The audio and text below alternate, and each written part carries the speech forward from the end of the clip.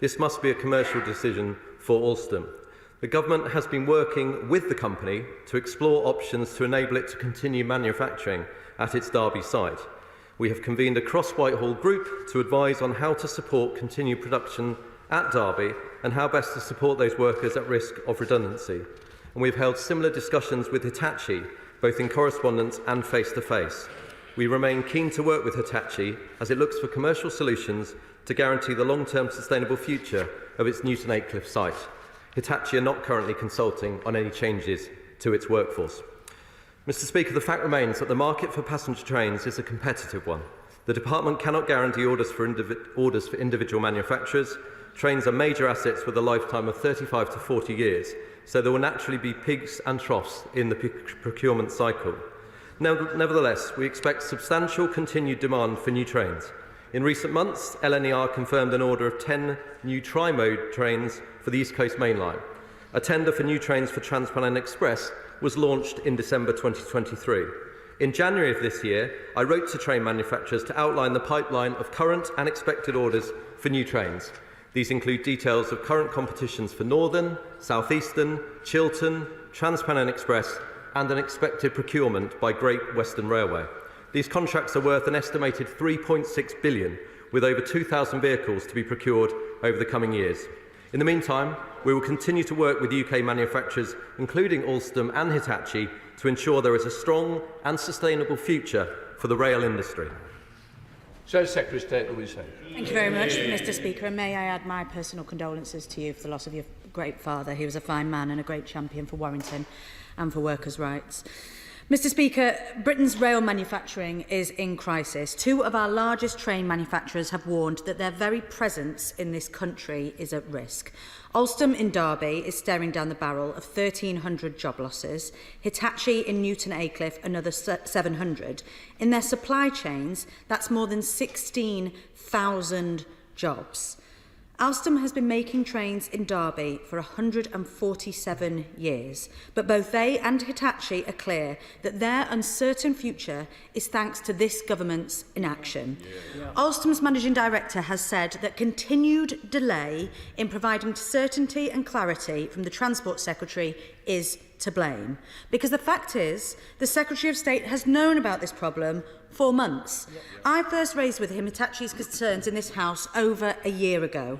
Both manufacturers have offered that the situation could be rectified by amending their order schedules for a small number of existing trains, privately financed, and we understand that the Transport Secretary has been privately promising them action on this for months.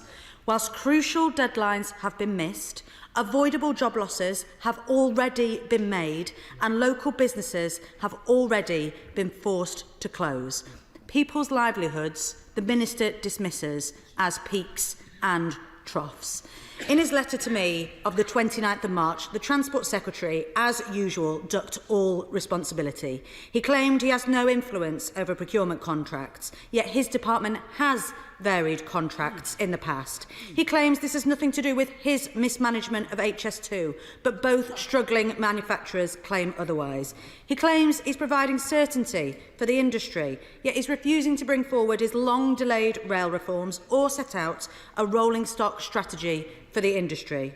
Mr. Speaker, Britain was the country that created the railways, but that legacy is being trashed by a Conservative government content to oversee its managed decline. So will the Minister and the Secretary of State finally take responsibility, put aside their ideological approach to opposition to supporting British business, and finally step up for the people of Derby, for Newton Aycliffe and for Britain's railways? Thank you, Mr. Speaker. Well, the Honourable Lady says, will the Secretary of State take responsibility and work on this matter? He's doing that right now. He's about to start a meeting with the Chief Executive Chairman. And it's not the first meeting, Mr. Speaker. He has held 8 meetings with Alstom and also 8 with Hitachi to look to provide solutions. Our officials in the Department for Transport have worked incredibly hard, as has everybody in the whole Derby family, in terms of the train operator, the unions who I've met and the workforce. We are all rowing together to try and find a solution. I have to say, Mr. Speaker, it doesn't help when we see this cause being used almost like a political football. As an example for that, I did not say that individuals are to be dealt with in terms of peaks and troughs. I said that the procurement cycle leads to that. My words were clear on Hansard, and I resent having them misinterpreted, because again, it impacts people and their feelings, and I find it quite irresponsible when the opposition do just this. Another example of getting the facts completely wrong is the continued mention of HS2. To be clear, the order for HS2 was for 54 trains. That order remains at 54 trains because they were always for phase 1, which is going ahead. The schedule remains the same, the number of trains remains the same. So let's deal with the facts rather than the fiction and the scaremongering that I hear so often. And again, when it comes to facts, just relay this. 3 of the 4 train manufacturers that we proudly have in this country came here since 2010 under this Conservative government building their plant. No doubt they decided to do so because we have commissioned 8,000 new rolling stock vehicles since 2012. The average age of rolling stock was 21 years back in 2016. It's now under 17 years because we are investing in rolling stock and there will be more orders, but it's a complex legal solution that requires sensible minds, and I'm very proud the Secretary of State is leading to that endeavour. Chair of the Select Committee, Instruct. Thank you, Mr. Speaker. I'm very pleased that the Secretary of State and the Minister are taking charge of negotiations with Alston, Hitachi and others. And I appreciate that as these commercially sensitive discussions are ongoing, he is constrained in what he can say. But they need to be resolved soon. But the wider issue is the peaks and troughs, not just in rolling stock procurement, but in railway industry investment more generally. So can I ask the Minister to state how he believes GBR and wider rail reform will help smooth out these peaks and troughs in the longer term? Thank you, Mr. Speaker. Can I thank the Chair of the Select Committee? The committee as a whole have looked at this issue and have really probed in terms of solutions. And they are also, to the GBR point, providing the body of pre-legislative scrutiny for rail reform, and I thank him and his committee for the work they're doing to that endeavour. He's absolutely right that a more holistic approach with the railway, where we have track and train integrated, will help make further decisions into the future and give more certainty in terms of the orders. But I have set out the orders that have been taken over the preceding years. I do believe there is a healthy order book, and we will be looking to get those tenders out this year and next for the train operators that I've mentioned. SNP spokesperson Gavin Newlands. Thank you, Mr. Speaker. Can I pass on my condolences to you and your family for the loss of your father? Clearly, the news coming out of Derby about the precarious nature of Alstom is grim news, not just for the workers and the wider economy of Derby, but for everyone involved in the supply chain across the country, including 24,000 jobs in rail supply in Scotland. But the fact that this was predicted, Minister, we've all known about this for months, and these are skilled, well-paying jobs of the type we're continually told the UK is in the market for. So does he accept that the stop-start procurement of new rolling stock is a direct result of the fragmented and disconnected railway system that has placed financialisation and the Treasury's miserly attitude to investment above rail's key role in a decarbonised 21st century society? Why have Roscoe's ruling the roost rather than straightforward procurement? And how is it possible, Mr. Speaker, that the island that invented the modern railway, in fact the 200th anniversary of the Stockton and Darlington railways next year, could have next to zero train production capacity within a matter of months? We need a proper rail strategy and integration. So can the Minister tell us when that rail reform will be put before this House? Thanks, Mr. Speaker. Again, just sort of look at the facts. So since 2012, 8,000 new rolling stock vehicles have been manufactured.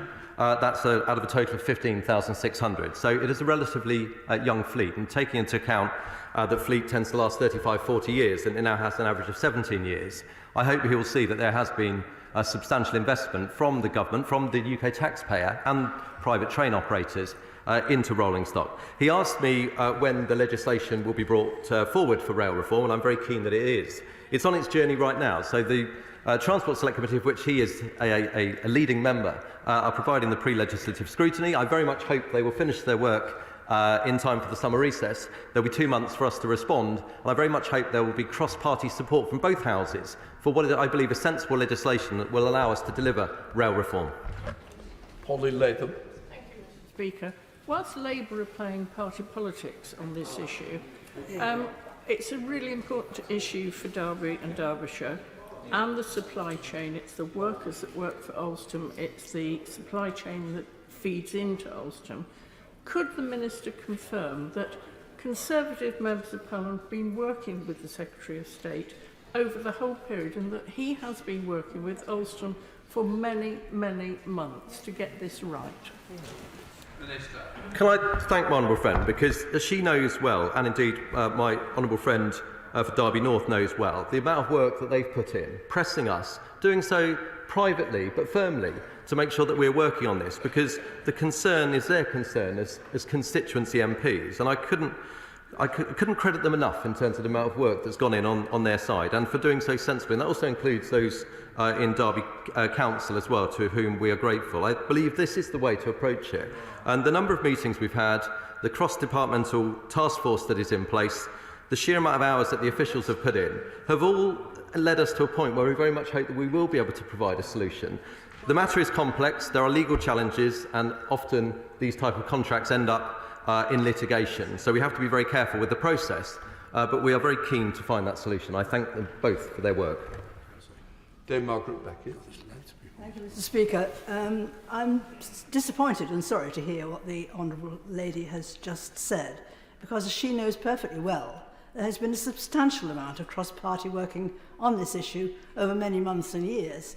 And I find it a little disappointing that although I am told there have been many meetings between the Secretary of State and local Conservative members, at no point has he or his office chosen to involve me, since the factory is in my constituency.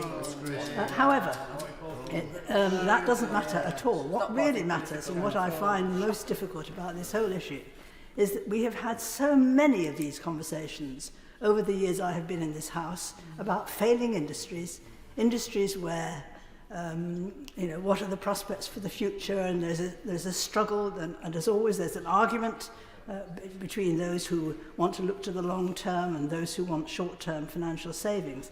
This is not an industry where that is the problem. In the longer term, there are going to be millions of pounds of orders for rolling stock, because there is rolling stock renewal needed right across the country, as everybody in the rail industry is aware.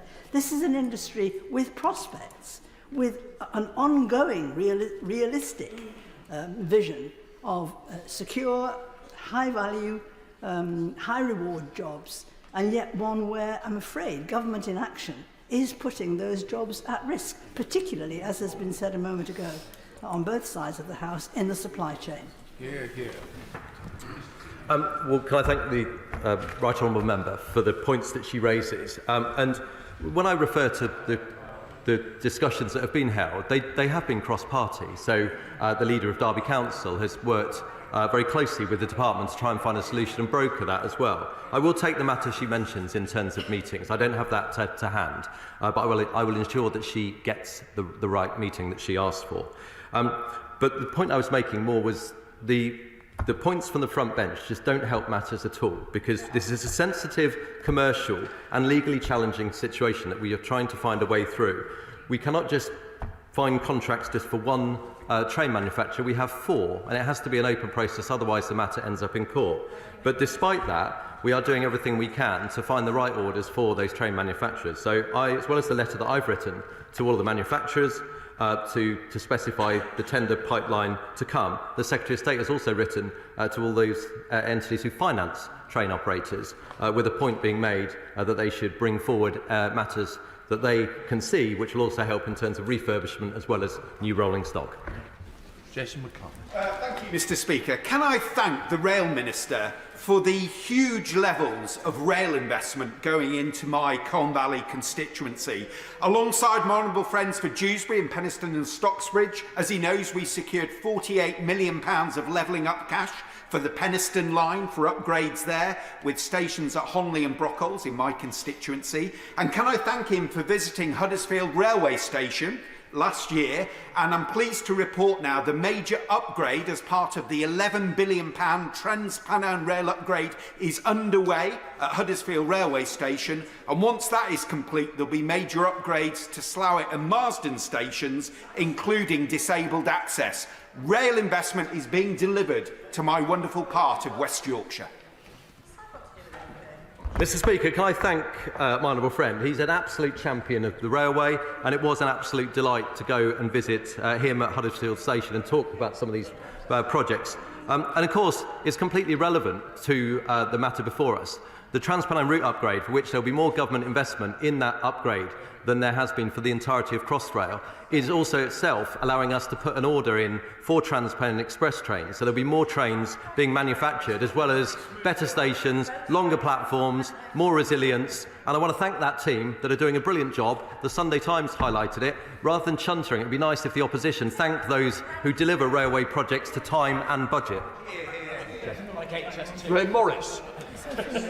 Thank you, Mr Speaker, and my condolences on your loss. Can I thank you, Mr Speaker, on behalf of the workforce for granting this UQ, because the situation is becoming critical. My union, Unite the Union, tell me that there are over 900 people employed on temporary contracts at Hitachi in Newton Aycliffe and at Alstom in Derby, whose jobs are already at risk. And this is before any formal redundancies occur, and Unite believe this could happen as soon as June. I'm well aware the Minister knows the industry needs a steady stream of orders to sustain train manufacturing here in the UK and preserve these vital jobs in areas like County Durham, where we don't have an abundance of skilled employment. So I say in all honesty, can I earnestly ask the Minister to use his good offices to persuade the Secretary of State to intervene urgently and ensure a bright future for this vital UK train manufacturing industry. Mr Speaker, I certainly take that point from my good friend. The honourable member works tirelessly for the rail workforce, and I know that he means everything he says with passion and conviction.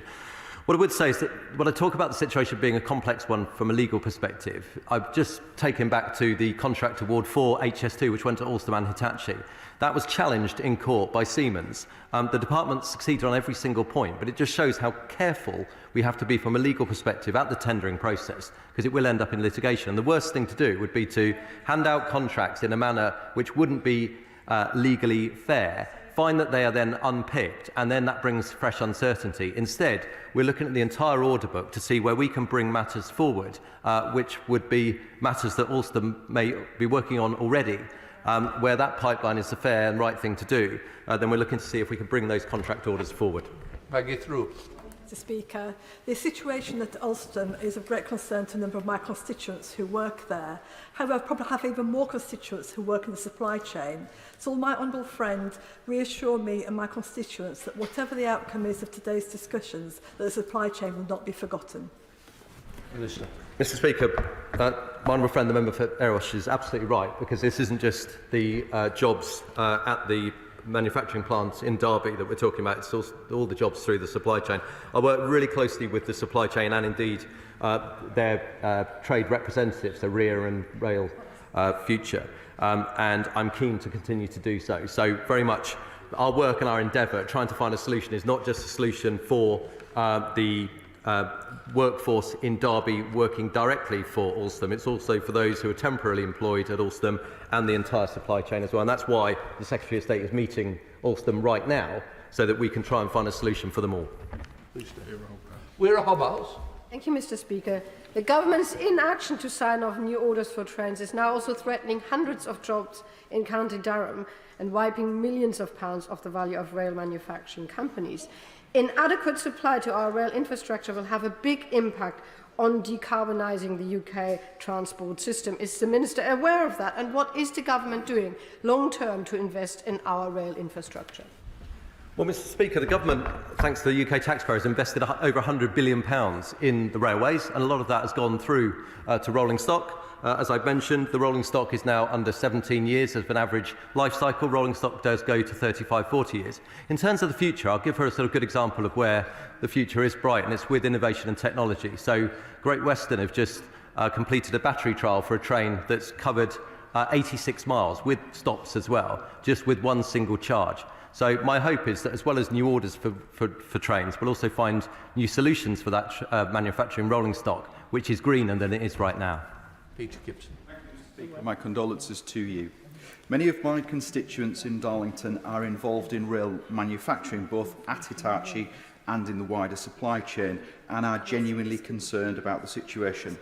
So can my right honourable friend reassure me and my constituents that this situation is getting the full attention of the Secretary of State? And can he outline to the House why the issue isn't as simple as the stroke of a pen as alleged by the party opposite? Mr Speaker, I can give my honourable friend, the member for Darlington, that assurance. And he's absolutely right. It is a complex matter, and it's important that we get this right. But we are working with Alstom, with the Council and with all other parties. Actually, I should just correct my own record, Mr Speaker. My understanding, and I'm very happy to take this up with the right honourable member, the member for Derby South, that I believe she met with the Secretary of State for an hour on the 25th of March, where she said she had... So that is correct. Good. I'm glad I've got that now on the record. But my honourable friend is absolutely right. It's complex, it's challenging, but I can tell you, Mr Speaker, and the House, that the Secretary of State is working full pelt on this matter with Alstom, and I'm hopeful a solution will be found which will demonstrate all of that hard work. Lillian Greenwood. Thank you, Mr Speaker. Derby's Litchurch Lane is unique, the only site in the UK that designs, develops, builds and tests trains. And as already been acknowledged, the Alstom factory is a very significant employer, but also supports thousands of supply chain jobs, particularly good jobs, particularly in Nottinghamshire and Derbyshire. This government, frankly, will never be forgiven if it's allowed to close due to an entirely avoidable gap in orders. Now, the Minister says it's complex, but my question is simple. When does the Department for Transport intend to issue the invitations to tender for the promised new train fleets for Chiltern, Northern and South Eastern? The answer to that, Mr Speaker, is over the course of this year and next year for all of those train manufacturers that she mentions.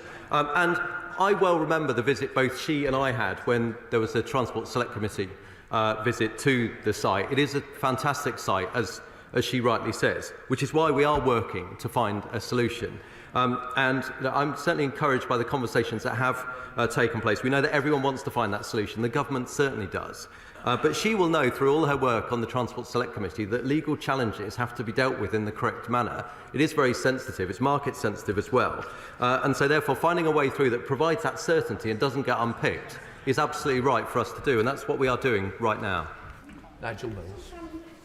The threat to the Alstom factory in Derby is of great concern to the employees in Amber Valley and those employed by the supply chain, and their mood's not helped by the fact this doesn't appear to be a problem of the quality of the trains or even the price of the train, but it appears to be a problem of compliance with the procurement rules we ourselves put in place only a year or so ago. So could I just urge the Minister, if it comes down to a choice of having every I dotted and every T crossed, or having that factory saved for the long term, can I urge that we take the risk on the contract and sort that out later and save the factory, rather than prioritise the contract and risk losing the factory? Minister. Mr Speaker, my honourable friend sort of in the way he describes it, it's a careful balance. But I will reiterate that if we were to award contracts that are outside of the usual process, then firstly there's other workforces that are impacted as well. Those in Newport, we've mentioned those up in Newton Aycliffe, and also those up in the Hull area.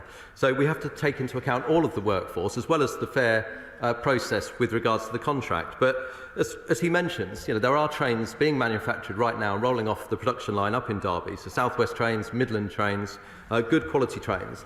As I said to him, the challenge is that we've produced a lot of trains over the years. What I really want to do is to help those train manufacturers export more, because then that will fill up the order book. So they're not just reliant on the domestic market, because as it gets fresher and younger in terms of its rolling stock years, then we need to find a solution outside of this country. Andy MacDonald. Thanks, Mr Speaker. My condolences to you.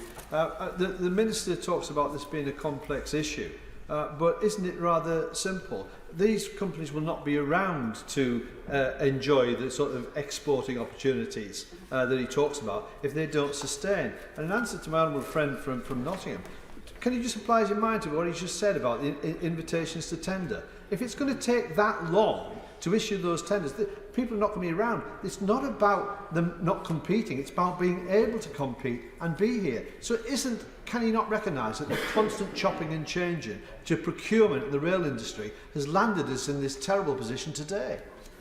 Minister.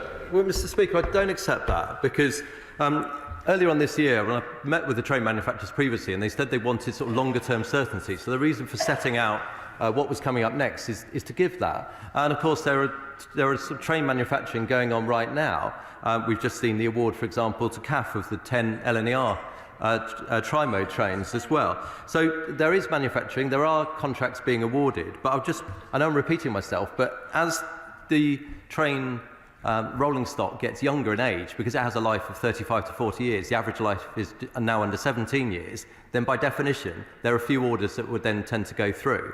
But it is important that we actually have that sort of future pipeline, and that's why I mentioned those orders going to tender for this year and next. Matt Vickers. Thank you, Mr. Speaker. Hitachi provides opportunities in high-skilled jobs benefiting people from right across the North East, including a number in my own Stockton South constituency. Can my right honourable friend confirm he'll continue to look at every possible option to protect these jobs and the North East's incredible manufacturing capabilities? Yes, indeed, Mr. Speaker. And the team at Hitachi, as well as Alstom, will of course be working on the HS2 tender, which will be coming their way for 54 trains. So I'm really keen to meet with them. I met with Hitachi yesterday, albeit a different arm, more on the signalling side of things. I'm keen to work with the private sector. We're very proud of the train manufacturers that we have in this country. We want to make sure that they sustain and they continue to not only get contracts from this country, but as I mentioned previously, I really want to see exports, which is why I tend to go abroad, so I can actually help champion those exports in those markets for them. John Warren.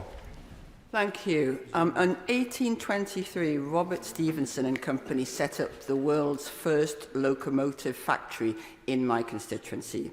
Is this the Conservative idea of an anniversary present to the North East, the end of 200 years of railway manufacturing and innovation? He says it's complex and challenging, but for the sake of Hitachi workers and for our entire region, will he commit to the future of railway manufacturing in the North East? Speaker, these are private sector companies who, of course, rely on government-funded contracts, but ultimately they're private sector companies, and it's a matter for them. Our job is to support them, and I've already described the order book that we've put through since 2012. And of course, any government or government in waiting would actually have to follow the correct process that we do with our officials to do things properly, and it's rather telling that the opposition don't seem to know how proper governance operates. And again, I'll just remind her, in 2010, 3 of the 4 train manufacturers that we have built their plants under a Conservative government because they know that this government is good for business, and this government, as £100 billion demonstrates since 2010, invests in the railways as well. Thank you, Mr. Speaker. Mr. Speaker, as the Member of Parliament for Sedgefield, which incorporates the Newton Aycliffe Hitachi factory, which has already been mentioned, is the home of the railways. 200 years ago, the first train went on the line just next to the Hitachi factory. We are founded in railways, we want to be in railways, and we always will be in railways. The situation you've got at the moment, though, is that our opposition are taking this as a political football. As the members just said about that, everybody's saying it's so simple, it's a stroke of a pen. It wasn't the stroke of a pen when Nexus had the situation in Newcastle. No, it wasn't, and you had the pen then. Sorry, the opposition party had the pen then, Mr. Speaker. But anyway, right here, right now, I am very concerned about what's happening with Hitachi, as I am obviously with Alstom and with the supply chains. I've met the unions, I've met Unite several times, and will continue to do so. It's important that we're all engaged in this properly and confidentially where appropriate.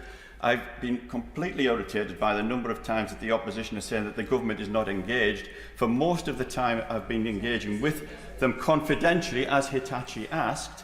We've had everybody, including the Prime Minister, has been to Hitachi to understand what exactly the situation is. What we need now is the unions to be engaged. We've got Hitachi to use all of their innovation and skills. And can I just ask the Minister to make sure that he is fully engaged and explain to the opposition if it was so easy, why wouldn't we just do it? Mr. Speaker, can I thank my honourable friend, the member for Sedgefield, because as he puts it himself, but he's being too modest, he is working with us constantly to ensure that Hitachi's concerns are addressed. We've met with Hitachi a number of times and we have great faith in the leadership there and work very closely with them. They, of course, are not consulting on any changes to workforce at the moment. As I've mentioned, they are sharing the order for the 54 HS2 trains. And he's absolutely right. The way that we will fix these issues is to give certainty through in terms of the tenders that are coming forward, to continue to invest, to try and get more exports to these train operations, and to work together collegiately and not in terms of scare stories. So that's something I'm determined to do, and I thank him for the work he does to that end. Alex Cunningham. Thank you very much, Mr. Speaker. You know, this is political because this government have got form in failing industry in the North East. They abandoned primary steel making on Teesside. They failed to back local investors in the Sirius mine. They allowed the world-renowned Cleveland Bridge and Engineering to collapse despite promises to save it. And now they're at it again. And this time it will affect countless people from my own constituency home to the first passenger railway. Hitachi, in a statement just an hour ago, said they wanted to continue to explore solutions so the skills and investment they have in the region are retained. There is no doubt, Mr. Speaker, these are at considerable risk today. Is the Minister really prepared to fail Hitachi and provide yet another example of how the Tories have abandoned the North East? Speaker, I find that argument gets slightly punctured by the fact that Hitachi built their plant after the Conservative government came into power, because they understand that we support business, attract business, and want them to succeed not only with domestic orders but also their export orders. And to say we're abandoning, when I've just described the fact that we have 8,000 new rolling stock vehicles produced since 2012, and the average age has gone down from 21 years to 16.8 years, rather demonstrates that he doesn't know what he's talking about. Thanks, Thank you, Mr. Speaker. My honourable friend is absolutely right that this is a complex scenario, but there really is no need for us to be in one of the troughs in the supply chain at the moment. We've got Chiltern Railways, which has massive overcrowding because it's got the oldest fleet in the stock, and they are desperate for more trains on that network. And we have East West Rail about to launch with borrowed diesel trains rather than new hybrids or hydrogen trains which are fit for the modern age. So can I ask my honourable friend, as he looks to what can be brought forward, to prioritise Chiltern and to prioritise getting trains onto East West Rail that people want to see? Mr. Speaker, I know that my honourable friend, another excellent member of the Transport Select Committee, has written to the Secretary of State, and we are lining up a meeting so we can discuss Chiltern's rolling stock. He knows that I'm very keen that there's a solution found with regards to some rolling stock that is available, and that's what I'm looking to take forward. He asked about the situation with East West Rail. The consultation will go forward this summer, and I referenced the testing of a battery-powered train that went for 86 miles. I believe that the route from Oxford to Cambridge is 84 miles, so that would suggest that could be the answer to the point that he rightly makes. Rishi Sunak. Mr. Speaker, I've been the chair of the all-party group on manufacturing for some time. I actually worked in manufacturing at one stage, and I represent a fine Huddersfield, despite other claims in this House. I am the Member of Parliament at Huddersfield, a fine manufacturing town. But can I say to him, this is about job losses. And is he aware that under this government, since 2010, the manufacturing sector in our country has been shrinking and shrinking and shrinking. It's now only less than 10% of people in this country make anything. That is a dire situation. And not only is it rail, it's defence. I represent a town that makes the engines for tanks and for guns and ships and all that sort of stuff, but they don't get the orders in time. The fact of the matter is, all our wonderful manufacturing towns and cities are in peril under this government, and what's he going to do about it? Well, Mr. Speaker, it was the same Huddersfield that I went and visited, because I was with the team from the Trans-Pennine route upgrade, where we are investing £9 to £11.5 billion upgrading that route, which will make it not only better for rail passengers, but will also and is providing thousands of jobs, the bulk of which are within the local workforce as well. And they're very proud of that, of the Trans-Pennine route upgrade team. So again, that rather demonstrates that what the honourable member has just stated is not backed up by the facts. Sam Turner. Thank you, Mr. Speaker.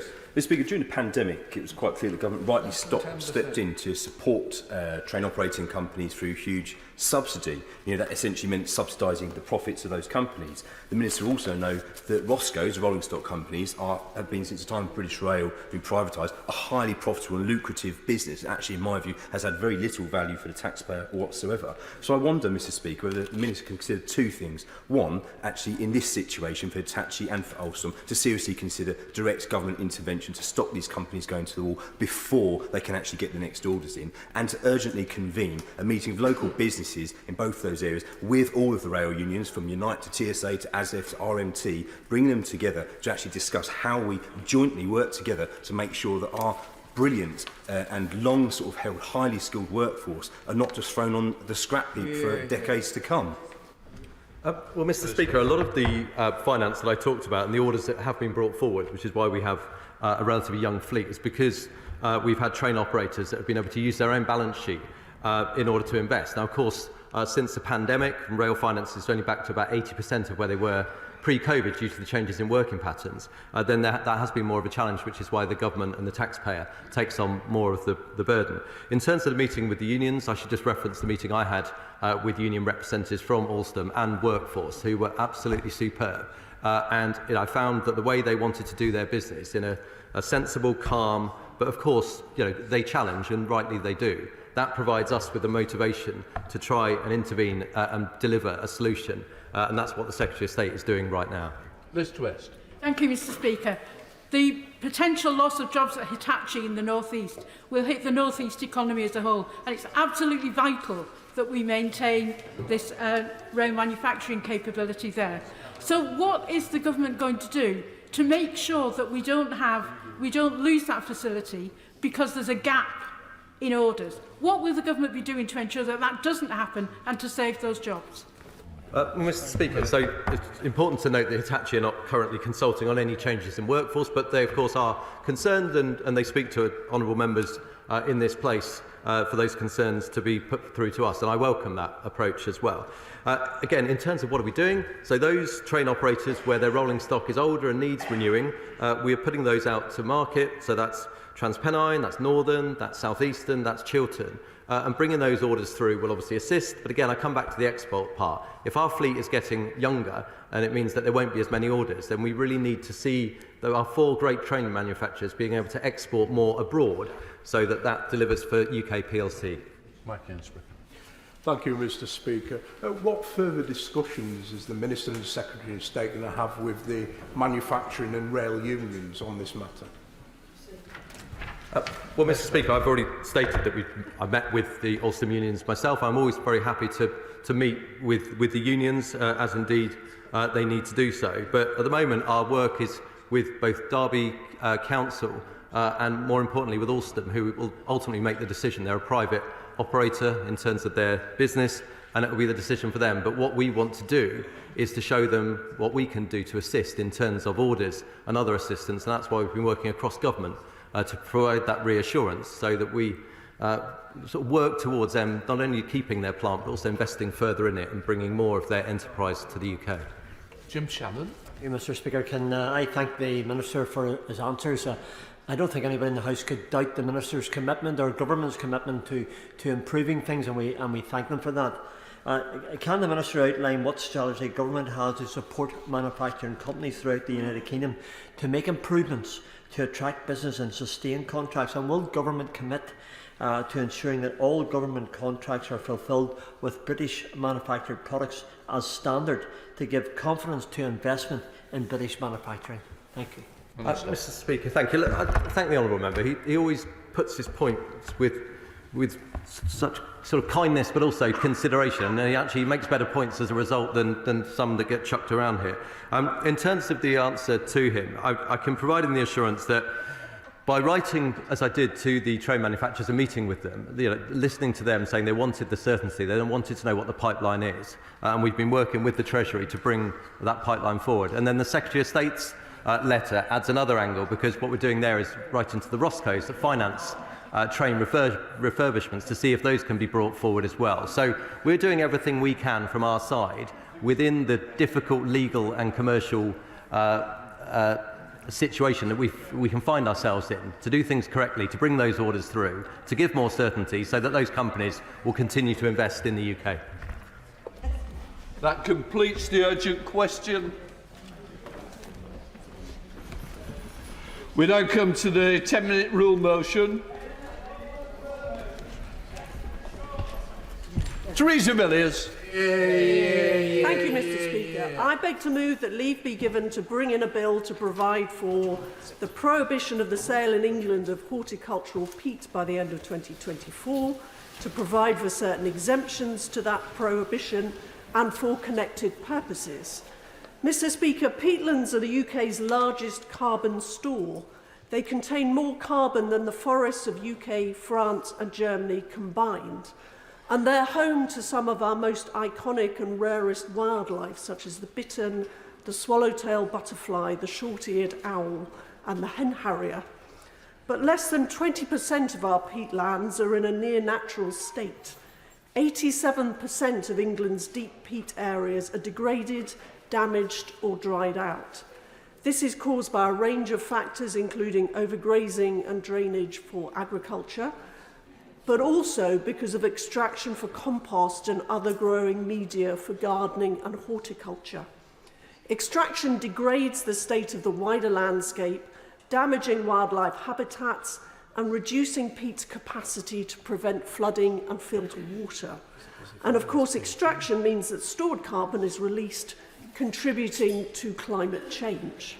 So this bill would implement the 2022 commitment made by this government to prohibit the use of peat products in amateur gardening in England by the end of this year.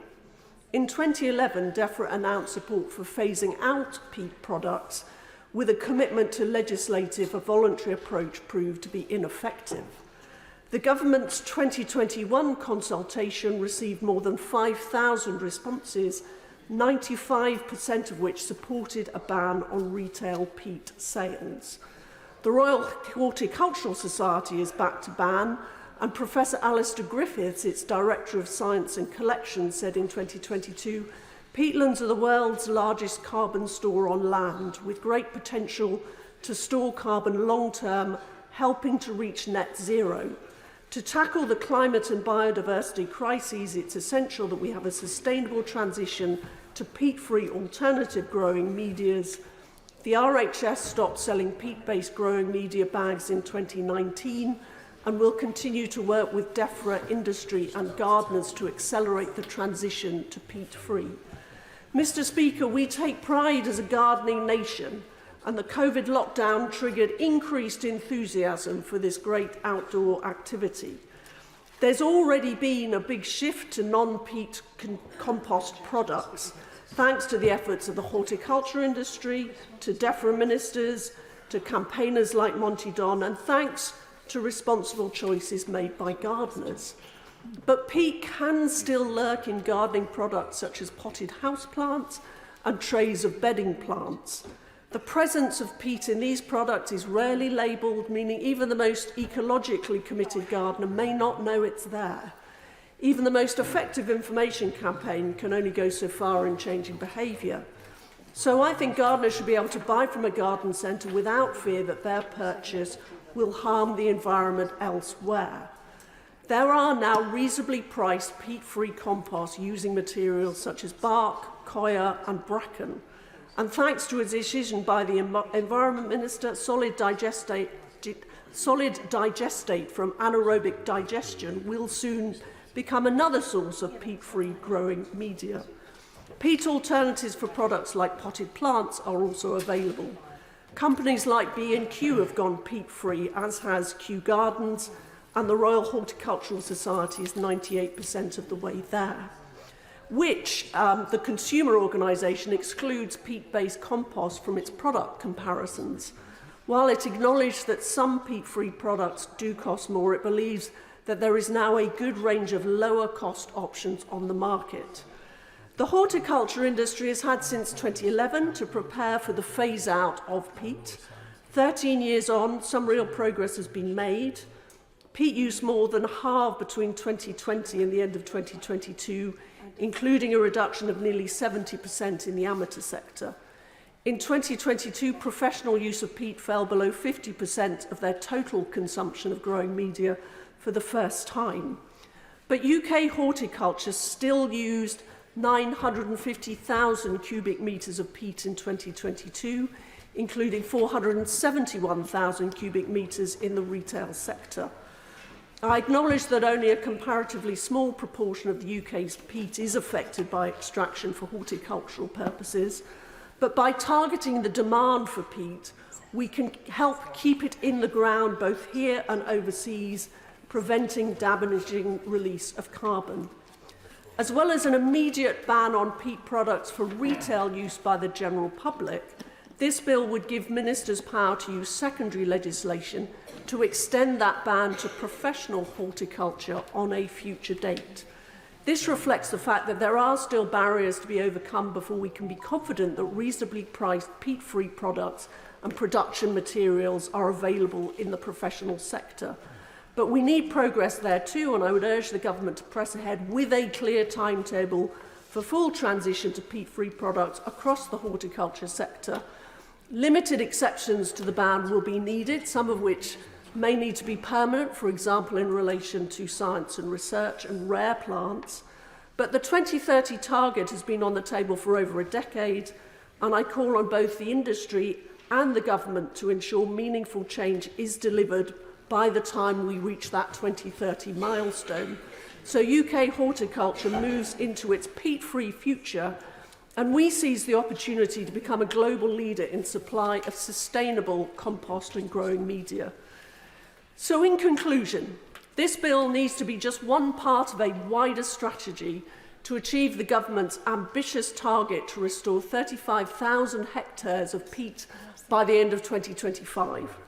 This United Kingdom is custodian of 3 million hectares of peatland habitats. That includes 13% of the world's blanket bog, a globally rare ecosystem protected by international treaties, one example of which I was pleased to visit in County Fermanagh back in 2014. More money is now being invested in peat protection and restoration than ever before. Growers can apply for funding for the equipment they need to transition away from peat.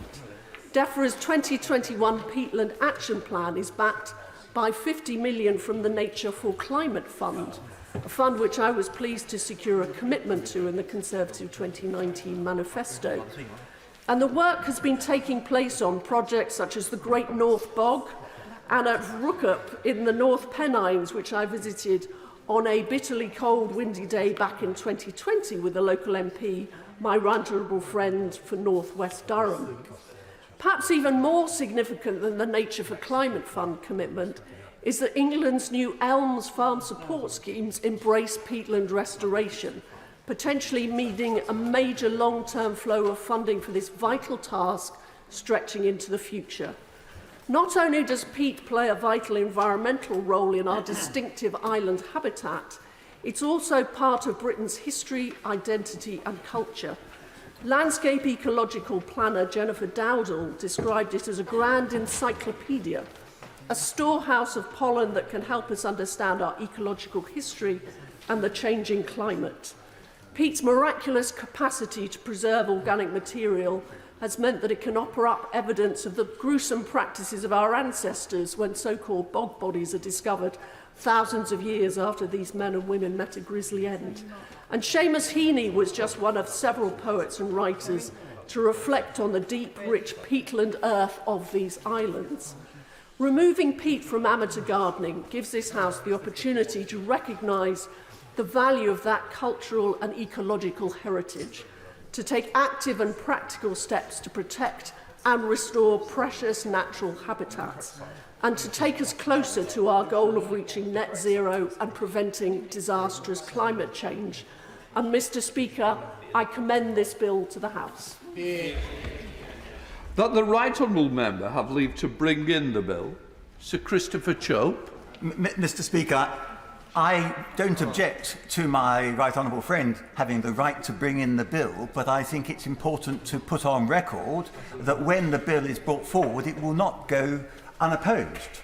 because I think that much of the content of this bill, which my right honourable friend has described, seems to be disproportionate, not based on science or fact, and another exercise in gesture politics. And if we remember today, it's going to be another day when the banners seem to want to get out there and destroy legitimate activities that other people are engaged in. And I would like to put in a plea on behalf of amateur and professional horticulturalists, because those who have been to plant centres over the last year or so will have noticed that the move to peat-free products has resulted in the quality of those products declining significantly. Their longevity has declined because they do not have the natural water retention in their pots, which is provided by a peat and cannot be substituted by peat substitutes. And so the consequence of that is that it's becoming increasingly difficult for our own domestic horticultural industry to be able to cope with the pressures to reduce peat consumption. And by contrast, Mr. Speaker, we know that almost all our products coming through garden centres at the moment and being planted out in gardens and flower boxes across the country, that a very high proportion of those products come from the Netherlands. And the Netherlands, what is the Netherlands doing about this issue of peat? And the latest figures that I've been able to ascertain show that in 2020, the Netherlands imported 2,156 million kilos of peat. And 44.5% of that came from Germany, 9.5% from Estonia, 9.2% from Latvia, 7% or so from Lithuania, and 5% from Belgium. And what happened to that peat? It was then put into plants which were exported to countries such as the United Kingdom, thereby creating an unfair advantage compared with our own homegrown industries. And my right honourable friend seems to want to go beyond the voluntary approach and to ban professional horticulturalists in this country from being able to use peat in the production of plants, thereby facilitating even greater unfair competition coming from the Dutch. And peat, what proportion of peat is actually used in horticulture? A very small proportion, Mr. Speaker. I'm told that about 95% of the peat that is consumed in the world is used for peat fires and is put into domestic boilers. It's also put into mega incinerators and is a substitute for coal or even natural gas. And I concede that use of peat is extremely dirty. But why is it that we are just concentrating on one particular niche industry in our country, namely horticulture, and ignoring the much larger problem around the burning of peat as fuel? And I looked up this morning whether it would be possible in this country to buy peat for fuel. And there is a company which is offering to provide me with a pallet of 25 kilos of peat for no less than £235. So you can buy peat in this country for fuel. Why are we trying to concentrate on banning peat in horticulture where there is no real substitute? Some people talk about coir as being a substitute, but coir, the production of coir is mainly carried out in the Far East and in particular in Sri Lanka. that coir has to be washed and desalted before it can be prepared for horticultural use. It then has to be transported halfway across the world, and it is not an ecologically friendly way of producing a peat substitute. And my right honourable friend, the noble Lord Benyon, who deals with these issues in the other place, I think was spot on when he said in a debate in the other place last year, in answer to a question from Baroness Humphreys, who was concerned about the lack of a level playing field for EU imports, he said, the noble Baroness asked a very important question. We could act unilaterally, which would result in the export of jobs, skills and benefit to our economy to countries which are not bringing in measures as rigorous as we are. We want to ensure that we are operating this in the same way as we buy timber, where we recognise the impact we are having globally as well as nationally. We are seeing a massive reduction in the use of peat and we want to see it end. We have set forth a clear timetable for that to happen. The target of 2026 with certain exemptions will mean that there will be a tiny amount left which will continue to be used. That will maintain some key areas of our food security, such as mushroom production. And he could have added blueberry production, because peat, Mr. Deputy Speaker, is very acidic, and that is why if you try growing blueberries in non-acidic soil, you'll find that they die very quickly. And the noble Lord Benyon then went on to say that in answer to Lord Curry of Kirkharle, he said, in every policy area there's an unintended consequence unless we fully consider it. In producing alternative media, there is sometimes a cost to the environment. If we are buying coir from abroad, what impact is that having on some very vulnerable parts of the world? There are many other growing media with which we have to ensure that in our determination to protect our remaining wetlands and peatlands, we are not exporting the problem and causing problems further afield. It's a very difficult issue, as the noble Lord has recognised, and I assure him that we are all across the subject. Well, Mr. Deputy Speaker, I'm concerned that we are not going to be all across the subject if this bill goes through, as proposed by my right honourable friend, unopposed, because what we need to do is we need to make sure that any legislation on this is balanced and proportionate and takes into proper account the needs of our homegrown horticultural industry. The question is that the right honourable member have leave to bring in the bill. As many as are of that opinion say aye. Aye. Of the contrary, no. I think the ayes have it. The ayes have it. Who will prepare and bring in the bill? Selene Saxby, Chris Grayling, Miss Sarah Dines, Robin Miller, Andrew Selous, Dr Therese Coffey, Tim Lawton, Tracy Crouch, Sally Ann Hart, Trudy Harrison, Siobhan Bailey, and myself, sir. Teresa Villiers.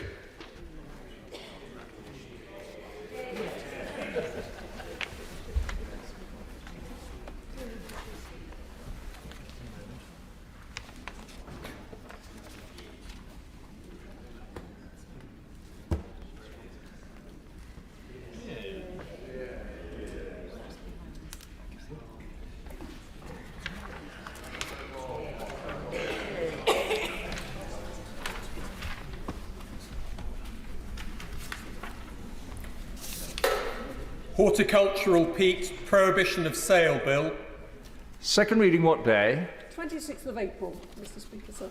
26th of April. Thank you very much. The clerk will now proceed to read the orders of the day. Tobacco and Vapes Bill, second reading. Now. Minister to move second reading. Mr Deputy Speaker, before I start, I should declare an interest. Before I was elected to Parliament, I used to prosecute serious organised crime, including organised crime gangs that attempted to import illicit cigarettes. I beg to move that that bill be now read a second time. For a moment, if I may, Mr Deputy Speaker, I would like us to imagine that we're not in this historic and magnificent chamber, but we are instead standing at the entrance of a local hospital. A patient comes through the doors, struggling to breathe. Smoking sent their asthma spiralling out of control. A minute later, another patient passes by. Smoking caused the heart disease they're battling. A minute later, another person comes in, and then another. This vicious cycle repeats itself nearly every minute of every day in our national health system. Because here in the United Kingdom, almost one hospital admission a minute is the human cost of smoking. Smoking leaves people with premature dementia. It puts them in care, attached to oxygen for the rest of their life. It increases the risk of stillbirth by almost 50%. It is responsible for 75,000 GP appointments every month. And it takes around 80,000 lives every year. We should give way on that point. I will give way. I'm grateful to the Secretary of State for giving way. I urge anyone who's come into this debate today to go to a respiratory ward, as I served on for a year in my first junior doctor role, to watch people gasp for breath, struggle and fight with their relatives there asking you to do something as a doctor, and you simply can't. If this is a step forward to stopping that situation, then I am very much in favour of the Secretary of State taking it forward. Well, may I thank my honourable friend for bringing in his professional experience into the chamber and the real-life consequences that he has seen for his patients. I'm going to be unpacking, if I may, some of the details behind his invaluable intervention, but the premise behind this is exactly as he says, to stop the start. Because there is no safe level of smoking and no safe tobacco product. In fact, it is the only product that if it is consumed as the manufacturer intends, it will kill 2/3 of its long-term users. Now, this bill is not about demonising people who smoke or stopping them from buying tobacco if they're able to today.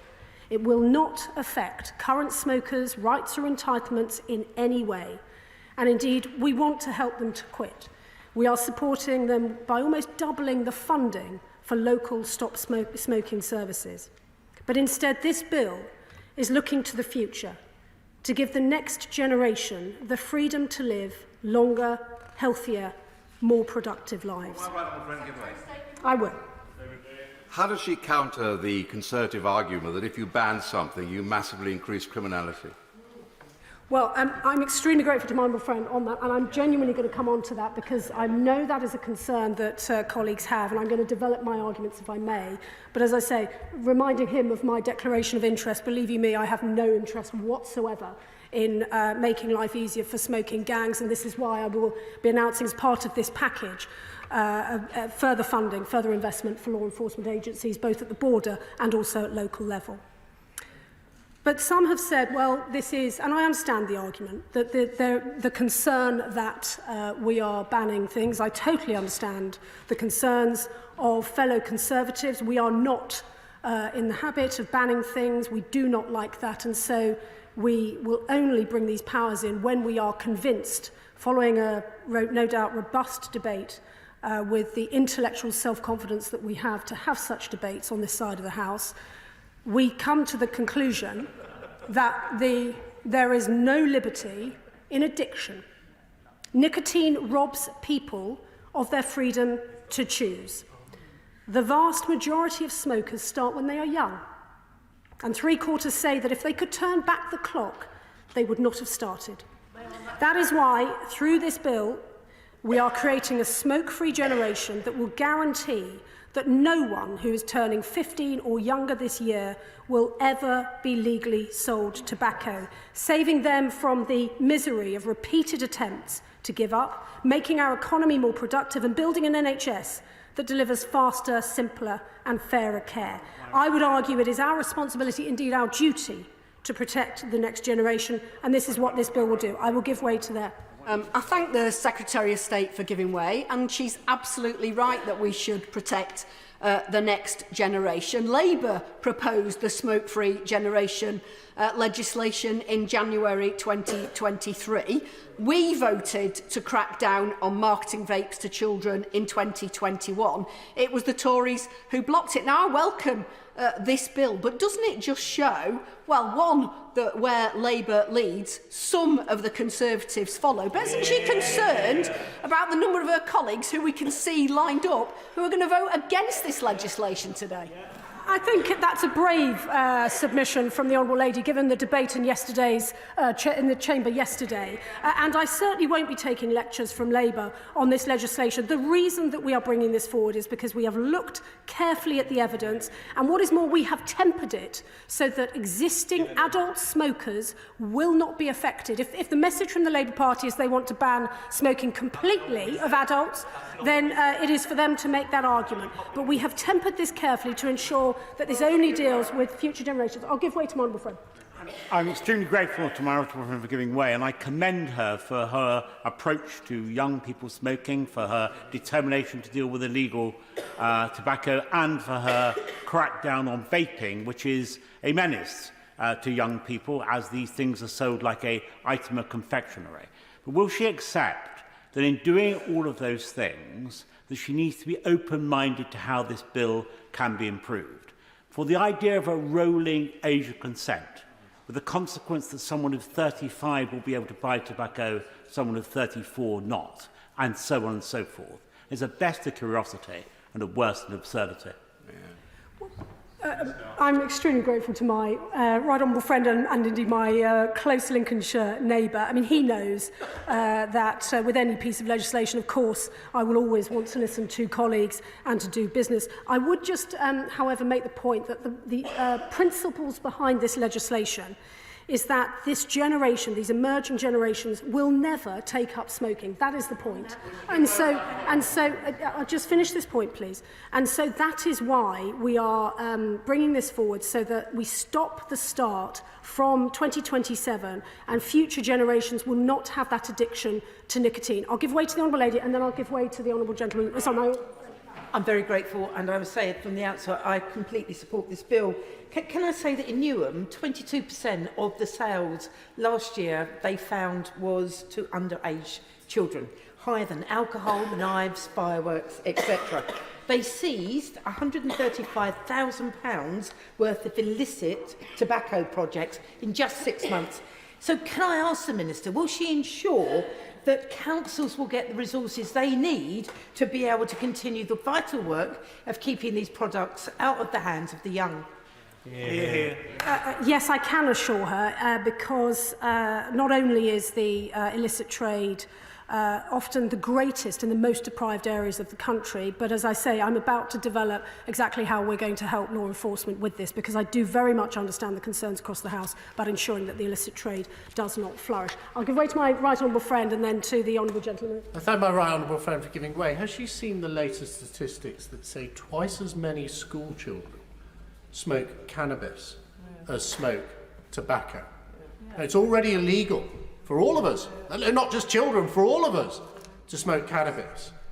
If a ban really worked, how can she explain those statistics, and how can she show that this ban, stopping people who are currently 15, will be different than the anti-drugs legislation we already have? Well, just so I'm clear, I don't think, is my honourable friend suggesting that we repeal the Misuse of Drugs Act 1973, under which cannabis is prohibited? And of course, although I have no experience of it myself, I understand that the consumption of marijuana does also involve the consumption of tobacco and of cigarette papers.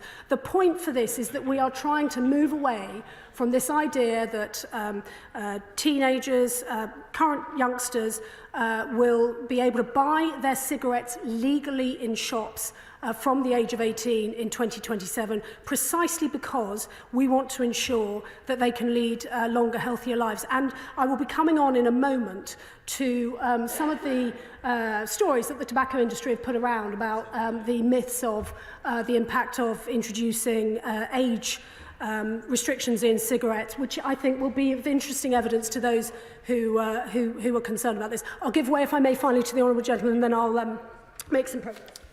First of all, Mr Deputy Speaker, can I commend the Minister and the Government for bringing this forward? I'm personally of a mind to support it because I believe it's right. That's my opinion in relation to it. But I have been contacted by the vaping groups. I met the Honourable Member for East Belfast and myself met some groups of them last week, and they sent me a small comment. I want to ask the Minister a quick question, if I can, in relation to that, so that we're moving forward with the consistency to try and achieve something. They referred to the impact assessment report by the Department for Health and Social Care. They say it fails to consider potentially detrimental effects of restriction of both vape users and those smokers looking to switch. And what they've asked for, and it's to be helpful, I always try, I think we all try, Madam Mr Deputy, to be helpful in our comments in this chamber, to be constructive. So being constructive, they refer to and request to include a vape retailer and distributor licensing scheme in the bill. The industry have developed a comprehensive framework for such a scheme, which is designed to once and for all deal effectively with the issue of underage and illicit vape sales, a situation which could potentially only get worse. Can I ask the Minister, would it be the Minister's intention to do just that, to develop a vape retailer and distributor licensing scheme? Thanks so much. I'm extremely grateful to the Honourable Gentleman. I thank him for his support. We understand the level of lobbying that has been undertaken both by the vaping industry and by the tobacco industry, and we know, of course, that the vaping industry has pushed this as one of their lines. I'm afraid the truth is that when you look at the current market of vapes, when you walk into a local shop, a newsagent, something of that nature, and you see the vape products on sale next to the till, often next to the sweets, where children are, probably certainly going to be very attracted to that part of the shop if my experiences are anything to go by. And they do that and they market it in very, very cynical ways. And so what we are saying is it is already unlawful to sell vapes to under 18s, but we want to take the powers in this legislation to consult on, for example, flavours, design and so on, to ensure that vapes are being sold as they should be, as they are intended, in order to help adult smokers to quit, because no child should ever vape. I'm going to make a little bit of progress, if I may, because I do want to come on to the age of sale, and then, of course, I'll give way. And so the point that my right honourable friend raised about the age of sale in the black market, the tobacco industry claims that there will be unintended consequences from raising the age of sale. They assert that the black market will boom. Before the smoking age was increased from 16 to 18, they sang from the same hymn sheet. But the facts, I'm afraid, showed otherwise. The number of illicit cigarettes consumed fell by 25%, and the smoking rates for 16 and 17-year-olds dropped by almost a third. Indeed, consumption of illegal tobacco has plummeted from 17 billion cigarettes in 2000 and 2001 to 3 billion cigarettes in 2022-23. This is despite, of course, the further controls that this House have placed in the meantime. And indeed, our modelling suggests that the measures in this bill will reduce smoking rates among 14 to 30-year-olds in England to close to zero as soon as 2040. I hope there will be many of us in this chamber today who will still be here in 2040, and this is our opportunity to play that part in history. Thanks to constructive engagement from colleagues across the devolved administrations, these measures will apply not just in England, but across our entire United Kingdom, saving lives and building a brighter future. And having listened carefully to colleagues' concerns around enforcement, we are making sure that local authorities will be able to keep every penny of the fixed penalties they bring in to reinvest in rigorous enforcement. In other words, we are looking not just at national enforcement, but also helping our very, very important and valuable local trading enforcement officers to keep the proceeds from those fixed penalties they hand out. I'll give way to the Honourable my right honourable friend. Thank you very much for giving them away. Does she agree with me that this bill will not largely affect people in this House, but affects younger people? And therefore it's incredibly important to listen to the voices of young people in this. With this in mind, I wrote to every secondary school in my constituency to ask young people their views. The majority of the young people in Chelmsford, when asked for their views, said that they would support the measures in the bill. It's not unanimous, but we work by majority, and given that this affects them and not me, I will be respecting their views when I vote today.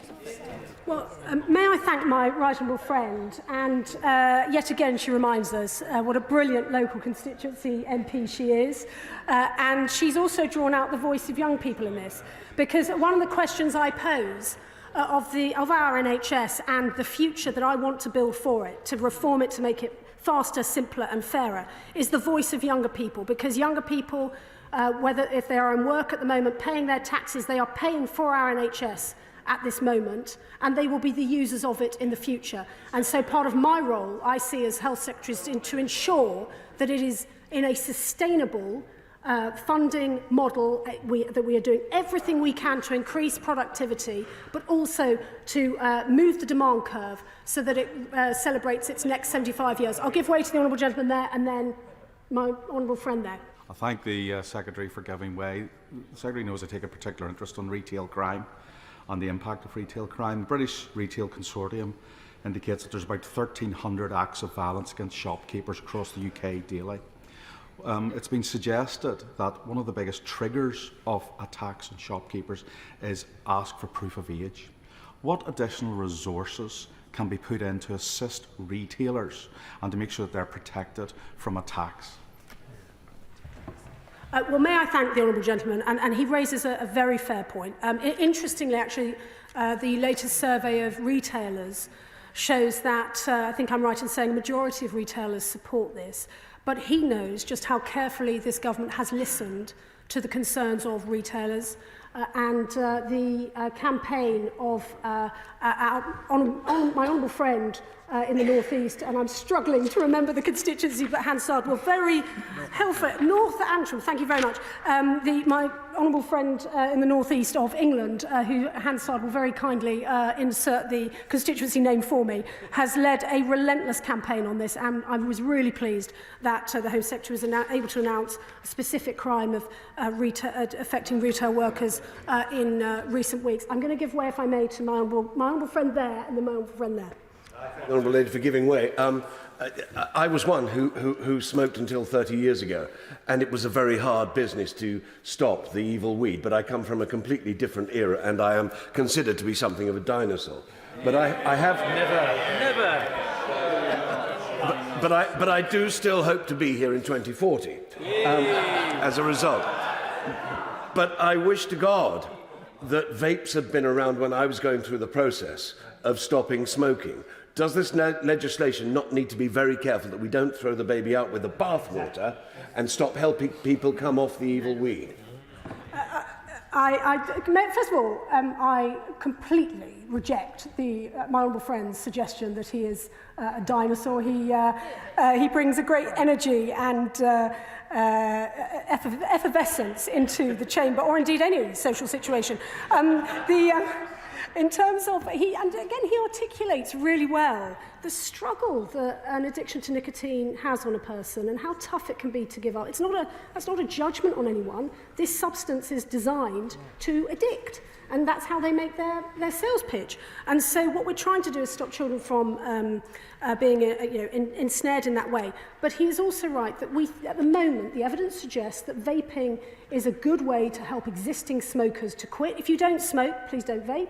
And certainly children should never vape. But what we've tried to do with this legislation is build that balance in so that we are taking powers to look at the packaging, etc., the flavours, and there will be a thorough consultation before any regulations are set, because we want to ensure that we are helping adults to quit. But we want to do so in a way that is considered and well designed. So I'm extremely grateful to him for raising that, and I think I had an intervention there, and then I'll make some progress. Thank you. I thank the honourable lady for giving way. I mean, it's very carefully what she's saying, and right, she outlined how the sale of cigarettes or the consumption of cigarettes has collapsed over the last couple of decades, and the honourable member for Chelmsford also talked about how the young people that she's reached out to don't want to smoke anymore. But isn't that the heart of the matter? And this is why I think this bill is fundamentally wrong and misguided. Young people aren't smoking anymore. It is not called smoke. The number of young people are smoking. What this bill should be focused on is more on the vape side of things, on the illegal vapes, the supercharged vapes, the colourful, the flavourful vapes. Instead, we are sitting here debating cigarettes that are naturally being got out of existence anyway, put it to limiting choice, rather than focusing on the dangerous vapes that are addicting to young children. And that's where the government should be putting its focus on, rather than wasting our time talking about something that's dying out anyway. Well, sadly, and I genuinely said, sadly, there is nothing inevitable about a decrease in smoking rates. Indeed, in 2020, the United States saw the first increase in tobacco sales in 20 years. And in Australia, in 2022, the proportion of teenagers smoking increased for the first time in 25 years. And my right honourable friend, the Minister, has just reminded me that here in the United Kingdom, 100,000 young people, children and young people, take up smoking every year. And so we must not be lulled into this sense of inevitability and security, mindful as I am at how very clever the tobacco industry is at lobbying its messages, because of course we are threatening their business model. But that is, we as Conservatives must take into account this is happening today. And so we must try and ensure that we are tackling this head on. I'll take one more, and then I'll make some progress if I may. I thank my right honourable friend for giving way, and I think she's making a very, very important point about young people and children smoking today.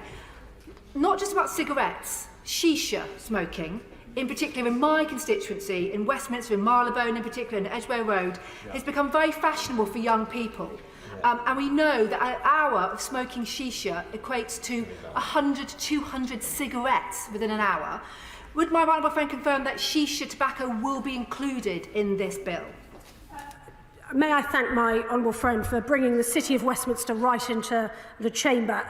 There are, in fact, 5 times more people smoking non-cigarette tobacco in England today than there was a decade ago, with, worryingly, the greatest increase in young adults. And this, of course, includes cigars and shisha. And so this is why we have said tobacco in all its forms is a harmful product, and therefore we wish to ensure that we are consistent in the policy and the messaging that this is about helping young people to stop the start. I'm going to make some progress and then I will give way. The tobacco industry, as I have already said, questions the necessity of this bill on the grounds that smoking rates are already following. And it is absolutely correct that smoking rates are down, but as I have said, there is nothing inevitable about that. Smoking remains the largest preventable cause of death, disability and ill health in England alone. Creating a smoke-free generation could prevent almost 500,000 cases of heart disease, stroke, lung cancer and other deadly diseases by the turn of the century, increasing thousands of people's quality of life and reducing pressure on our NHS. And indeed, an independent review has found that if we stand by and do nothing, nearly 500,000 more people will die from smoking by the end of this decade. So we must ask, what place does this addiction have in our society? And it is a question that we're not just the only ones asking this question of ourselves. We know that our policy to create a smoke-free generation is supported by the majority of retailers and around 70% of the public. Now, I'm going to turn to the economic case, because the economic case for creating a smoke-free generation, I believe, is also profound. Each year, smoking costs our economy a minimum of £17 billion, far more than the £10 billion of tax revenue it attracts. It costs the average smoker £2,500 a year, money they could spend on other goods or services or put towards buying a new car or a new home. It costs our entire economy by stalling productivity and driving economic inactivity. So much so that the damage that smoking causes accounts for almost 7 pence in every pound of income tax we pay. As Conservatives, we are committed to reducing the tax burden on hard-working people and to improve the productivity of the state. This is why this government has cut the double taxation on work, not once, but twice, giving our hard-working constituents, on average, a £900 tax cut. That is a moral and principled approach. Having celebrated the first 75 years of the NHS last year, I am determined to reform the NHS to make it faster, simpler and fairer for the next 75 years. And part of this productivity work is to recognise that we must reduce the single most preventable cause of ill health, disability and death in the UK. This reform will benefit not just our children, but anyone who may be affected by passive smoking, and indeed future taxpayers whose hard-earned income helps to fund our service. Today, we take a historic step in this direction. Creating a smoke-free generation could deliver productivity gains of £16 billion by 2056.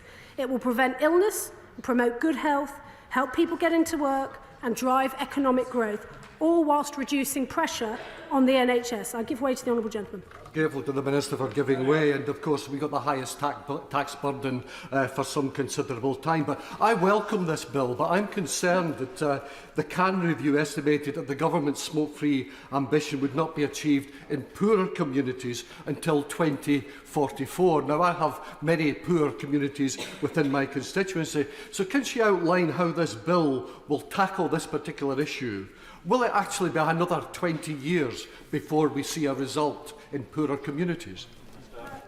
No, because as I've already said in the speech, the modelling suggests that in fact with the younger generation from 18 upwards, we will see, or the ages I gave, we will see close to zero smoking by 2040. In relation though to his point on tax, I have to say I don't remember him voting against the government bringing in the furlough scheme, bringing in the support during COVID, nor do I remember him voting, complaining that we were trying to help people with the cost of living. But we as Conservatives understand this is sound money rather than the magic money tree that is going to the magic money tree that is somehow going to fund their £28 billion black hole. I do give way. Mr. Speaker, I'm somewhat perplexed by this debate and indeed by this bill. I don't see it to be enforceable, and I think that it also fails to take into account the very effective tax measures and health campaigns that have been run by successive governments to reduce the number of smokings. Nor does it also answer the fact that bad and poor diets are likely to kill more people in the long run than smoking. And in fact, if you take the recent study from the Institute of Health in Seattle, which it says more people are dying from malnutrition than smoking, this shows that there is actually a principle at point here. Should the government step in and deal with people who are eating unhealthy food? Can I thank my honourable friend? Of course, I'm responsible for the healthcare in England, and so I'm afraid I won't trespass on the health needs of people in, I think he said Montreal. But in terms of this legislation, this is about helping children and young people stop that addiction to nicotine. We know it is one of the most addictive substances. We also, as I've said earlier, should not assume that the decreases that we have seen in smoking rates are inevitable. Indeed, internationally, as I've given the examples, there are some places where we've seen the increase. But we also know that there are different ways in which tobacco are now being consumed, perhaps from 20 years ago, including, for example, as has just been raised, the rise of non-cigarette tobacco. And so it is that we are trying to address for the individual's health as well as for the wider health of society. I'm going to take one more intervention. I've already taken an intervention, and then I'm going to make some progress, and I'll come to you in a moment. There we go. I'm grateful to the Secretary of State giving way, and she talks about addiction to nicotine. If, as she sets out, vaping is a pathway to stopping smoking, why isn't she seeing a vape-free generation coming in parallel with a smoke-free generation? So we have a nicotine-free generation across the board, expanding her legislation to ensure that young people neither take up smoking nor vaping.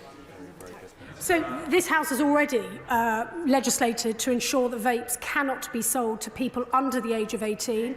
What we are seeing, though, in our local shops is that the vaping industry is finding ways of marketing their products in a way that seem designed for younger minds and younger preferences.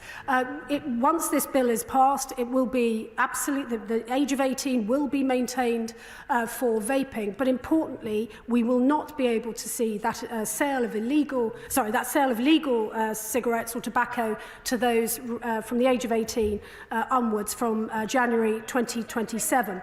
Now, I just want to, I'm going to make some progress. I want to address some of the measures in the bill concerning vaping because, as the House has already shown, there's a great deal of interest in this.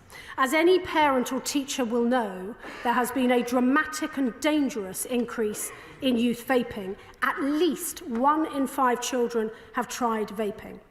And many will say the solution is simply to enforce the law. And of course, that is a vital component, which is why we are investing £30 million in our enforcement agencies and hitting cynical businesses that sell vapes to children with on-the-spot fines. But we must and we will go further, because vaping damages our children's future. It could damage their lungs whilst they're still developing, intensify the long-term pressure on our NHS, and damage their concentration at schools. This is a point that many teachers have made. We cannot replace one generation addicted to nicotine with another, and vapes are cynically marketed towards our children. They are sold at pocket money prices. They share shelf space with sweets. They're branded with cartoon characters, and they are given flavours like cotton candy and watermelon ice. Our children are being exploited, and we cannot and will not let this continue. That is why this bill will give us the powers to crack down on child-friendly flavours and packaging and to change the way vapes are displayed in shops, measures that we will consult on.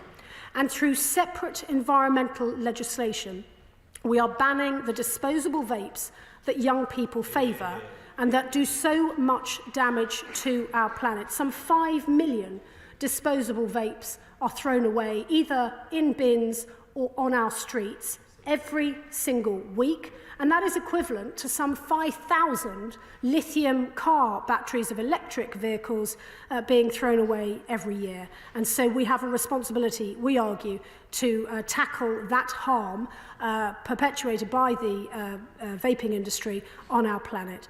Again, to underline, vapes can be really helpful in assisting adult smokers to quit, but our message remains clear. If you don't smoke, don't vape, and children should never vape. I give way to my other friends.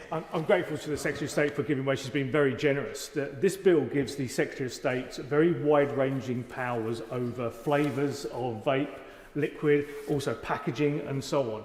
But it doesn't give any obligation on her to consult widely or look at impact statements at all. That is not in the bill. In fact, the word consultation doesn't appear anywhere in the bill.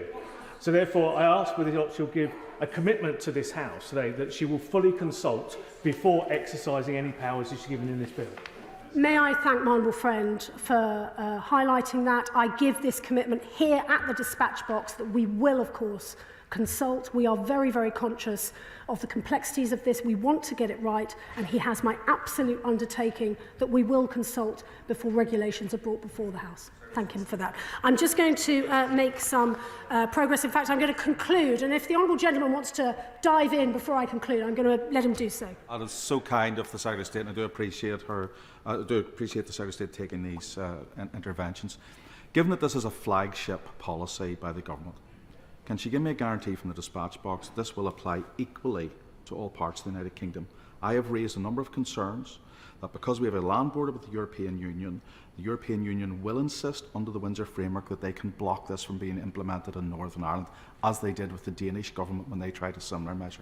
Can I now have a guarantee that if this applies from 2027 in the United Kingdom, it applies in the United Kingdom of Great Britain and Northern Ireland? May I thank the, my honourable friend, in fact. he raises a really important point. Can I also, through him, thank the new Northern Irish Health Minister, who has been very, very collaborative in bringing forward what needs to be brought forward as quickly as possible, given the historical context, so that we can have this aligned across the United Kingdom.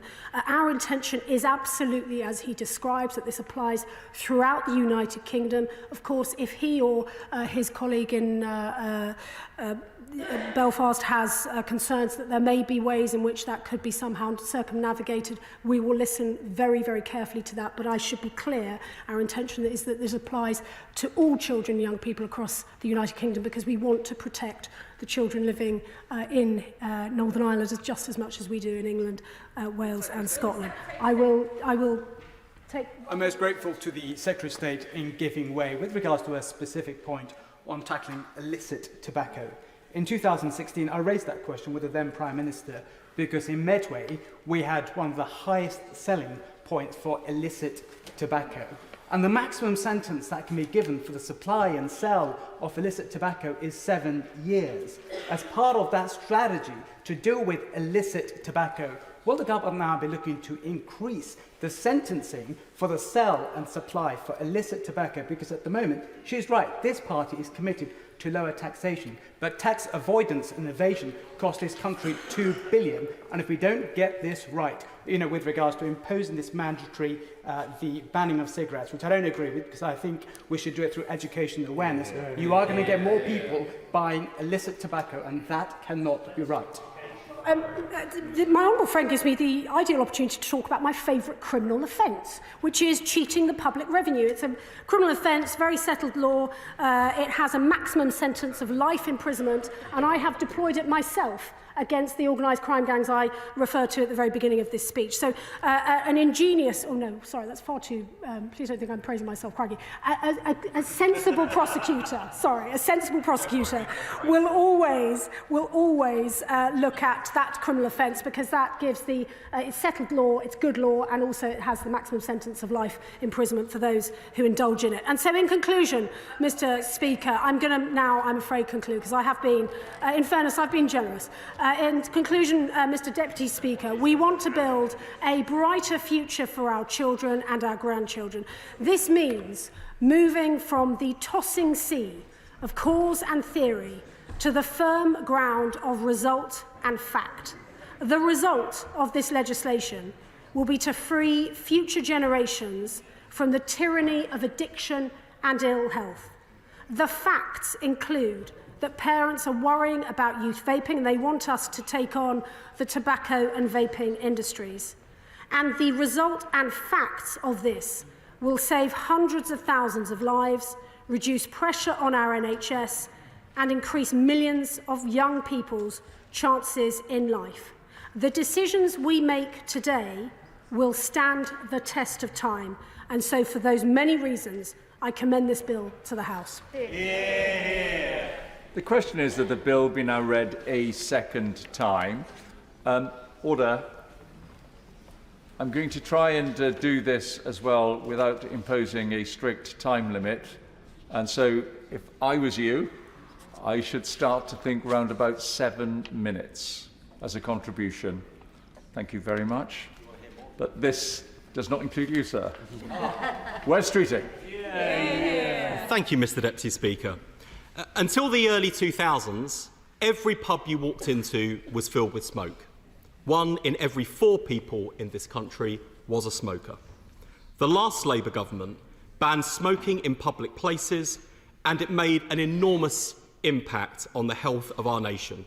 Just the following year, there were 1,200 fewer hospital admissions for heart attacks, according to the British Medical Journal. Since 2007, the number of people who smoke has been cut by almost a third. Our understanding of second-hand smoke grew, and with it, the culture changed around where it was acceptable to smoke. Even at home, people went outside to smoke instead of smoking in front of their children. A study in Scotland found that while hospital admissions for children with asthma were increasing 5% a year before the smoking ban, in the 3 years following Labour's legislation, admissions were down by 18%. In short, Labour helped to build a healthier society.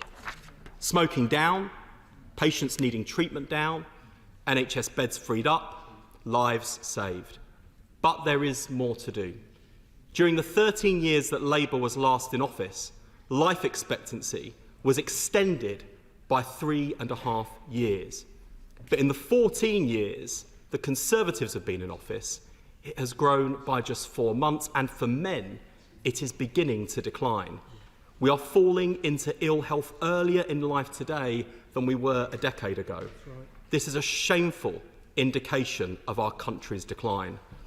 And what more motivation could this House need for once again taking seriously the health of our nation? Today, smoking remains a scourge on our society. 75,000 GP appointments every month are to deal with the impacts of smoking. The cost to our economy after taxes is £10 billion. 80,000 of our friends, neighbours and colleagues lose their lives every year to smoking. This is a lethal addiction, a scourge on society, an enormous burden on our NHS, a drag on our economy, and it is time to consign it to the dustbins of history. So let's act today so that the next generation of young people can live healthier, happier and longer lives than the generations before them. That is why Labour will be giving our wholehearted support to this bill. In fact, Mr Deputy Speaker, we needed no persuasion. In an interview with the Times newspaper in January last year, I said that it was time for a New Zealand-style smoking ban. I argued that a progressive ban would have a transformational impact on the health of individuals, the health of the nation as a whole, and also on the public finances. Now, after around 2.5 years in this job, I am getting used to the government nicking Labour's policies. In the last year alone, the magpies opposite have swooped in on Labour's NHS workforce plan, Labour's plan to recruit dentists to the most underserved areas, Labour's plan for a windfall tax on oil and gas giants, Labour's plans to abolish the non-dom tax status. But even so, Mr Deputy Speaker, I was shocked when I saw that the Conservative Party, the party of Ken Clarke, is nicking the Labour Party's plan for a progressive ban on tobacco. Of all the policies the Conservatives have adopted from the Labour Party in the past few years, nothing shows our dominance in the battle of ideas more than this latest capitulation. Where Labour leads, Mr Deputy Speaker, the Conservatives follow. Indeed, when I first floated this proposal, Conservative MPs called it nanny state, an attack on ordinary people and their culture, and I was accused of health fascism. What an irony when Conservative MPs are over the seas today in Brussels lining up with the European far right. But anyway, Mr Deputy Speaker, it's water off a duck's back to me, and I'm delighted that just a few months later, the Prime Minister announced this policy at the Conservative Party conference, and today a Conservative Health Secretary brings this progressive ban before Parliament. However, it seems that not every member opposite got the memo. It has been widely reported, and I think we've seen indications of it today, Mr Deputy Speaker, that there are still members on the benches opposite, as many as 100 if you believe rebel Tory briefings to the media, but in our experience these Tory rebellions tend to evaporate when the moment comes, who still resist the new interventionist consensus, who continue to fly the flag for small state libertarianism, who believe that the Health Secretary and the Prime Minister have surrendered to the lobbying of big health. Those tyrants in ash, British Heart Foundation, Cancer Research UK, Diabetes UK, Alzheimer's Research UK, Mind, Asthma and Lung UK, the Royal College of Physicians, the Royal College of General Practitioners, the Royal College of Paediatrics and Child Health, the Royal College of Midwives and the BMA. Well, Mr Deputy Speaker, we happily align ourselves with big health in defence of the nation, and we are only too happy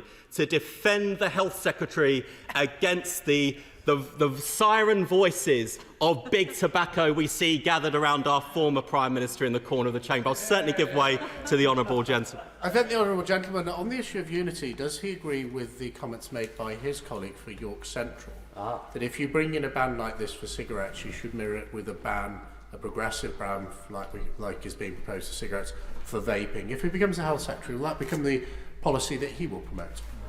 Yeah. Look, Mr Deputy Speaker, I think my honourable friend made a really good point, actually, which is, and I think it's a point that needs to be well understood in the context of this debate, that vaping is undoubtedly, unquestionably, a useful smoking cessation tool. Yeah.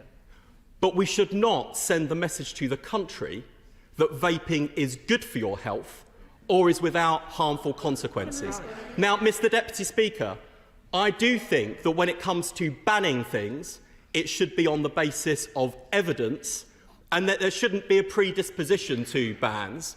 And I have not yet seen the evidence that would persuade me that vaping is harmful enough to introduce a ban of the sort suggested by my honourable friend for York Central. So I hope that that will reassure the honourable gentleman that when the general election eventually comes, that the Labour Party does not go about trying to ban things left, right and centre.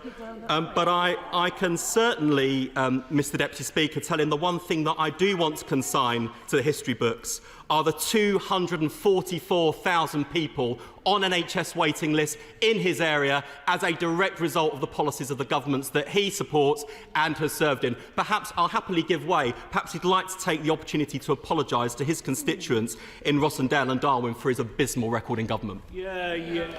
Well, I'll resist the gentleman's offer, but what I would say is he said in his answer that vaping should only ever be used to help people stop smoking cigarettes.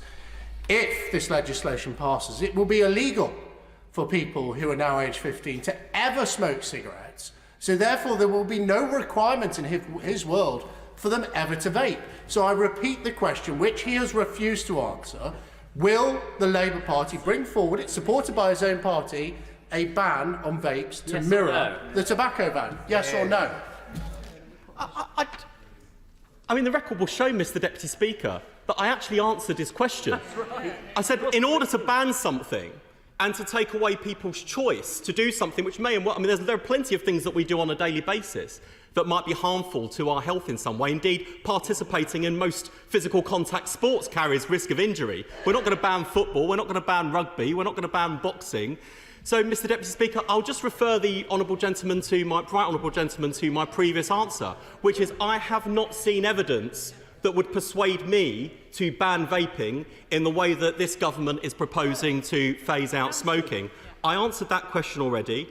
I answer it again, and it will not be lost, I'm sure, on the people of Rossendale and Darwin that he did not take the opportunity to apologise to the 244,000 people in his area who are stuck on record-long waiting lists.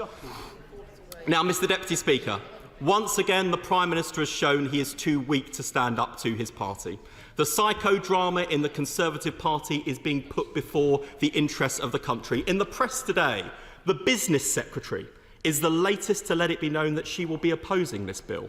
Journalists were helpfully pointed towards comments about her belief in the limits of the state made during her last leadership campaign.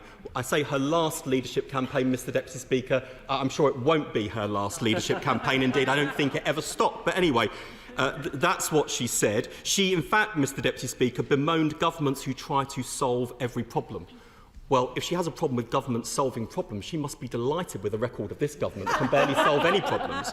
They can't even solve the chaos in their own party. But of course, she's not the only one who is desperate to tell Conservative Party members that they oppose this bill. The former Prime Minister joins us today, the Right Honourable Member for South West Norfolk and recently declared candidate to be the next leader of the Conservative Party, has said this bill is profoundly unconservative. I mean, a stop clock is right twice a day, Mr Deputy Speaker, and I find myself agreeing with the former Prime Minister. This is absolutely an unconservative bill. It is a Labour bill, and we're delighted to see the government bring it forward. And she's in fine company of former Prime Ministers. Boris, yes, even this stop clock is right twice a day for the Trussites in the corner, Mr Deputy Speaker. Boris Johnson has said this proposal is absolutely nuts. It's just mad. Well, now he knows how the rest of us felt when he was Prime Minister, Mr Deputy Speaker. And, of course, a source close to the Right Honourable Member for Fareham, who couldn't be here today with us, Mr Deputy Speaker, because she's currently in Brussels, surrounded by the police who are trying to shut down the event she's attended with some far-right fanatics with whom she has much in common. She said that she is not a fan of the bill. Well, now she knows how the rest of us feel about the Right Honourable Member for Fareham too. Of course, there are some dark horses who have spied an opportunity to play to the gallery. It seems that even my former bête noire, the Environment Secretary, fancies his chances in the ongoing battle for the Conservative leadership, because he has come out against this bill too, Mr Deputy Speaker. I mean, to be fair, he's got a strong case for the leadership of the Conservative Party. He's had to face a workforce in constant dispute with him as Health Secretary, good practice for the party opposite. He's had to deal with a steady stream of toxic sewage in his current job. So who is more experienced in coping with the travails of the modern Conservative Party than the Right Honourable Member for North East Cambridgeshire? Mr Deputy Speaker, I will certainly give way in a moment. Can I just praise the one member of this government who has consistently made the case for the government's bill? No, of course, I'm not talking about the Prime Minister, Mr Deputy Speaker. Since his party conference speech in October, he has shrinked away from the debate, once again too weak to stand up to his own party, instead leaving it to others to make the case for him. And to her credit, the Health Secretary has cast aside any leadership ambitions she may have once held, and she has come out in full-throated defence of Labour's policy. So, Mr Deputy Speaker, let me just assure my comrade opposite that we will stand with her today in the voting lobbies, even as the forces of conservatism stand against her. I'll give way to the Honourable Lady. But going back to the actual subject of what we're trying to debate and not playing a political game, and I hope he isn't going to pick up a sheet and throw some figures at me, because this is a serious question. My honourable friend for Dartford asked a question about the consultation on vaping, and his front bench shook their heads completely at having a consultation. Can I ask the reason why? As somebody who is a former smoker myself and has actually moved to vaping to quit smoking, that is something that I genuinely think needs to be considered, and I'm asking him a simple question. Why does the Labour Party think a consultation should not go ahead? I'm grateful to the Honourable Lady for her intervention. The government has, to be fair to the government, and falls to me to have to defend the government against their own members. To be fair to this government, they have consulted on measures to clamp down on inappropriate vaping. They have consulted. And we've been urging the government to go faster in terms of cracking down on the sale of vapes to underage people, to young people in this country who've been addicted to a generation who's been addicted to nicotine. And I'll come on to talk about that further on in my speech. The government have consulted. What I do not think is acceptable is that we will go through this legislative process. We will have rigorous debate, no doubt today, but also in Bill Committee. That will then report to this House. It will then go to the House of Lords, where no doubt it will continue to be scrutinised. And yet still there are people who would tie the Health Secretary's hands behind her back and slow her down when urgent action is needed to clamp down on people who are selling nicotine to children, who are addicting children to nicotine. And I don't understand why on earth the Trussites in the corner are trying to tie the hands of their own Health Secretary when she's trying to do the right thing by young people. Perhaps the Honourable Member will tell us. Member for giving way. He's putting me at the wrong side of this argument as a former smoker as well. So I would appreciate if he had a little bit more respect there. What I am trying to ask is, during the process of this consultation, of this bill going through, why does he disagree that people who are using vaping as a substitute for smoking should not be consulted on what they believe should happen throughout this bill? Mr Deputy Speaker, I think I don't know if if there's a problem with the speaker system in here. This is the second time I've had an intervention and answered the questions, because I've already said, look, the government have consulted on measures to clamp down. I'm not against the government. I'm absolutely not against the government talking to people like her who have used vaping as a smoking cessation tool. In fact, I fully support the point that she is making, which is that vaping can be a really effective tool to help smokers, like the honourable member, to quit smoking. I'm in favour of that. That is good by health. And if the government wants to talk to people who vape as part of the passage of this bill and engage during the passage of the bill, that's absolutely fine. What I'm not in favour of is tying the Secretary of State's hands when she wants to do more quickly to stop children being addicted to nicotine. I'll give way to the Secretary of State. Consult on this. It's a simple question. It requires a simple answer. Will Labour consult further? Mr Deputy Speaker, we're now in this parallel universe where the Secretary of State is asking me as the Shadow Secretary of State if I'm going to consult on her bill. Now, I'm willing to help her out. Like, if she wants me to sit on that side of the chamber and run the Department of Health and Social Care, I am ready and willing. But we need a general election to do that. I don't understand. This is just extraordinary. I feel like I'm living in a parallel universe this afternoon. It was bad enough when the former Prime Minister walked in with her book and her fan club. And now we have the absurd spectacle of the Secretary of State asking me if I'll run the consultation on her bill. This is extraordinary. I'll allow her to correct the record and save her blushes. Not listening. He has been asked repeatedly, does he support the concept of a consultation on vaping in order to ensure these regulations are drawn up properly? He is not listening. He refuses to answer the question. We are clear on this side of the House. We want to get this right. We will consult. I'm simply asking if he'll answer the interventions that are being asked of him. I mean, honestly, Mr. Speaker, Deputy Speaker, you just can't help some people. I'm trying to help the Secretary of State out here and defend her against her own side, and now to curry favour with them, she's turned on me. I mean, now I know what it's like being in the Conservative Party. It's like a 1922 committee meeting in here. Absolutely absurd. Anyway, look, Mr. Deputy Speaker, for the final time, let me just explain the situation we find ourselves in today. The Secretary of State is currently in government. This is her bill. She is taking it through Parliament. She's perfectly able to run a consultation. I will support her in running a consultation if that's the support she needs. If only I knew it was that easy, Mr. Deputy Speaker. I'm so pleased. If that's all she needed was a bit of moral support from me to run the consultation, you go, comrade. I've got your back. Don't you worry. It's absolutely fine. Although, Mr. Deputy Speaker, I'm trying to be helpful to the Secretary of State this afternoon, but I've just got to say to her, I'm not sure the best way to persuade her colleagues was to invoke the great cigar chomper Winston Churchill, because some have estimated that Churchill went through 160,000 cigars in his time. Indeed, on one occasion, at a lunch with the then King of Saudi Arabia, Churchill was told that no smoking or drinking would be permitted in the royal presence. Churchill responded, if it was the religion of His Majesty to deprive himself of smoking and alcohol, I must point out that my rule of life prescribe as an absolute sacred right smoking cigars and also the drinking of alcohol before, after, and if needed during all meals and in the intervals between them. So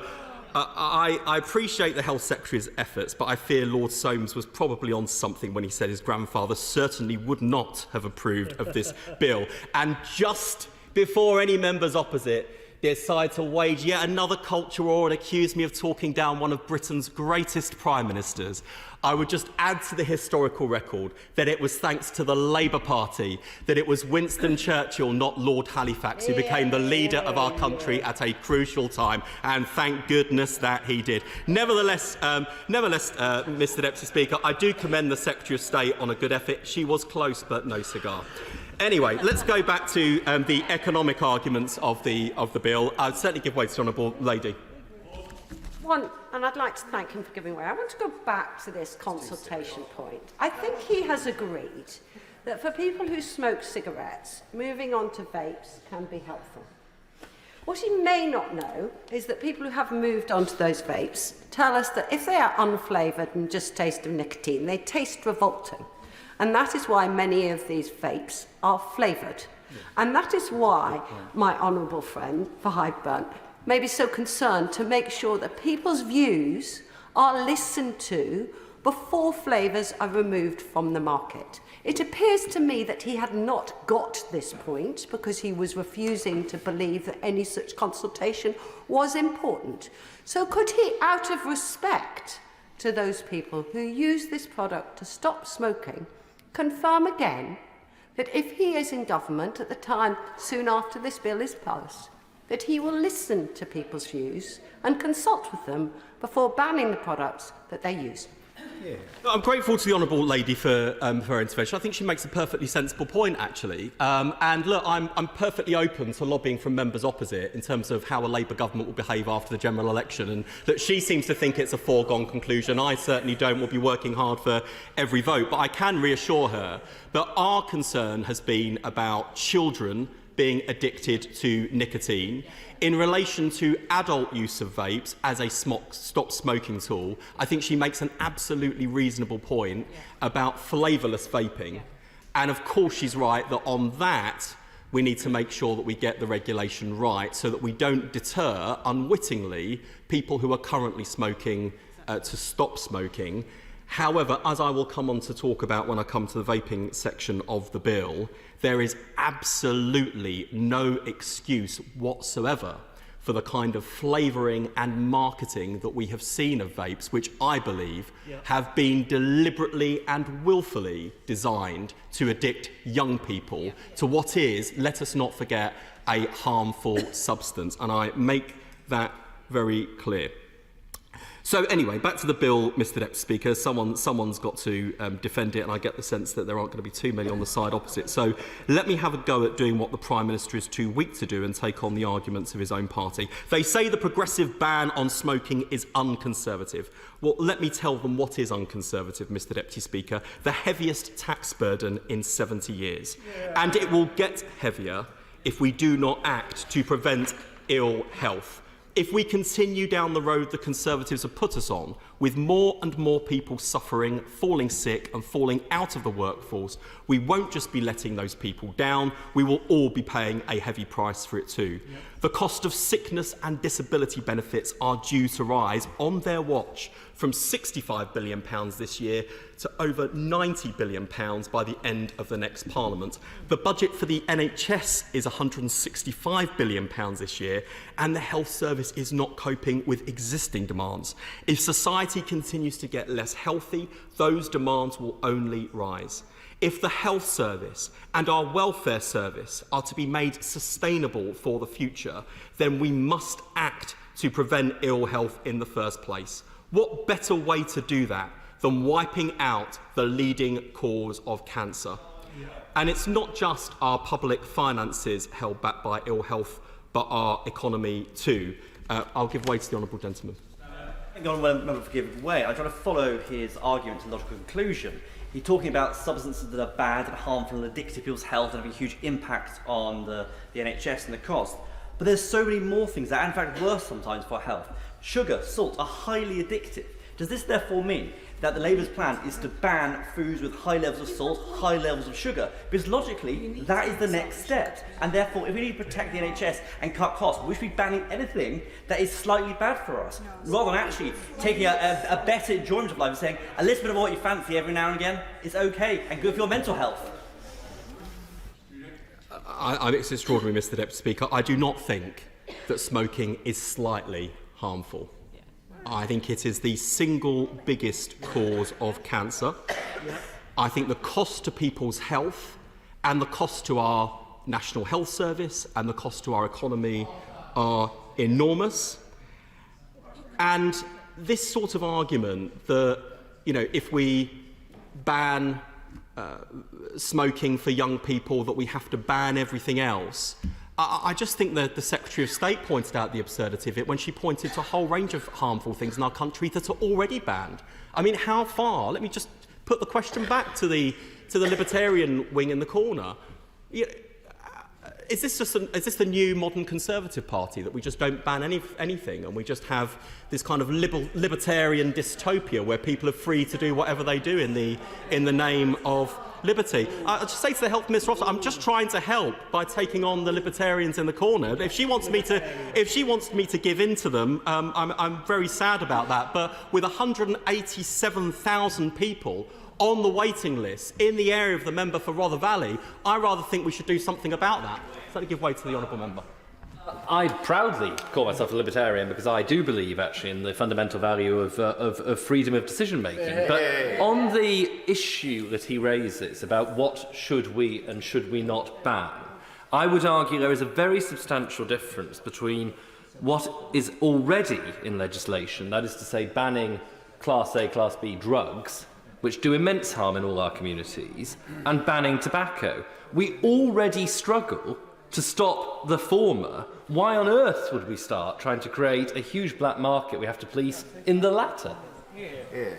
Look, I'll just say to the right honourable gentleman, I do sort of, I admire him sticking to his convictions as a libertarian, and for making the case that he's making, even though I strongly disagree with him. But how far does his commitment to libertarianism go when he has risen to defend the right of children in our country today to become addicted to nicotine for the rest of their lives? I think this is just an extraordinary argument. And I think when there are 356,000 people on NHS waiting lists in his local area, a future where that gets worse and the disease burden rises and the cost pressures rise, and thinking back to the government of which he was a member, the taxes rise because that's where the low tax Conservatives got us. They crashed our economy, they sent people's mortgages through the roof, rents rising, bills rising,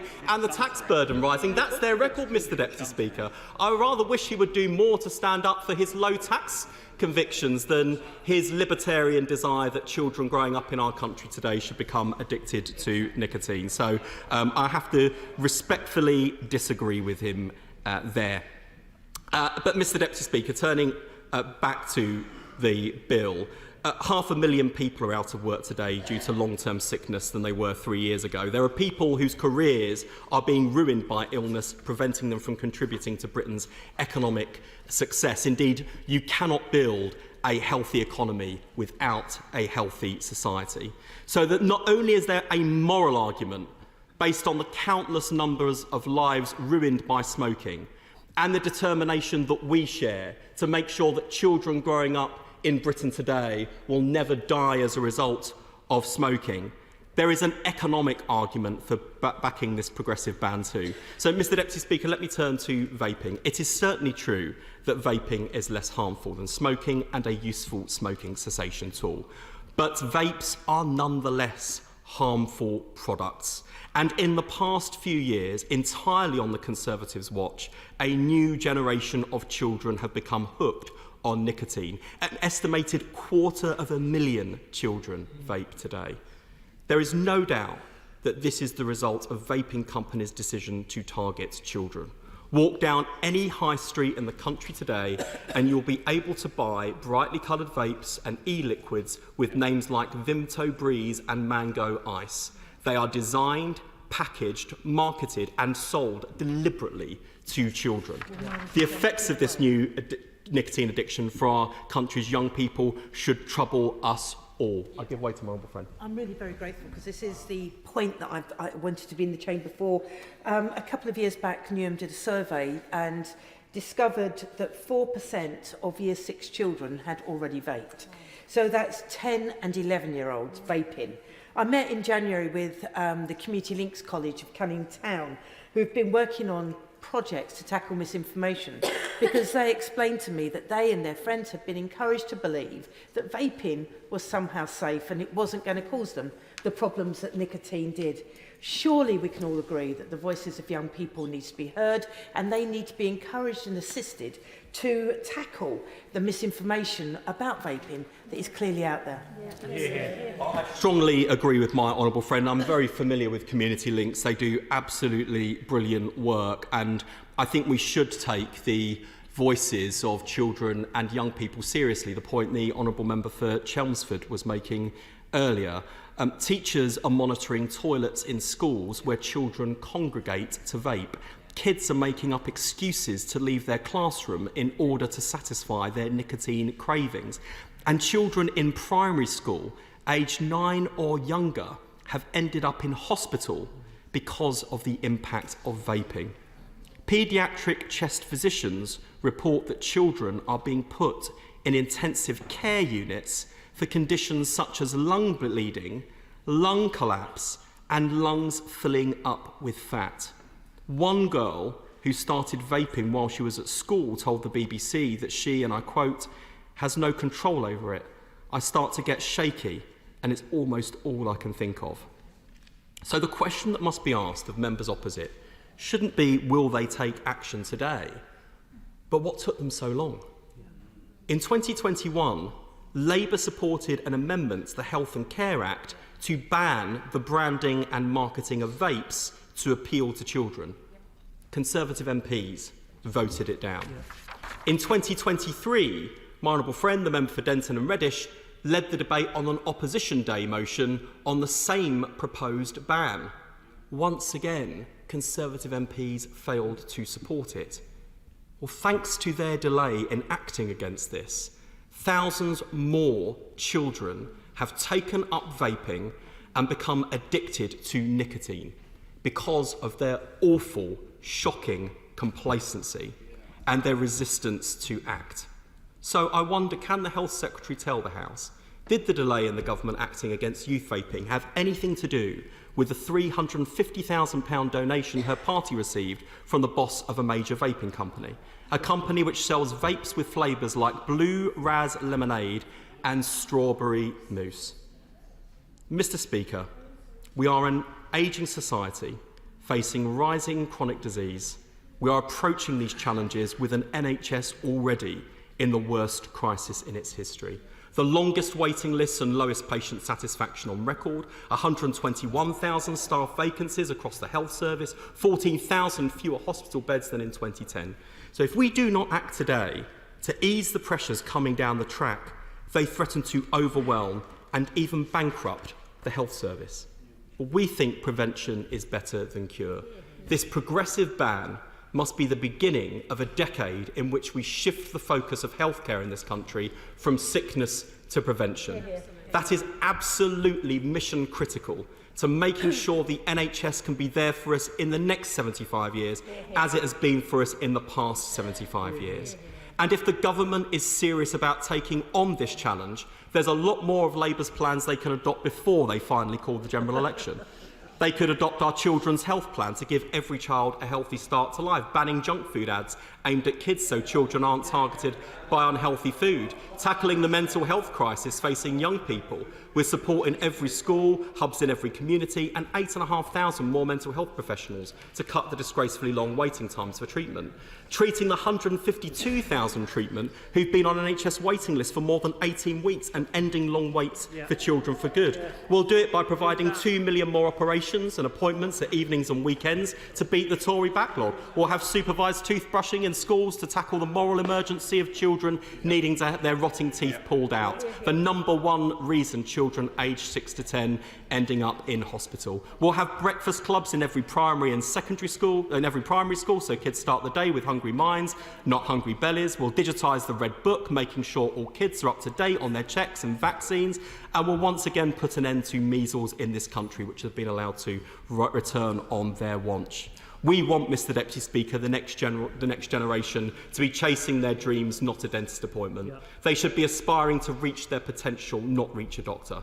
That's Labour's plan to make sure children today are part of the healthiest generation that ever lived. And this ban, Mr. Deputy Speaker, is just the start. Now, the Prime Minister may be too weak to whip his MPs to vote for this important bill, but on these benches, we will put country first and party second. We will resist the temptation to play games on votes. Instead, we will go through the voting lobbies today to make sure that this legislation is passed, so that young people today are even less likely to smoke than they are to vote Conservative. Mr Deputy Speaker, I commend this bill to the House. Order. Just want to remind everybody there's a lot of interest in this particular second reading, particularly on the government side. So I'm asking you, do not stray too much beyond the 7-minute, please. Liz Truss. Thank you, Mr Deputy Speaker. I'm not speaking this debate today because I love smoking, although I have voted against every single smoking prohibition since I've been a Member of Parliament. The reason I'm speaking today is I am very concerned that this policy being put forward is emblematic of a technocratic establishment in this country that wants to limit people's freedom. And I think that is a problem. I will not give way to the Honourable Lady. I will not give way. I'll give away exactly as much opportunity as the opposition gave me to talk about my private member's bill, which I'll come on to later in this speech. But the problem is, the instinct of this establishment, and which is reflected by a cross-party consensus today in today's chamber, is to believe that that the government are better at making decisions for people than people themselves. And I absolutely agree that that is true for the under-18s. It is very important, until people have decision-making capability while they are growing up, that we protect them. But I think the whole idea that we can protect adults from themselves is hugely problematic, and it effectively infantilises people. And that is what has been going on. And what we're seeing is not just on tobacco, but also on sugar, also on alcohol, also on meat, a group of people who want to push an agenda which is about limiting people's personal freedom. And I think that is fundamentally wrong. I go out canvassing a lot in my Norfolk constituency, and people raise all kinds of issues with me on the doorstep. They're concerned about immigration. They're concerned about the cost of energy. They're concerned about the rise of China. They want to support Ukraine. Not a single voter has ever said to me, my big concern is adults smoking. So this proposal has not come from people, from our constituents talking to us. It has come from a group of people who, by and large, work in a professional capacity pushing these policies. And I know back when the Right Honourable Member for Suffolk Coastal was Health Secretary, that this proposal was sitting on her desk. So this is not new. And I'm very pleased to say she put the proposal in the bin. But unfortunately, since then, it seems to have been pulled out of the bin and resuscitated. And my real fear is that this is not the final stage that the health police want to push. They are the health police. They are the health police, and people are concerned about this. They want to be able to make their own decisions about what they eat, what they drink, and how they enjoy themselves. And I suggest, if the Honourable Gentleman doesn't understand that, he starts listening to the public. Now, what I also find extraordinary, Mr Deputy Speaker, is the fact that almost 4 weeks ago, I put a private member's bill to Parliament to ban the under-18s from being able to access puberty blockers and cross-sex hormones in the private sector and on the National Health Service. Now, what we know is that children have been taking these drugs, and it's had life-changing effects on them. It's prevented them having their own children. It's created problems with their physique and their bodies. It has damaged their health. Not only did the Labour Party not support my private member's bill, Mr Deputy Speaker, they actually talked and filibustered and they talked about ferrets so much that I was not even able to speak. These are the same people who are saying that we should, in the future, be banning cigarettes for 30-year-olds, and yet they won't vote to ban puberty blockers and cross-sex hormones for the under-18s. Now, thank goodness that Hilary Cass has come forward with her report, and I welcome the Health Secretary's support for that. But this is what we should be legislating on. We should be legislating on implementing the recommendations in the Hilary Cass report to prevent real danger to our children, rather than a virtue-signalling piece of legislation about protecting adults from themselves in the future. Now, I'm afraid there are too many members of Parliament who have gone along with this orthodoxy. And I'm not surprised that that is the case on the Labour benches and the Liberal Democrat benches. They generally don't support freedom. They believe the government knows best, the state knows best. We understand that. But I am disappointed that a Conservative government is bringing forward this bill. The only other country in the world where such a bill was brought forward was New Zealand, under a very left-wing Prime Minister, and that bill has now been reversed under the new Conservative government in New Zealand. And I have a message for my colleagues on this side of the House. If people want to vote for finger-wagging, nannying control freaks, there are plenty of them to choose from on the benches opposite. And that's the way they will vote. And if people want to have control over their lives, if they want to have freedom, that is why they vote Conservative. And we have to stand by our principles and our ideals, even if it doesn't. No, I'm not giving way to the party opposite that filibustered my bill and stopped us taking action to protect children. That was a disgrace. I will. Did she hear the comments of Sir Chris Whitty on the radio this morning when he refused to apologise or explain for the failures of the NHS to deal with the issue of puberty blockers, whilst at the same time professing great support for these oppressive measures which are before the House today? Well, my honourable friend makes absolutely the right point. There are double standards on this debate. My view is it's absolutely right we protect the under-18s from these potential dangers before they have full decision-making capability. But we should allow adults to exercise that freedom. And it seems to me the medical establishment, the National Health Service, and others working in the health industry have unfortunately been captured by this gender ideology that is preventing them from seeing the truth about what is happening. That is why the Cass report is so welcome. If only we'd seen the level of interest from the right honourable gentleman in dealing with the issue of young people and puberty blockers than we had in pursuing his crusade against smoking. He wasn't saying that a few years ago. I'll give way to his friend. I was. I thank my right honourable friend for giving way.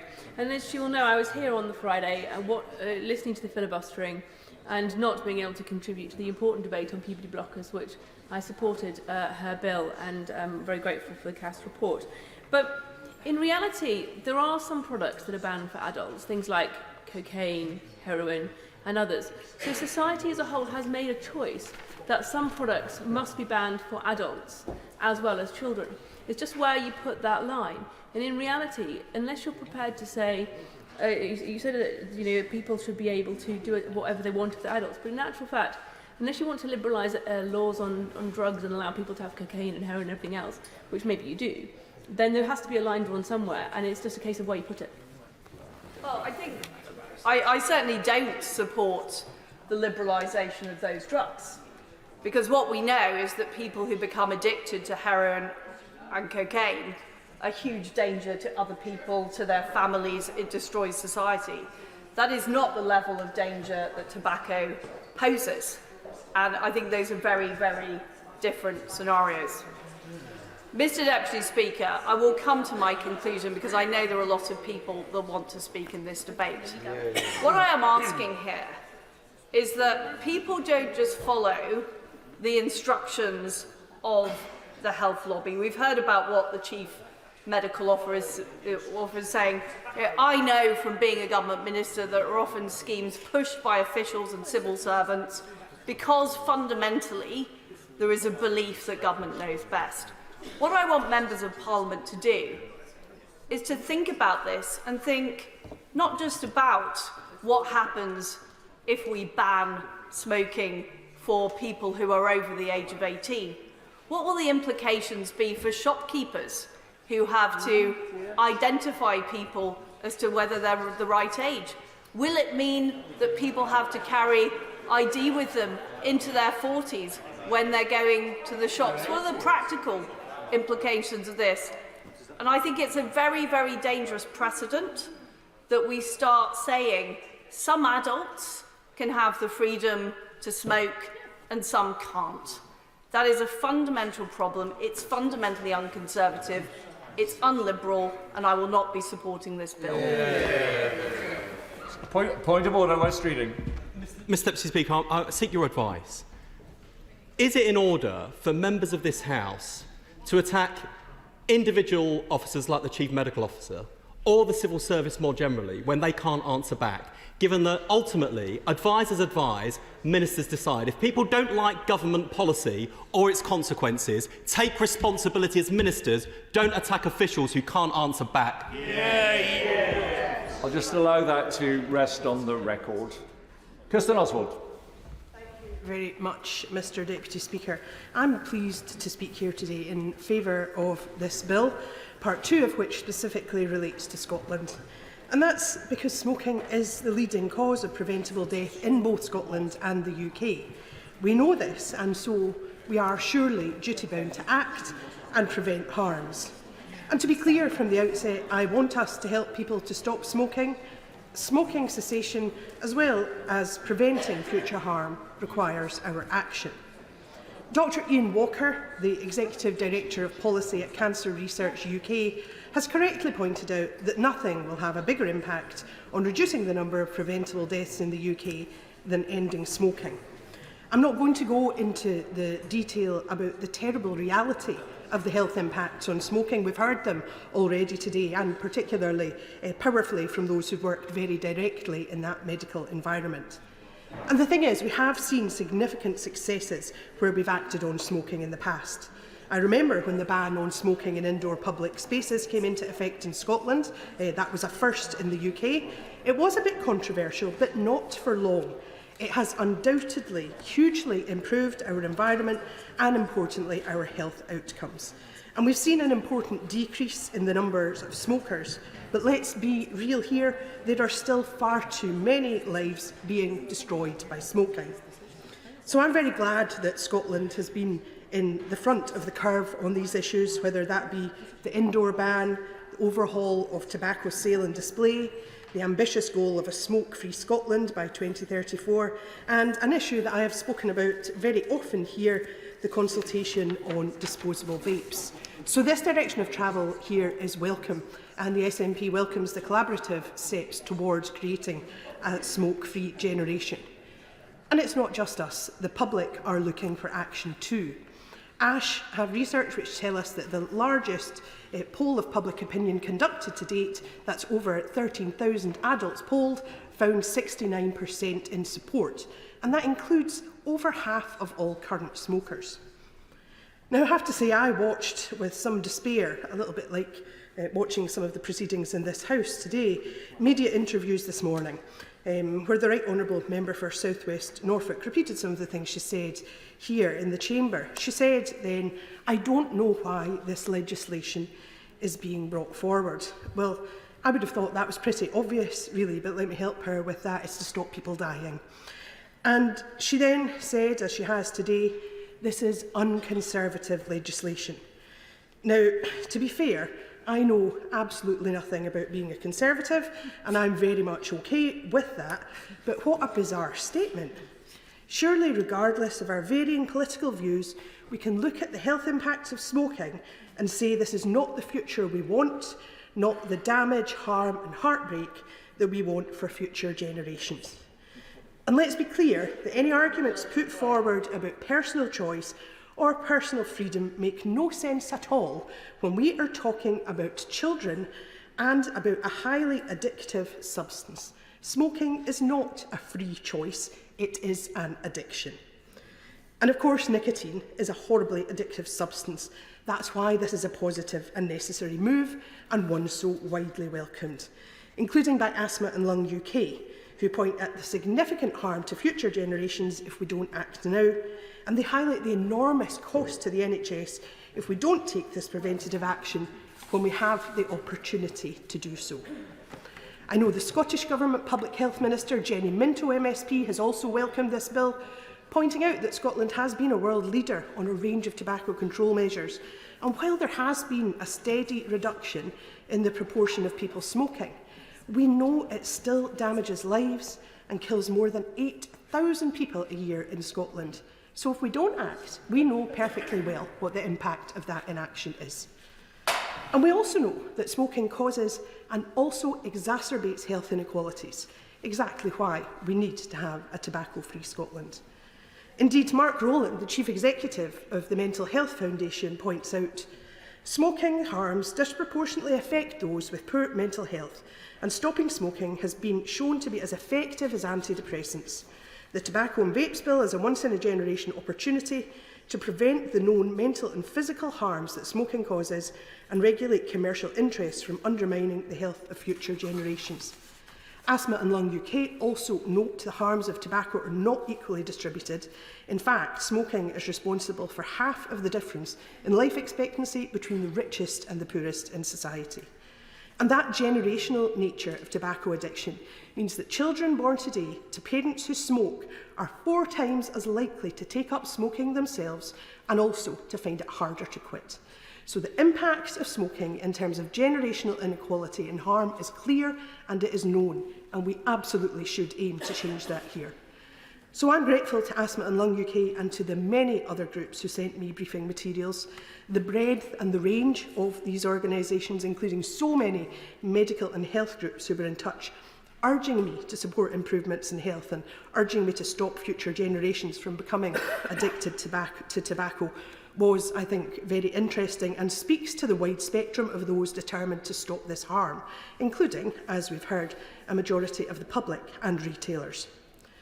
I'd like to spend a little time talking about vapes now, and in particular, disposable vapes. And to nobody's surprise, I'm going to be very positive in my support for any and all measures to arrest the tidal wave of children vaping, which is something which should absolutely chill us all. The health impacts on children are terrifying, and that's only the health impacts that we actually know about. My view is very firmly that all disposable vapes should be banned now, immediately, that we should deal with the utmost urgency with the significant harms these devices are causing our environment and to the eye-watering numbers of children. Which of us can seriously say that they are confident that it is not their children? I have to say that members are deluding themselves if they believe that that is the case. I'm delighted to give way. Giving way, she will know, because we've worked on the subject together, that I brought forward a 10-minute rule bill to ban disposable vapes last year. Now, it doesn't form part of the legislation today because this is today's health legislation, but it does form part of an SI that's been brought forward on environmental legislation to ban the disposable vapes. Does she welcome that? Grateful for her intervention. I think that it's important for us to look at disposable vapes in the round, as I suspect she knows, and to look at the very devastating environmental effect that they have, as well as looking at the terrible impact that they have on the health of our young people. And I think whichever angle you're looking at this from, these are devices which we have no need of and which we should get rid of as soon as possible before they cause any more harm. I'm delighted to give way. The proliferation of vapes has happened almost overnight, really, and as you share the concerns of my constituent who runs a newsagent and tobacconist, he is beholden to lots of legislation about the sale of tobacco, but yet vapes are not subject to the same controls, and while he may refuse somebody because he doesn't think they're of age to buy a vape, he finds that they go just down the street to another shop and purchase it there instead, who has no controls and no responsibility as a tobacco salesperson as he does. I'm very grateful to my honourable friend. I think she makes a really important point, and I can understand the concerns of her constituent. These devices are far too accessible, far too easily available, and they are in all of our schools, they're on all of our high streets. We need to open our eyes to the damage that is being done. And in fact, Ash Scotland do great work in that regard. They tell us that in Scotland, data from the Health Behaviour in School-Aged Children survey showed that current e-cigarette use, so that means used in the last 30 days, among 15-year-olds increased from 7% in 2018, which I would have thought was scary enough, to a horrifying 25% in 2022.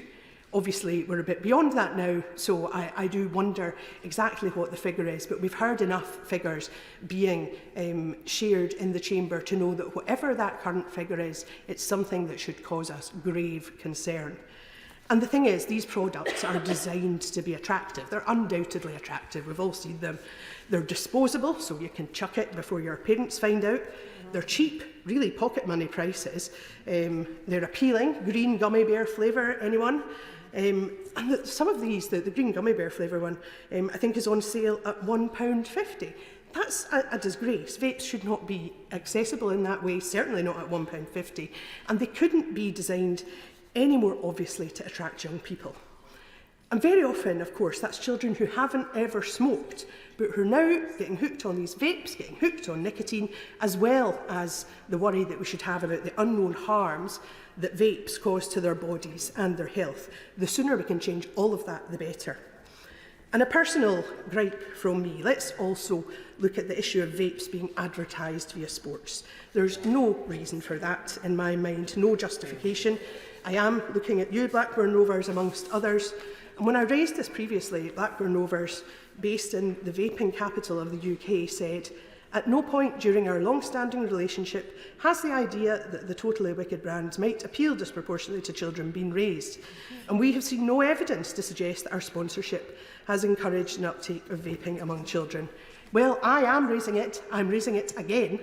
And to all sports clubs, because there are others, I would urge serious thought on this. We want to see our sporting heroes as a positive influence on our young people and their health and well-being. And to be clear, I'm supportive of measures to help people stop smoking. It's hard to do. All help is welcome. But that help does not come in the form of candy-coloured and candy-flavoured, pocket money-priced disposable vapes. Let's deal seriously with smoking cessation. Let's deal seriously with the terrible harms caused to our young people by disposable vapes. And let's have the backbone to take the chance now to stop smoking killing so many of our loved ones. And I'd like to end by reflecting on the words of William Roberts, Chief Executive of the Royal Society of Public Health. He said, "Smoking continues to cut lives short, killing up to 2 in 3 long-term users and placing significant strain on an already overstretched health and social care system. Protecting future generations from the dangers of tobacco is vital if we want to build a healthier future. It is vital that the bill passes and MPs of all political stripes put prevention at the heart of public policy when it comes to protecting our health. I sincerely hope we do." Hear, hear. Reminder on the 7-minute guidance, please. Steve Bryan. Spoiler alert to start, I will be voting to give the Tobacco and Vapes Bill a second reading this evening. As we might say, prevention is the new cure. I'm not going to spend my time reading out the screed of statistics that we've already heard. Bottom line, smoking is the only product on sale legally in our country today that if you follow the instructions, it will kill you. Now, both Labour and Conservative governments have acted in the past. We've seen smoking rates tumble as a result. I think it's time to finish the job. This bill can be part of that. So here's where I'm coming from. We talk a lot, indeed there's been some new waiting list figures published while we've been away about the pressure on the NHS. We talk about public satisfaction, and colleagues will be aware of the latest British Social Attitudes Survey last month. We talk endlessly about systems, about budgets, about staffing. All quite proper. They're all issues that my select committee doesn't duck any of them. Now, we can increase the budget, Mr Deputy Speaker, and we have hugely. The NHS in England has never had more money. We can put in place a properly funded workforce plan, as my committee called for, and we have. We can produce credible recovery plans for urgent emergency care, for primary care, for elective waiting lists, and the government, to their credit, have done all of them. We can make much use for wider workforce. Pharmacy First, a good example. But the truth is, demand continues to outstrip supply, and we cannot continue to increase the health budget faster than our economy is growing.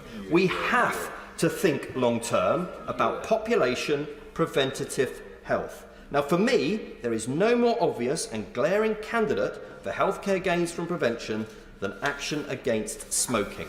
So the question that I ask when I'm looking at this legislation is not, do we want to finish the job on smoking, or is it right to save tens of thousands of lives lost to cancer, heart disease and stroke by doing that? I lost both my parents before I was 50 to cancer. It's, will the proposed measures aimed at creating a smoke-free generation actually work? Also, how strong is the resolve of ministers to swiftly use the powers they're taking in this bill to tackle the use of vapes among children? And often overlooked, too often overlooked right now, will we keep the focus on current smokers who we must help to quit? Now, modelling from the department shows us that if the age of sale were increased by 1 year every year, as proposed in this bill, smoking rates among 14 to 30-year-olds are likely to be zero by 2050. I've said this since the Prime Minister announced his intention to bring forward these measures in his conference speech last year, and he deserves so much credit for bringing this to the House. The government has to win the argument on this, as well as the vote, now the bill is before Parliament. And I think the Secretary of State, who's no longer in her place, did that today, and credit to the Shadow Secretary of State for his part in that. But I did just want to touch on the issue we've already heard of today. The fact is, we will indeed, we will have a situation at some future point where a 50-year-old can legally smoke while a 49-year-old can't. There's no getting away from that. That's a possible scenario for sure. And yes, it is rather inelegant. But it also misses the very point of the smoke-free ambition of this bill at its very heart. There is a clue in the name, Mr Deputy Speaker. Smoke-free. This bill doesn't criminalise existing smokers, and it ensures the purchase of tobacco by those under the legal age of sale will not be criminalised by this legislation. Compliance will be a responsibility of the business, as is the case with the current age of sale laws in England. And it makes it illegal to sell tobacco products to anyone who is born on or after New Year's Day 2009. That includes my 13-year-old son William. By passing this legislation, the state is saying to him, it's not okay to start smoking when you reach 18. And I think we will look back, when we look back, we will ask, how did we ever say it was? Yeah. And by doing so, Mr Deputy Speaker, my son never becomes that 49-year-old. End of story.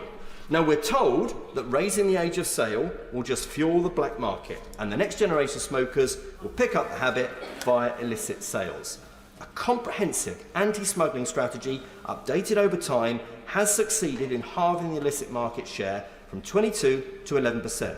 And I welcome the fact the anti-smuggling strategy of Border Force and HMRC has been updated in the light of this proposed legislation. Now, am I just being hopeful in thinking that this will work? Select committee chairs don't just do hope, we have to do evidence. I don't think so. When the age of sale was raised from 16 to 18 in 2007, the illicit market did not increase. Now, of course, all of this, and as I said, we must continue to give help to quit advice to current smokers, it needs funding. And I welcome the £70 million a year for the next 5 years into stop smoking services. But that's a lot of money. So I can't for the life of me see why ministers don't look again at the Khan Review call for a polluter pays principle, tobacco industry levy, make that a reality. Absolutely. Let me just turn to vapes, Mr Deputy Speaker. The bill gets 10 out of 10 for intention, but on planned enforceable action, not so sure, because we just don't know enough. Increasingly, the genie's already out of the bottle here, or if you prefer, the unknown, untested, bubblegum flavoured canister when it comes to vaping. But the kids, Mr. Deputy Speaker, are not all right on this. Let's make no mistake. These are mostly youngsters who will seldom these days even think of trying the fags. Vapes are no longer only or even principally aimed at adults trying to quit cigarettes, of course. Just when smoking by children was decreasing, vaping by children has started to rise hugely. Between 2018 and 2020, vaping rates have doubled. Now, the benefit of vaping as a safer option for those who currently smoke tobacco is clear, but it's also increasingly obvious that for those who've never smoked, it is certainly not risk-free. The WHO has said vapes are harmful. Schools are worried. Any colleague can talk to any head teacher in their constituency and they will tell you. In my committee's oral evidence hearing on vaping, our witnesses raised repeated concerns about the health and behavioural effects of vaping-led nicotine consumption and addiction in schools, such as concentration in class. The long-term effects of vaping are simply not known. So I cautiously welcome the bill taking, as it does, the powers to really crack down on youth vaping through the regulations to restrict flavours, the point-of-sale displays in retail outlets and the packaging. But I can't go further, Mr. Deputy Speaker, because throughout the bill it says the Secretary of State, quote, may by regulations make provision. And by virtue of the fact that we don't have those regulations in front of us, it's hard to get a sense of their scope. So could the Minister update the House when she winds up as to when we might see those regs? Pleased to see the new excise duty on vaping products to discourage non-smokers and young people from vaping, but on the sale and supply of disposable vapes, I know DEFRA will lead on that ban, and I note the environmental protection draft regs has been out to consultation up until the end of March when it closed. Again, grateful if the Minister can update the House on when that will be taken forward and clarify if this requires the bill to receive royal assent before it can be. Obviously, I understand the environmental case for a ban on disposables, but I do have concerns about us taking a ladder away from adult smokers to climb down. We must be super careful, Mr. Deputy Speaker, that for those adults who use vapes to quit cigarettes, we don't tip them back to smoking by taking away options. Now, some talk of a retail licensing scheme. We heard it earlier from the Secretary of State referring to that. And you could perhaps disregard such a scheme if you went down the road of a prescription-only vape, so they're only used under clinical guidance to help adult smokers quit. In truth, I don't think our current regulatory environment, courtesy of the MHRA, makes it very easy to bring a prescription vape to market.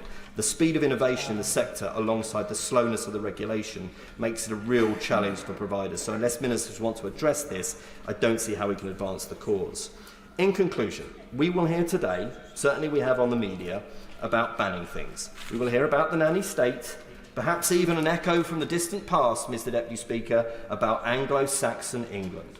Well, as the MP representing the capital of the former Kingdom of Wessex, I don't hold much truck with that. I prefer to listen, foolish that I am, to the 4 CMOs of our nation who say to be pro-individual choice should mean being against the deliberate addiction of children, young people and young adults to something that will harm them, potentially fatally. I have always believed, Mr. Deputy Speaker, that in a publicly funded healthcare system we have a right, and I would say indeed a responsibility, to act on public health, because it becomes everyone's problem when we don't. If you're a Conservative and a smaller state is your thing, although I never can pinpoint which part of the state many people don't want their constituents to have, you should be right behind a healthier society. One that needs the state less, one that relies on the state less, one that costs the state less. Absolutely. Anyway, to close, with the important points that I've raised, tried to cover this afternoon, I will be voting for this important, historic bill at second reading. Sharma. Thank you, Mr. Deputy Speaker, for calling me in this debate today. Right in the beginning, I must say I support this bill in principle and will vote later on because it is an anti-smoking measure.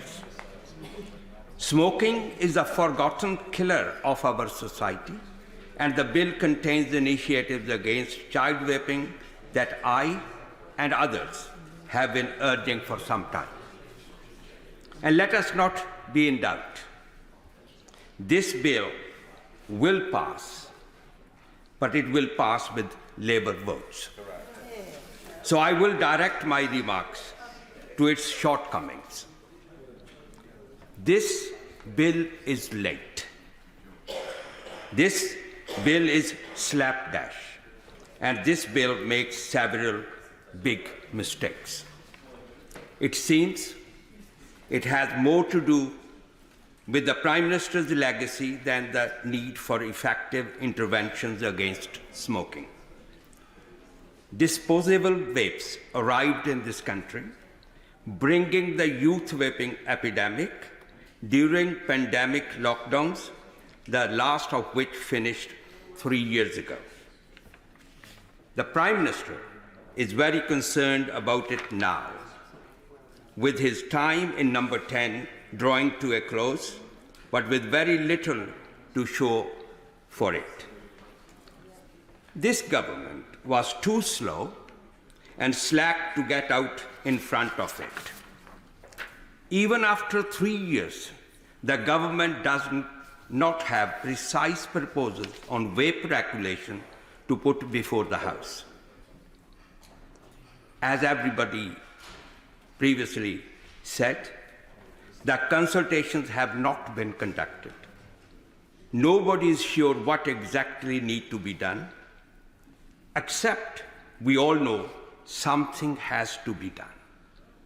Children vaping, fake vapes, fake cigarettes even more harmful than the real ones.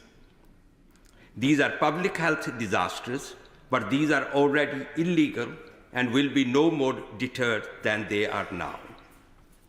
So what does the bill do for the 6.4 million existing smokers? Nothing. In 2019, this government set a target to bring prevalence down to 5% by 2030. It was a stretch target.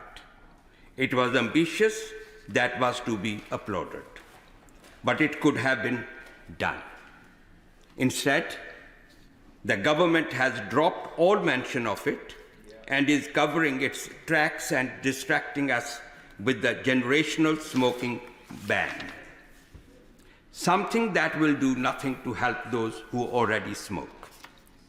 What we really need is relentless, thorough, inescapable enforcement. Massive boosts to the resources of trading standards, to the local councils can blast the crime gangs out of their neighborhoods and keep them out. For the fact is that most of the vapes being sold to our children are already illegal. Illegal to be sold to under 18s. Illegal to exceed 2 ml tanks and 600 puffs. Illegal not to carry the right warnings. Illegal to be sold without MHRA approval. While enforcement remains feeble, the disposable ban will make little difference. I give the word.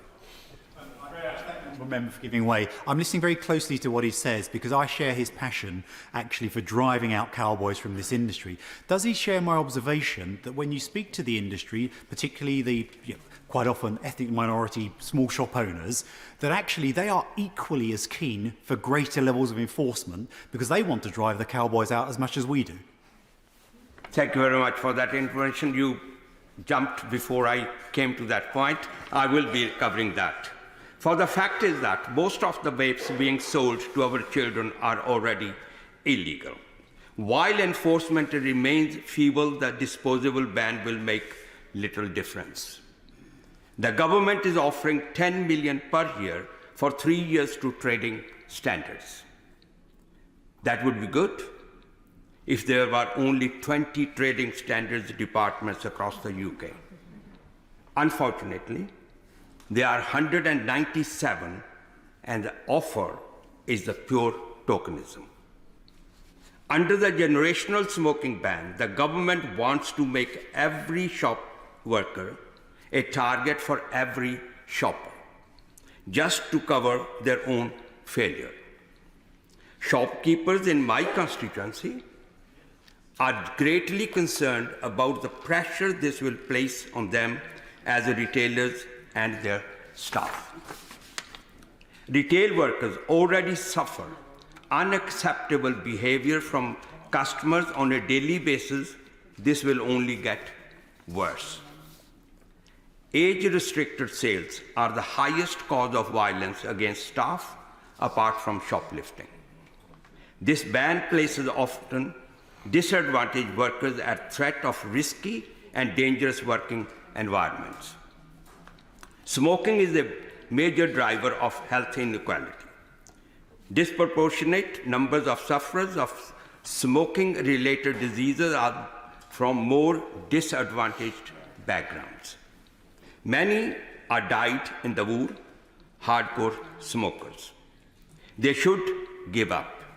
They know that, but most of them are not able. None of them think smoking is healthy or safe.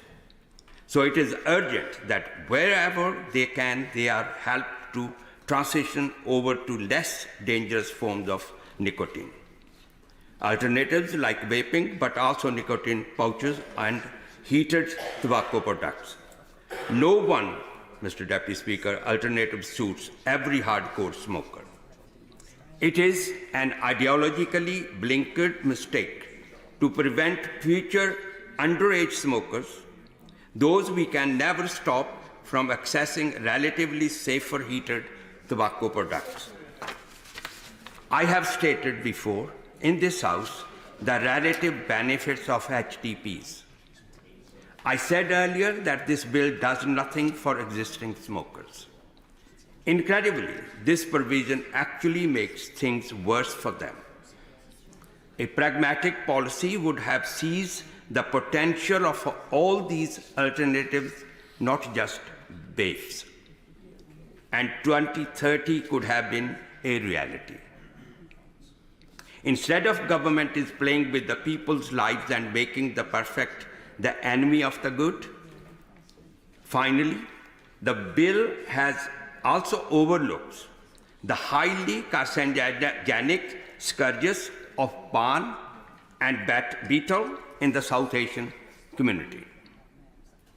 Only a targeted community-specific interventions would have any effect in tackling them. I have been drawing attention to them for years. We wait years for primary legislation on tobacco, but it seems our needs have again been overlooked, and South Asian will remain at the back of the queue for years to come. I will support this bill at second reading, but there is huge room for improvements. In particular, trading standards should be given the tools it needs to break the hold illegal products already have on the market.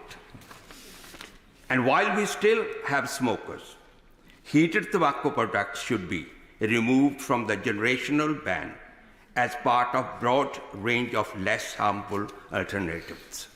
I must say that all those ethnic minority shopkeepers are concerned but also supportive of this move, that the ban should be there, but they should be supported. They feel it strongly that support is not enough coming from the bill and the government at present.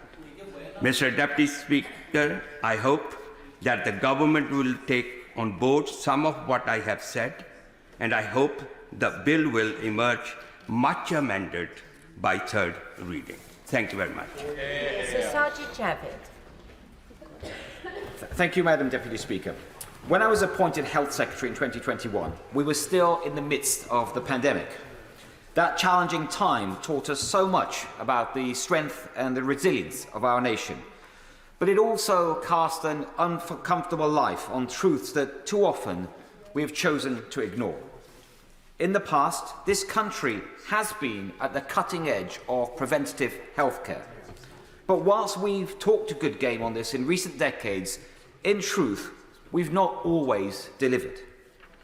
I would argue, Madam Deputy Speaker, that we still face a public health emergency in this country. It is one that consumes 40% of the NHS budget. It ensures regional inequalities persist, and it limits the life chances and opportunities of individuals right across our country. This emergency of public health has many causes, and at the top of that list, it must be smoking, especially cigarettes. That's why I commissioned Javed Khan to lead an independent review into smoking. And I am immensely grateful to him for his excellent work and proud that he has led us to this legislation today. The title of his report, Making Smoking Obsolete, is the right mission for us to deliver on, especially given the government's commitment, this government's commitment in 2019 for a smoke-free Britain. One of the most important problems that he identifies is the dual impact of tobacco and nicotine. The first is incredibly damaging to the health of individuals. And as we've heard today from so many right honourable and honourable speakers, no amount of tobacco is safe. The second is corrosive to personal liberty and to agency. Smoking remains the biggest single cause of preventable illness and death in this country, causing, as we've heard, some 80,000 deaths a year. Smokers are 36% more likely to be admitted to hospital and to need social care 10 years before non-smokers. It causes 1 in 4 cancer-related deaths. And behind each of these statistics is an individual life, a family, a community impacted by poorer health. So it's therefore only right that we take robust action to protect future generations from these harmful products. Because as Javed Khan rightly pointed out in his report, he highlighted that the public are often led to believe that smoking is actually a personal choice, whereas the reality is that nicotine is a highly addictive drug that corrodes personal agency. 4 in 5 smokers, they start before the age of 20 and they remain addicted for the rest of their lives. As we've heard today, many people want to give up smoking. We've heard some personal stories in this House of just how hard it has been, and many people sadly don't succeed. Many struggle to break free from addiction, and the average number of attempts for those that do eventually successfully quit is 30. I know that some honourable members have publicly expressed their reservations about this proposal before us. We've already heard it in this House. But can we honestly say that this drug enhances personal liberty and freedom? It's a nonsense argument. Anyone who makes that argument, they're choosing to stand up for big tobacco against the interest of their constituents and to erode someone's personal liberty and remove their freedom to choose by using drugs, by giving them access to drugs. This drug diminishes economic freedom and it diminishes the wealth of individuals, it diminishes the wealth of our country. And its overall impact across the country, of course, is then to reduce opportunity and to drive social challenges. Indeed, if cigarettes were first manufactured today, they would obviously never get through consumer product safety testing. But given we are where we are, given what we know, it is of course right to protect future generations from this drug and this addiction. The freedom from pain, from disease and inequality is one of the greatest freedoms that there is. And whether it's tackling burning injustices, or it's levelling up, or it's even the big society, these missions are more than compatible with the legislation that is before this House today. So, Madam Deputy Speaker, this is a world-leading proposal, backed by clinical evidence, supported by a strong moral cause, And as surveys have shown again and again, and just again recently, it is strongly supported by the general public of all ages. It is the right approach for public health. It is the right approach for our country, and more than worthy of the support of this whole House. Daisy Cooper. Thank you, Madam Deputy Speaker.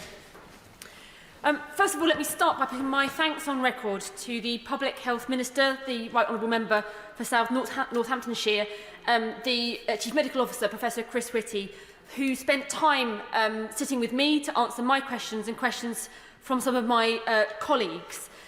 It was a very collegiate exercise. I'm grateful to her, and it would be good to see more of it. Let me start with vapes.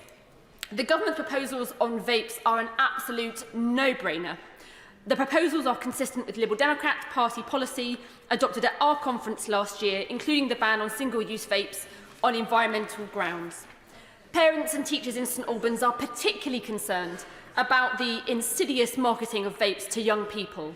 The particular colours, the flavours, the packaging are deliberately designed to tackle children. Earlier in the debate, the Honourable Member for Ilford North, the Shadow Secretary of State, talked about children gathering in toilets desperate to use their vapes. Well, I'm aware, unfortunately, in my constituency of one example where children have gathered in toilets not just to use the vapes, but the vapes have been taken apart to be used as a container to smuggle in more dangerous substances, thereby using the vapes as a new gateway drug. So I entirely support the government's proposals on regulation of vapes. The question of the so-called smoking ban on 15-year-olds and younger being sold cigarettes is not so straightforward. Now, for Liberal Democrats, it will be a free vote. And I do think that there are some good Liberal arguments to be made both for and against the proposal. I myself will be supporting the measures in the bill, but some of my colleagues do have remaining liberal and practical concerns, like, for example, in 30 years, how does somebody prove that they're 46, not 45, without a driver's licence or a passport? How can we prevent abuse at retailers? I hope that the government will be providing more reassurances to colleagues on these issues. Would you give way on that point? I will on that point. Would you accept that, in actual fact, that difficulty which he has raised will put the onus on a retailer who is then meant to distinguish between a 45-year-old and a 46-year-old, and if does not do that correctly, could find themselves faced with a fine? Is that fair? I thank the honourable gentleman for his intervention. I think that colleagues across the House have genuine concerns about this particular point. I know from my engagements in my own constituency that there are a number of people who already suffer these attacks when they challenge people on their age for other products. And so I do hope that the government comes forward with reassurances about what they intend to do to tackle this particular issue. Now, as I indicated, I myself will be supporting the measures in this bill, but it was a bit of a journey for me. My first reaction to hearing of this bill before it's published was one of indignation, because actually the measures in this bill are really a drop in the ocean in terms of what is needed to tackle cancer. 1 in 2 of us will get cancer at some point in our lifetime. The government has missed its targets to provide fast cancer treatment every year since 2015. The government has dropped its 10-year cancer plan. What we need to see is research in rare cancers. We need to see outdated cancer scanners updated. We need to see cancer nurses. We need to see efforts to tackle waiting times. I think at best this clause could have perhaps been used, this bill could have been a single clause in a much broader bill. And to be honest, I am frustrated that so much energy is going into this particular bill, which could be described as low-hanging fruit, rather than a much more ambitious plan to tackle cancer more broadly. And I do think we need to see more ambition in this area. My second reaction was my Liberal hackles being raised. Now, Liberals are not libertarians. We do not object to all bans. Liberals support bans as a last resort, but not as a first lever. And it is frustrating to see the government trying to use this when the government felt a little bit rich to see the government bringing this bill forward, when they had simultaneously been slashing public health budgets, including smoking cessation programmes since 2015. Even with the new money the government has put into smoking cessation programmes, the funds still fall far short of 2015 levels. We also know that smoking rates amongst young people have dropped very quickly, now down to 1%, and continue to drop. But Liberals do sometimes back bans when a particular product or practice provides excessive harm. And this is why I have decided to back the ban. Fundamentally, I ask myself a simple question. Is this going to help reduce the overwhelming harm caused by the significantly dangerous and addictive practice of smoking? And the answer is yes, it is. We know that smoking is dangerous and highly addictive. We know that smoking is the UK's biggest preventable killer, causing around 1 in 4 cancer deaths and 64,000 in England alone. We know that 75,000 GP appointments each month are taken up by smoking-related illness.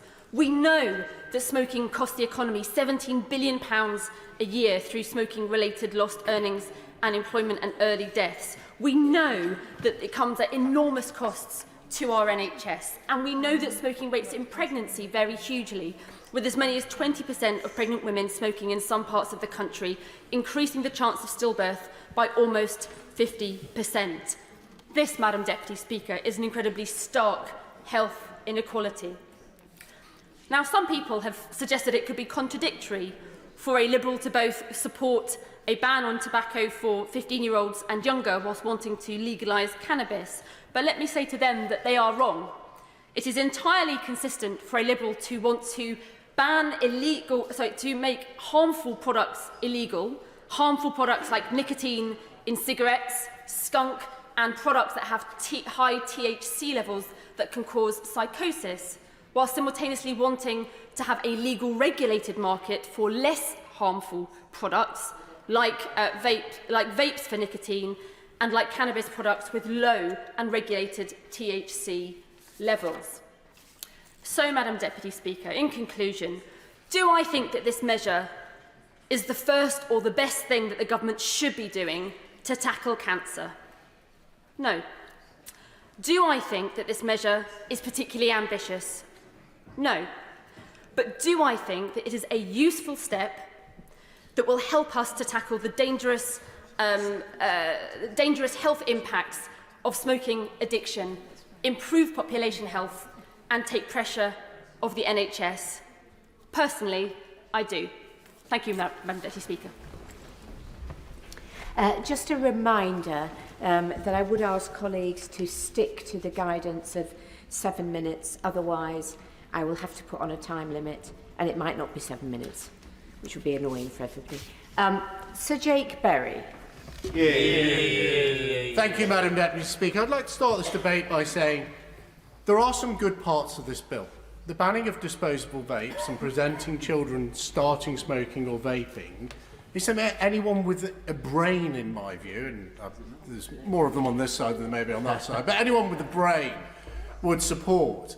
What I want to address my remarks to is whether, in fact, the banning of all children who are now 15 from ever smoking is the right way of stopping them smoking, and also talking about whether any government has a mandate in terms of the removal of personal liberty. I'm sorry to see the member from Ilford North leaving his place, because I was just about to address some remarks to him, because I think it's frankly unfortunate for the quality of the debate that if you stand up and have the, ask whether this is going to be effective or not, you're somehow labelled as someone who wants children to smoke. I'm an ex-smoker. I don't want children to smoke. I just want to pass decent laws in this House to ensure that we can reduce the number of young people smoking. And that's why when I look at this ban, I question whether it was going to work. I put to the Secretary of State that 20%, so according to the Office of National Statistics, they're not my statistics, 20% of young people say that they have tried cannabis. That's twice as many as the number of young people who currently say that they've tried tobacco. I think it's within the last 30 days. So if bans worked, because cannabis is banned, if bans worked, then, of course, no child would ever have tried cannabis. It's illegal, not just for people who are 15, it's illegal for all of us, whatever age we are. And in fact, I went to Aintree this weekend to enjoy the Grand National. I was amazed. There were people walking around in one of the most heavily policed events in the UK, openly snorting cocaine, a Class A drug, and the police were doing nothing about it. If bans worked and the police enforced it, no one in this country would take drugs. So therefore I question whether banning people who are now at the age of 15 from ever starting smoking will work. To me, the answer is no. And that's why I'll move my comments on to the mandate for any MP in this place or any government to seek to do this in advance of a general election.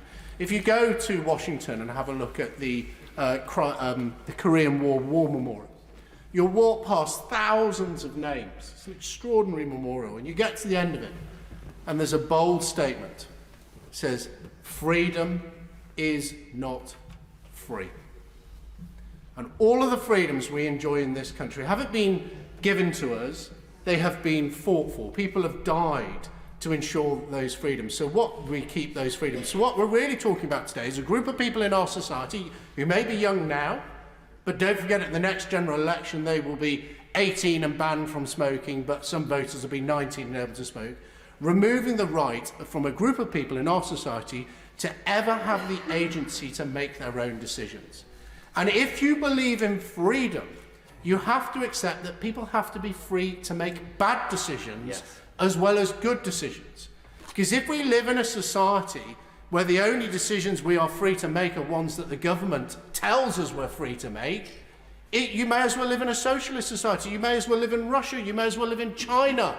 For me, freedom means the freedom for me to get things wrong. I will give way briefly. The right honourable gentleman is making some extremely valid points. Surely freedom with responsibility and freedom of choice is what the Conservative Party should stand for. We can think of all kinds of reasons to ban all kinds of things, but surely the choice of the individual should be paramount. It's not for government to dictate to individuals. Quite right. I agree with my honourable friend, and that's the legal position. Actually, if we have capacity under the law in this country, no matter how bad the decisions we make, constituents have contacted me about elderly relatives who are making poor financial decisions, but because they have capacity, they are free to make those decisions, albeit them in some cases bad decisions. So to me, I won't be supporting this bill because it doesn't. No, sorry, I won't. I've given way once, so I just want to stick to my time. But I won't be supporting this bill because I believe in freedom. And the second point I make is mandate. The Prime Minister does not have a mandate to bring forward this legislation. The Labour MPs, Liberal Democrat MPs, no MP in this House has a mandate to vote for this legislation because it wasn't in our manifesto. We are just months away from a general election. If people believe this is so important, put it in your manifesto. The Conservative Party can put it in our manifesto and let people vote for it, because the powers we have in this House of Commons, they're not ours. They're lent to us by our constituents between general elections. And we're about to get back to the point where we have to go back, quite rightly, give those powers back to those constituents and try and persuade them that we've done a good enough job to get them back. So before we start giving away their freedoms and liberties, let's at least give them the opportunity to have the say on it. And there is one addiction in this country that I am even more concerned about than people who are addicted to nicotine. It is the addiction of the government to telling people what to do.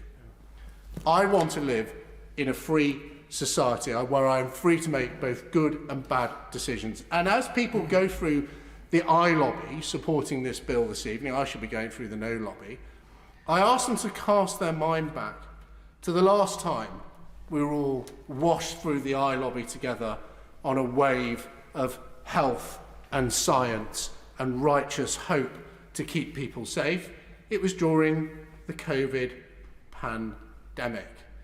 Now, I regret many of them I'm proud of. I'm proud of furlough, I'm proud of all sorts of things, but I regret closing schools. I think it was the wrong thing to do. I was washed along on that wave. I oppose some of the COVID proposals, but think back to that. I think that was the last time we took people's freedoms away from them, and did we always get it right? In my view, no. There's lots of things we did get right, but I think there were also lots of mistakes that we've made. So as you mark through those lobbies, think about whether in fact you urgently need to support this bill tonight, or whether it should wait till after a general election, maybe a different government if polls are to be believed, when the British public have at least had the question put to it. And the addiction of our government to telling us what to do goes beyond whether we should smoke or not, whether we should... During COVID, the government determined who you could actually go to bed with, whether you could sit in the park reading a newspaper, whether you're allowed to go to work or not. We're now told how we can heat our homes. We're now told whether we can drive an older diesel car in London. We, unfortunately, live in a country where those freedoms which are not free, are being eroded from us every single year of our lives, and that is not something I'm comfortable with, and it's not something that I am prepared to support. Now, there are good bits of this bill, but we cannot allow the fact that good bits of legislation have been annexed to a terrible bit of legislation, which in my view will not work, to force us to support it. Because the government could bring the vaping measures in on their own, and I would support those. I just do not support this creeping ban on tobacco. I think when people reach the age of 18 in a free society, they have to be free to choose for themselves. And I'll finish with this. If you find yourselves in the no lobby tonight, and I hope I'll see a few colleagues in there, keep in your mind that freedom is the sure possession of those alone who have the courage to defend it. In my view, by voting no tonight, we defend the freedoms of our constituents, we defend the freedoms of our country. It is the right thing to do, and I look forward to seeing as many colleagues in there as possible. Mary Clinton. Thank you, Madam Deputy Speaker.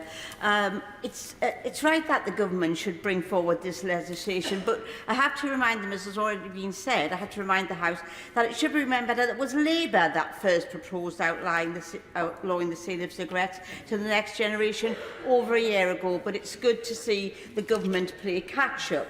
Fresh and Balanced, the award-winning North East dedicated regional programme for tobacco control, has found that 73% of adults in our region support the government's proposals.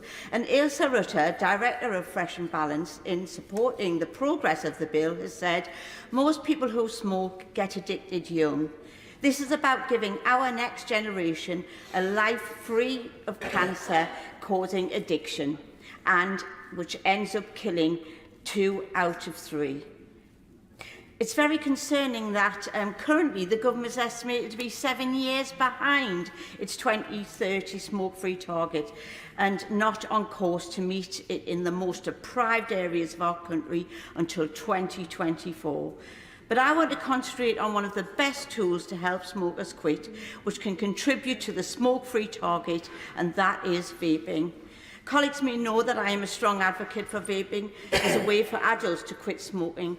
I'm also an officer of the all-party parliamentary group for responsible vaping, and as such, for the last few years, I've been working directly with the industry to promote vaping as an alternative for those who want to give up smoking. I grew up in a household where both my parents smoked, but in recent years I've seen so many relatives and friends, including my late husband, make the switch from being heavy smokers to using, and I stress the point, safe vaping products. Every minute someone is admitted to hospital due to smoking. Someone dies from a smoke-related death every 8 minutes, and more than 6.5 million adults still smoke. While not risk-free, vaping is 95% safer than smoking. However, I would never advocate that someone who did not smoke or had never tried to smoke start vaping, and I stress vapes are a tool for smokers to quit. It's unequivocal that under 18s should not use or have any access to vape products. Youth vaping is a major area of concern, and it's shameful that in 2021, when Labour voted for an amendment to the Health and Care Bill, the government voted it down. The rise in young people using vapes is of great concern to the legitimate vaping industry in this country, and everyone realises that something needs to be done to stop this trend, especially as existing laws are not being enforced. With 1 in 3 vapes sold in the UK shops estimated to be illicit, it is imperative that the government must act against the illegal market in vapes. I know the industry itself has put forward many good proposals to prohibit the sale of vapes to minors, halt the illegal market and support the view that vaping should be a tool for smokers to quit. The industry itself produced a set of proposals on amending the tobacco and related products regulations to make sure that the products packaging and marketing should be regulated and not aimed at children. I would like to share the view of the UK Vaping Industries Association as I close my remarks, in the hope that its observations may be considered as the bill progresses. A major concern is that the impact assessment report by the Department of Health and Social Care fails to consider the potentially detrimental effects of restriction on both current vape users and those smokers looking to switch.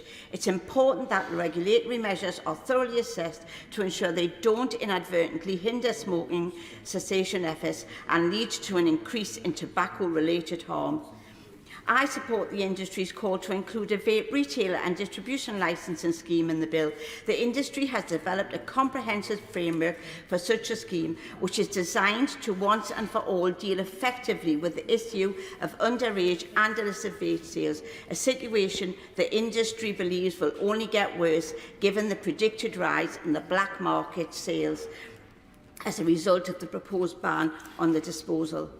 I would make a plea for the government to consult more closely with the industry than it has done in the past, to ensure that a workable regulatory and legislative change can be made. It's worth reminding, according to the OHID, reminding the House, according to the OHID, that the best estimate shows e-cigarettes are 95% less harmful to our health than normal cigarettes, and when supported by a smoking cessation service, help more smokers to quit tobacco altogether. Marquis. I'd just like to thank my right honourable friend, the member for Rossendale and Darwin, for his speech and mentioning the word freedom, because I think it's really important that we address that. I'm not coming at this debate from a libertarian perspective, it's more of a practical one, but I do in essence agree with very much a majority of what he said.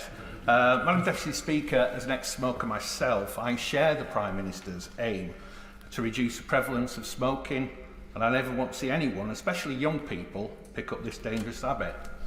It is therefore with some sadness that I rise to explain why I do not expect to follow him into the lobby on this vote. My great reservation is that this bill is impractical and could easily make things worse through unintended consequences. There are 5 million users of vaping products, and there is a substantial risk that restricting the use of vapes will lead to them moving back to smoking, increasing the burden on our health system. To be clear, vaping is recognised by Public Health England as 95% safer than tobacco use. Late last year, a study by Brunel University revealed that if half of adult smokers switched to vaping, it would save the NHS more than £500 million per year. The potential restriction on the flavours of vapes, which this bill gives ministers the power over, could also have unintended consequences, as stated in the Department of Health's own impact assessment. Restricting vape flavours would mean around 3/4 of the 1 million adults that vape could be affected in some way by this option. A further study, published by Bristol University, considered the impact of removing all flavours on non-smoking young people and adult smokers using vapes as a quit aid. The study found that as a result of the flavour ban, more adults will be at risk to smoking tobacco cigarettes. I can testify to this with my own experience, that flavoured vaping is a cessation tool from smoking, having chosen mango flavour over the unpleasant tobacco flavour that is offered in the market. Madam Deputy Speaker, furthermore, the illicit cigarette share of market is officially 11% up from 8% 5 years before, and has been on an upward trend over the past decade.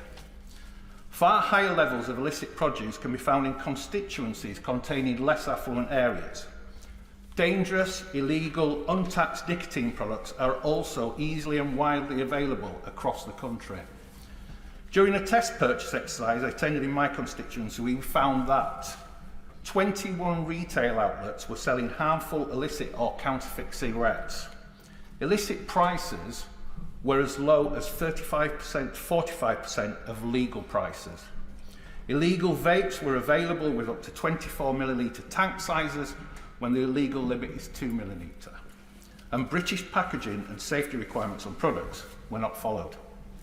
The consequences of this are that people buying unregulated cigarettes and vapes, particularly counterfeit ones, are risking their health greatly. The profits generated are then taken by criminals rather than legitimate tax-paying businesses. No excise is paid on these illicit products, and illegal distribution networks are deeply embedded into the black market, and the dissuasive effect of high taxation is evaded. Although penalties have been increased, the huge disparities between those for tobacco smuggling and those for smuggling drugs will continue to attract criminal gangs, because it is a relatively low-risk form of organised crime. The funding surge for trading standards announced today's debate, I believe, will sadly not be sufficient to tackle these issues. Furthermore, Madam Deputy Speaker, nothing in the bill helps the 6.4 million existing smokers. Indeed, by treating heated tobacco products and certain types of vapes like cigarettes, the bill decreases the chances that those who do smoke will switch to a far less dangerous alternative. I would have preferred that the government focused on the smoke-free 2030 ambition that was aimed at existing smokers. Finally, Madam Deputy Speaker, I believe the bill is unenforceable and will put undue pressures on legitimate tobacco and vaping retailers. These concerns were recently raised to me by shopkeepers at an Association of Convenience Stores event in Parliament. The shop owners I spoke with all had genuine concerns about the potential violence and verbal abuse they would receive for trying to enforce these age limits set by the government. They also felt that they would lose more revenue to shops in their areas selling illegal vapes and cigarettes as a result. While I believe the bill is well-intentioned, it risks having the reverse effect on what it is trying to achieve.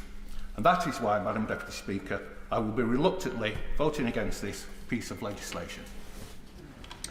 Rachel Maskell. Thank you, Madam Deputy Speaker. I first want to put on record that I worked in respiratory medicine for 20 years before coming to this place. And I have to say, not a single patient I treated regretted, every single patient I treated regretted being where they were.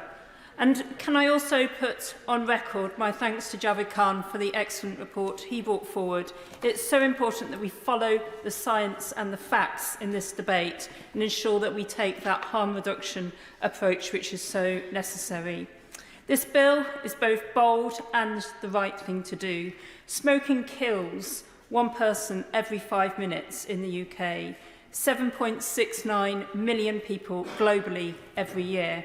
It is a leading cause of preventable death and disability and responsible for 1 in 4 cancer deaths alongside heart and circulatory disease and stroke. We must do everything we can to prevent another generation being exploited by the tobacco industry to max out their profits, leaving people financially impoverished and physically in poor health. Public health teams need the resources necessary to support adults into a smoke-free future. And I would echo what the member before me said, that we need that focus of resourcing to achieve that. 9,100 people in my constituency continue to smoke, and they deserve better. We need to ensure that there is a targeted approach, because passive smoking today is still costly to people's lives. We know that smoking in pregnancy is harmful to the unborn.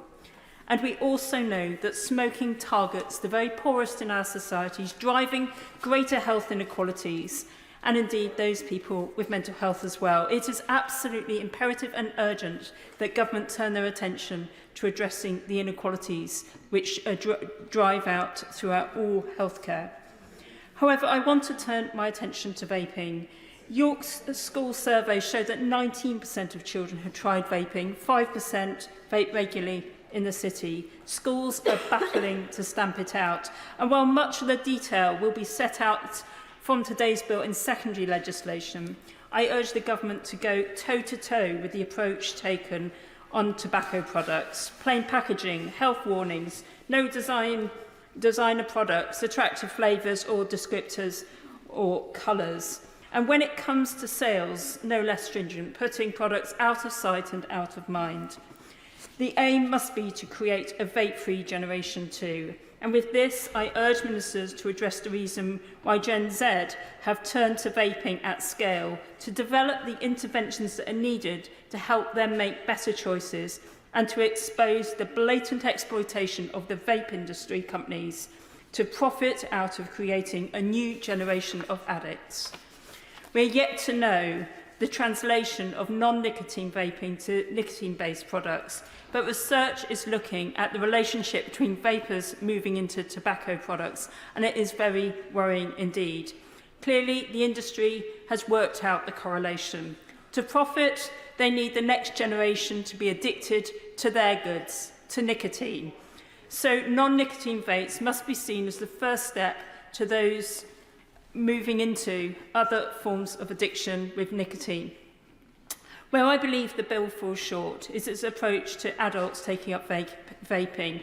As the Minister recognises, vapes are seen as an important public health measure to stop smoking. So there must be greater ambition to prevent those over 18 as well as under 18 from starting vaping too, and yet the bill is silent on that. We know that vapes are not harm-free, and I urge the Minister to broaden her ambition to a nicotine-free generation, instituting vaping cessation programmes through a public health model. And where people vape should be no different to where people smoke. Indeed, those people who have poor respiratory health already are impacted by vaping, and therefore let's make it simple and easy and set one set of rules, whether in public places like bars and so on, or indeed in private vehicles where there are children. Let's have one set of rules. Can I also urge her to look again at the enforcement proposals? I support investment in strengthening local authorities' trading standards teams. In York, they have just seized 1,000 vapes worth £13,000. They need funding and the tools to do their work, but I do question the paucity of the fixed penalty notice of just £100.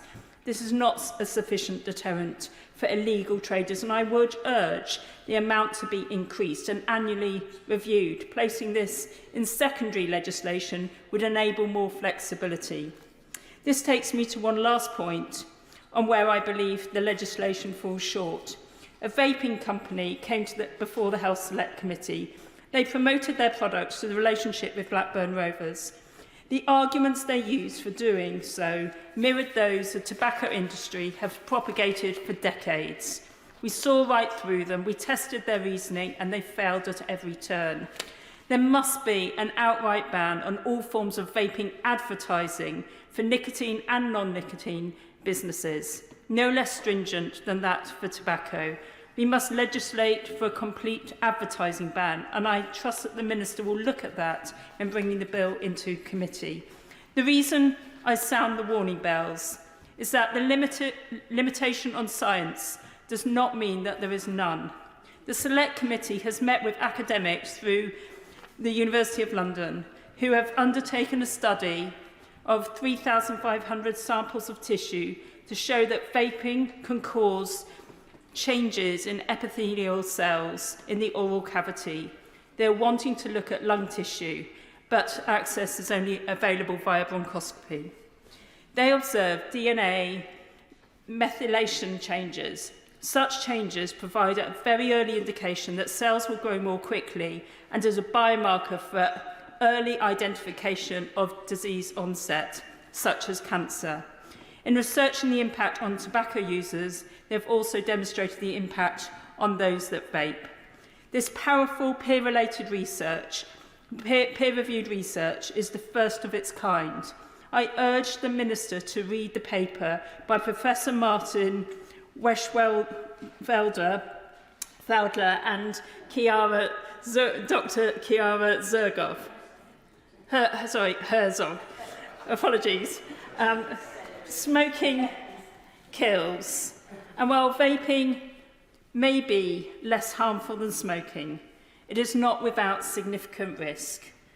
We cannot use ignorance as a reason for getting this wrong. Such was the excuses of governments past. We must follow the science, be on our guard and recognise that where people are being exploited, it is the duty of this Parliament to protect them.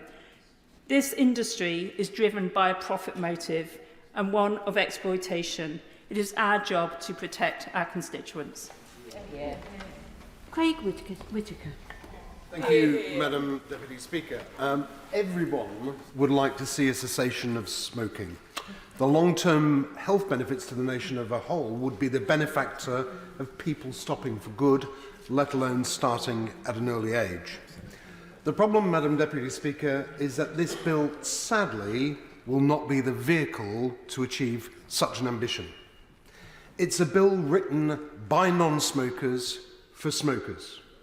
A bill that is so out of touch with the cause that they want to cure, I feel it will miss the target by a very long shot. First of all, this bill does not ban smoking. It only stops the sale of tobacco to 18-year-olds if they turn 15 this year.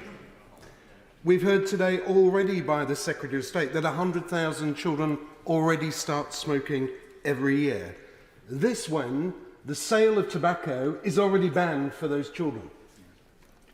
It's based on the premise that children today still ask their mate's older brother to buy them some cigarettes from the corner shop like they did back in the 1980s. They don't. The vast majority of regular smokers today only ever buy their cigarettes from the corner shop when they've run out of their illicitly bought cigarettes. And if you don't believe me, pop into any pub in the UK and ask the smokers whether they buy tax-paid cigarettes from the supermarket or the corner shop. And I can guarantee you that the vast majority don't. In every community, there are avenues to buy illicit cigarettes at a fraction of the price of the average £15 for a pack of 20 cigarettes from the corner shop. And a recent poll of 12,000 smokers, adult smokers, found that the illegal tobacco market remains resilient in the UK, in spite of the number of the overall smokers declining year on year. And on that basis alone, the illicit market is actually increasing.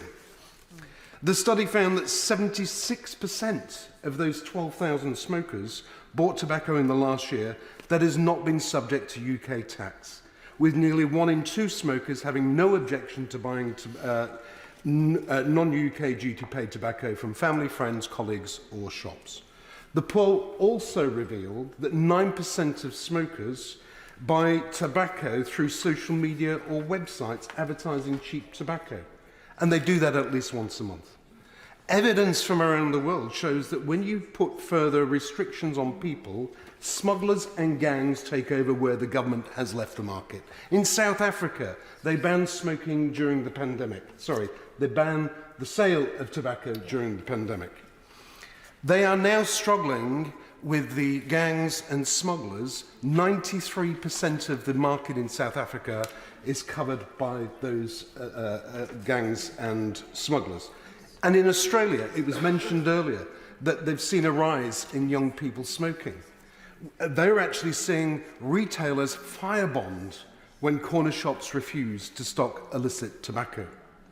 Now, children don't buy £15 packets of cigarettes either. They buy them from the same sources in the community. Those cigarettes supplied by smugglers and gangs, that illicit tobacco.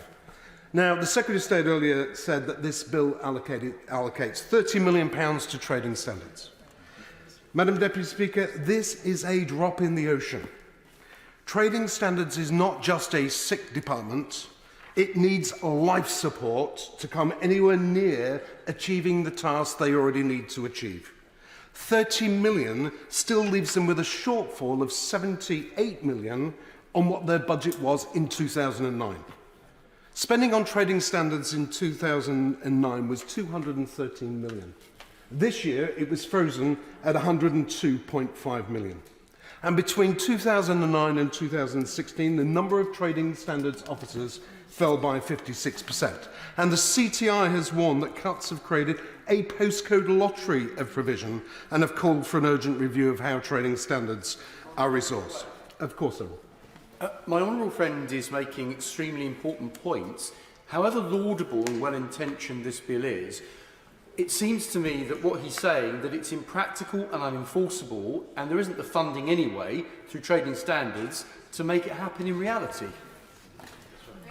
That's exactly what I'm saying, and they're the points that I'm coming on to do. The aims of the government to create this generation of smoke-free people as time progresses will just not work. It's not working now when it's banned for those young people, those 100,000 young people who are taking up smoking every year, and it's already banned for them.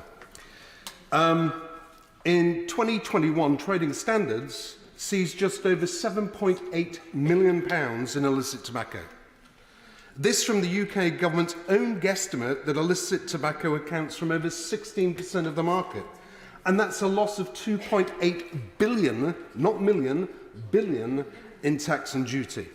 We've also heard that this bill is based on the New Zealand model. Now, New Zealand does not have an illicit tobacco problem like we do here in the UK. New Zealand is 2,500 miles away from the nearest big trader, Australia. The UK is 23 miles away from the continent. The two countries cannot be compared. The New Zealand model has now failed and they've performed a U-turn, as we've heard. Instead, the New Zealand government continues to support initiatives to provide people with practical tools and support to help them quit. These include ensuring the provision of effective services to stop smoking, providing access to alternative products to help smoking cessation, and to promote social media marketing campaigns to stop smoking and vaping. The bill here in the UK provides little guidance nor support on cessation to those who already smoke. I myself was one of the 6.4 million smokers here in the UK, but stopped smoking just over a year ago. And I found very little help and support from the government, despite all the hype around what is being done. In fact, having tried virtually every product on the market to give up smoking, even hypnosis, the only product that eventually made me give up was heated tobacco. This product, however, is not included in His Majesty's government's bill before us today as a cessation tool. Instead, the sale of which for those young people is to be banned under the bill. Even the Kiwis recognised what a great cessation tool it is and did not include it in their bill. Instead, they put it in the arsenal of tools and recognised the benefits of it for cessation. In Japan, where 18.6 million people smoke, 25% of ex-smokers quit using heated tobacco, and they are already seeing the health benefits through their health system. Similarly, the country with the lowest smoking rate in the world, Sweden, over half of the ex-smokers have quit using something called snooze. Something that is actually already banned here in the UK. And ironically, the government has put all the eggs into the vaping scene for cessation. However, 30% of all those people who vape still smoke cigarettes. Not only that, but what PHE call alternative nicotine delivery devices, such as vaping products, the bill doesn't include heated tobacco, which is delivered via just that very same device. So to summarise, Madam Deputy Speaker, this bill isn't cut out for what the ambitions of the government are. It follows a failed model that was devised in New Zealand, who, unlike the UK, does not have the same issue with illicit tobacco. It depends on a morsel of cash to an incredibly stretched trading standards that is operating on a budget that is half of what it was 15 years ago to police and enforce the policy of this bill. It underestimates the scale of the illicit tobacco trade already in the UK and will promote illicit tobacco trade even further in the future. And it fails to promote cessation to the current 6.4 million smokers in the UK and fails to recognise the many more products which are better than cigarettes for people to quit, like heated tobacco. It fails on every level. And finally, Madam Deputy Speaker, if the government, and indeed this House, were serious about stopping people smoking, why not just set an arbitrary date in the future where smoking will be banned completely either in partaking or selling. This will give us time for serious investment in cessation, and it will also give us serious investment of time to stop these illegal gangs and smugglers. Yes. Just to remind colleagues that if they go quite a long way over the guidance, it does mean that others will have less time to speak. And the guidance was 7 minutes. Alex Cunningham. Thank you very much, Madam Deputy Speaker, and I draw attention to my role as a Vice Chair of the All-Party Parliamentary Group on Smoking and Health, an APG which supports this bill, particularly the commitment to creating a smoke-free generation by raising the age of sale for tobacco. This will be the most impactful public health intervention since the introduction of smoke-free legislation under the last Labour government. This bill is particularly welcome after years of government inaction on tobacco that put us well behind schedule for achieving the smoke-free 2030 ambition. According to Cancer Research UK, we are currently not on track to be smoke-free until 2039, almost a decade later than planned, and even later for the most deprived. I would also like to welcome the new funding committed to local tobacco control activity and national mass media campaigns. This will go some way to fixing the damage done by over a decade of cuts to public health funding. These have fallen disproportionately on local stop smoking services, which are a vital component of our strategy for reducing smoking rates. I'm pleased that the government has now recognised the importance of these services. Now, since the legislation to raise the age of sale progressively 1 year at a time was announced, tobacco manufacturers have argued that the legislation will be burdensome to business, and they have paid for advertising, urging retailers to lobby against the legislation. Despite this, a survey carried out by NEMS Market Research for Action on Smoking and Health shows that over half of a representative sample of retailers are supportive, compared to only a quarter who are opposed. The tobacco industry, of course, has formed for trying to use retailers to lobby against tobacco laws. The Tobacco Retailers Alliance, a trade body 100% funded by tobacco manufacturers, funded the Save Our Shops campaign against the display ban and the No to Plain Packs against standardised packaging for cigarettes. Both used exactly the same argument now being used to campaign against raising the age of sale today, and it will put a terrible burden on small businesses, being impractical to implement and increase illicit trade. On both occasions, the campaigns were exposed as being fronts for the tobacco industry, and legislation was passed and implemented very successfully by retailers. Indeed, a 2022 survey carried out by NEMS for Ash found that the vast majority of small retailers reported there had been no negative impact on their business due to the display ban or plain packs. My region, the North East, has been hit particularly hard by the tobacco epidemic, with 117,000 deaths from smoking since the turn of the century, and thousands more added each year. This is not to mention the thousands more living with tobacco-related illnesses. As with every other region, the suffering is concentrated in the most deprived groups and areas. While around 13% of adults in the North East smoke, that rises to 21% among adults in routine and manual occupations, 28% of adults in social housing, and 41% of adults with serious mental health conditions. Now, we are fortunate in the North East to benefit from the incredible work done by our Regional Tobacco Control Office, FRESH. FRESH was set up in 2005 in response to our region having the highest smoking rates in the country. As a result of dedicated and sustained collaboration and investment from local authorities and the NHS, rates have fallen further and faster in the North East than anywhere else in the country. 13.1% of the adult population now smoke, compared to 29% less than 20 years ago. The North East is a prime example of what can be achieved with an effective regional tobacco control programme. FRESH is now funded by both the local authorities and the Integrated Care Board in the North East region, a model for regional funding which is also in place in Greater Manchester, and I would encourage other regions to follow suit. Children are especially vulnerable to second-hand smoke, which greatly increases their chances of developing a host of illnesses. The Royal College of Physicians has estimated that smoking by parents and carers is estimated to be responsible for around 5,000 children being admitted to hospital each year, primarily from respiratory conditions. That's why in 2011 I tabled a private member's bill to ban smoking in cars where children are present, aided at that time by the British Lung Foundation.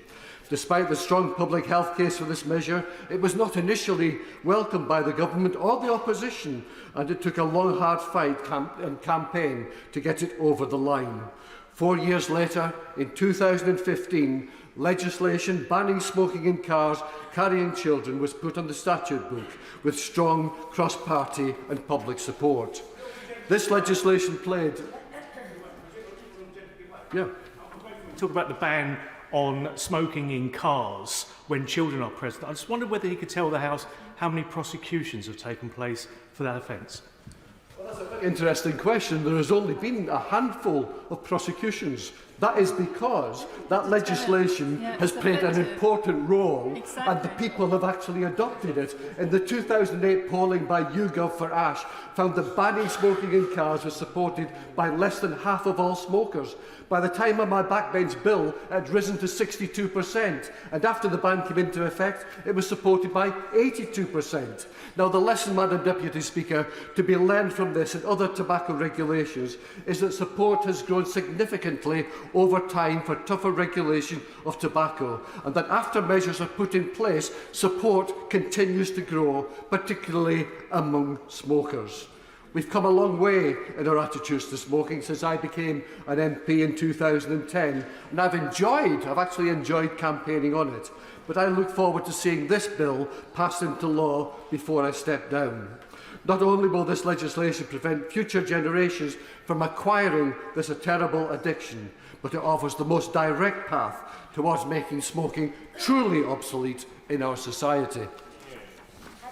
Right.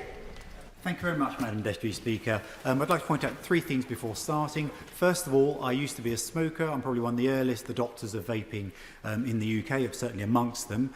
Second, I'm a member of the All-Party Parliamentary Group on Responsible Vaping, whose chair will no doubt speak today. And thirdly, I draw members' attention to my declaration of members' interest, where I chair an advisory board to a company that may or may not be doing vapes. I don't know. But the main comment I would like to make is this, is that actually here in the UK, we've been incredibly successful with our smoking cessation policies thus far. We really have. And in fact, we've been the envy of the world in terms of the rates at which smoking cessation has taken place in the UK. Yes, we're behind target. Yes, according to the Khan Review, we may not hit the 2030 mark, but we've been incredibly successful. And I've been all around the world talking about our success. People have been asking us, how have you done this? And I've been explaining, well, actually, it was industry that did it. They came up with this fantastic device called a vape.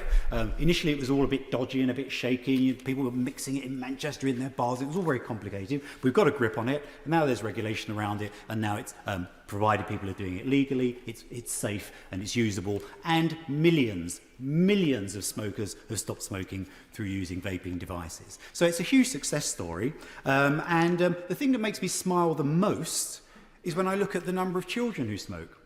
You know, back in, I think it was in 1982, literally 13% of 11 to 15-year-olds smoked. Secondary school kids were smoking. Actually, I remember I was around during the day, and many of us remember it. Everyone used to be smoking behind the bike sheds. Then in 2003, 9% of people smoked.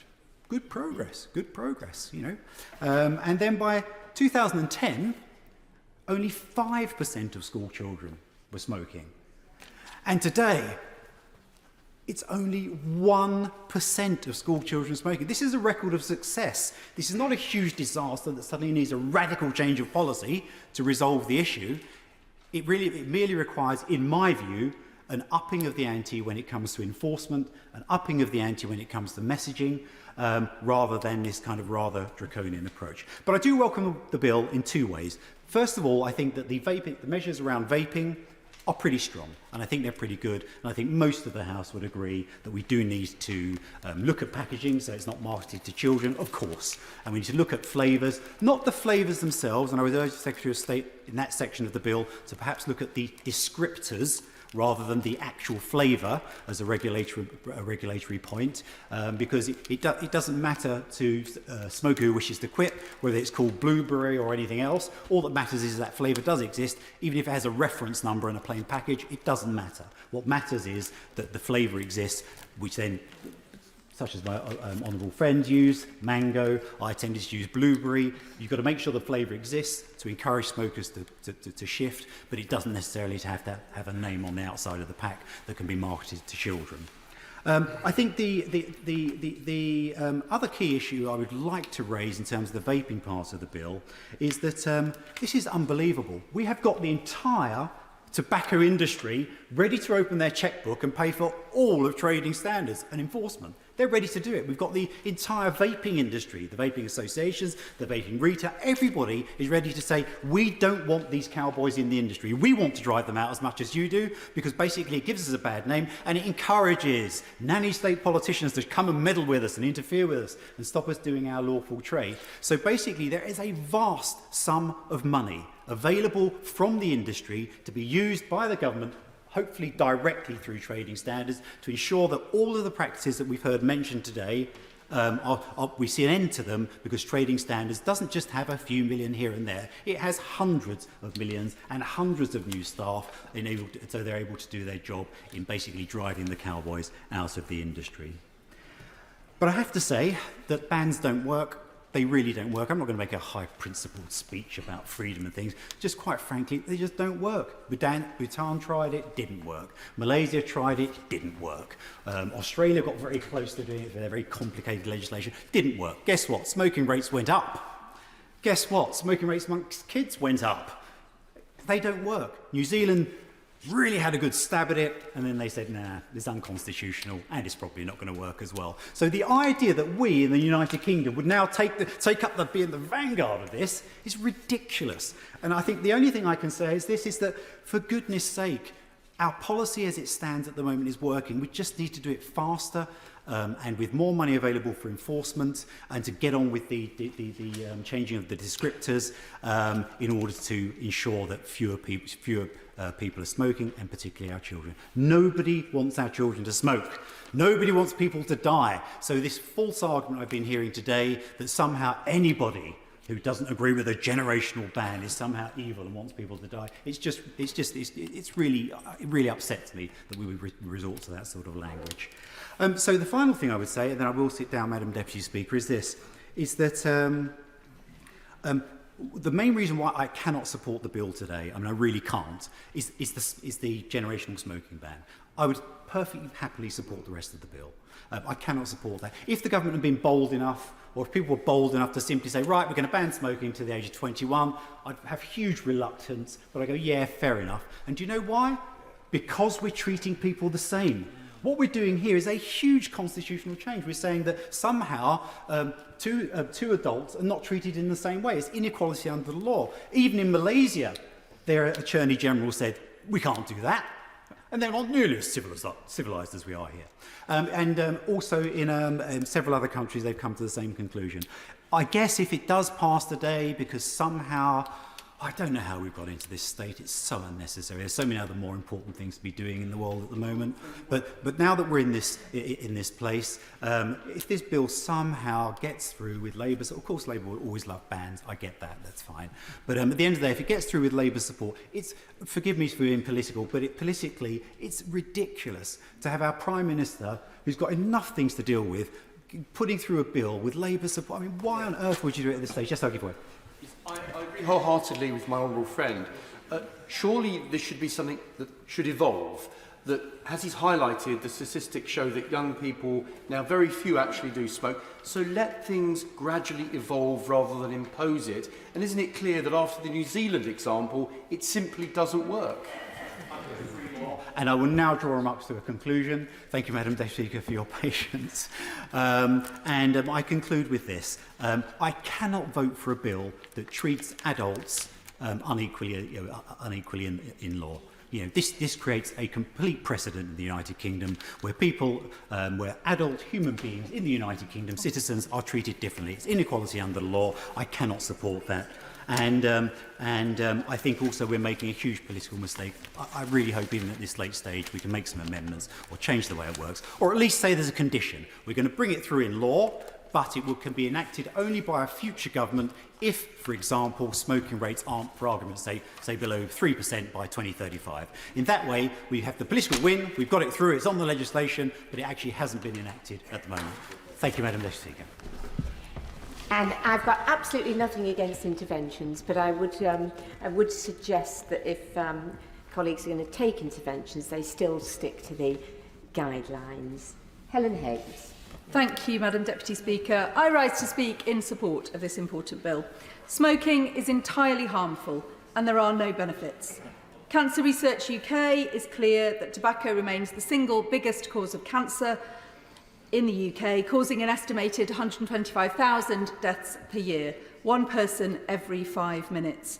Smokers on average lose 10 years of their life expectancy and face lifelong health complications. Despite the protestation of tobacco companies, smoking also has a detrimental effect on our economy.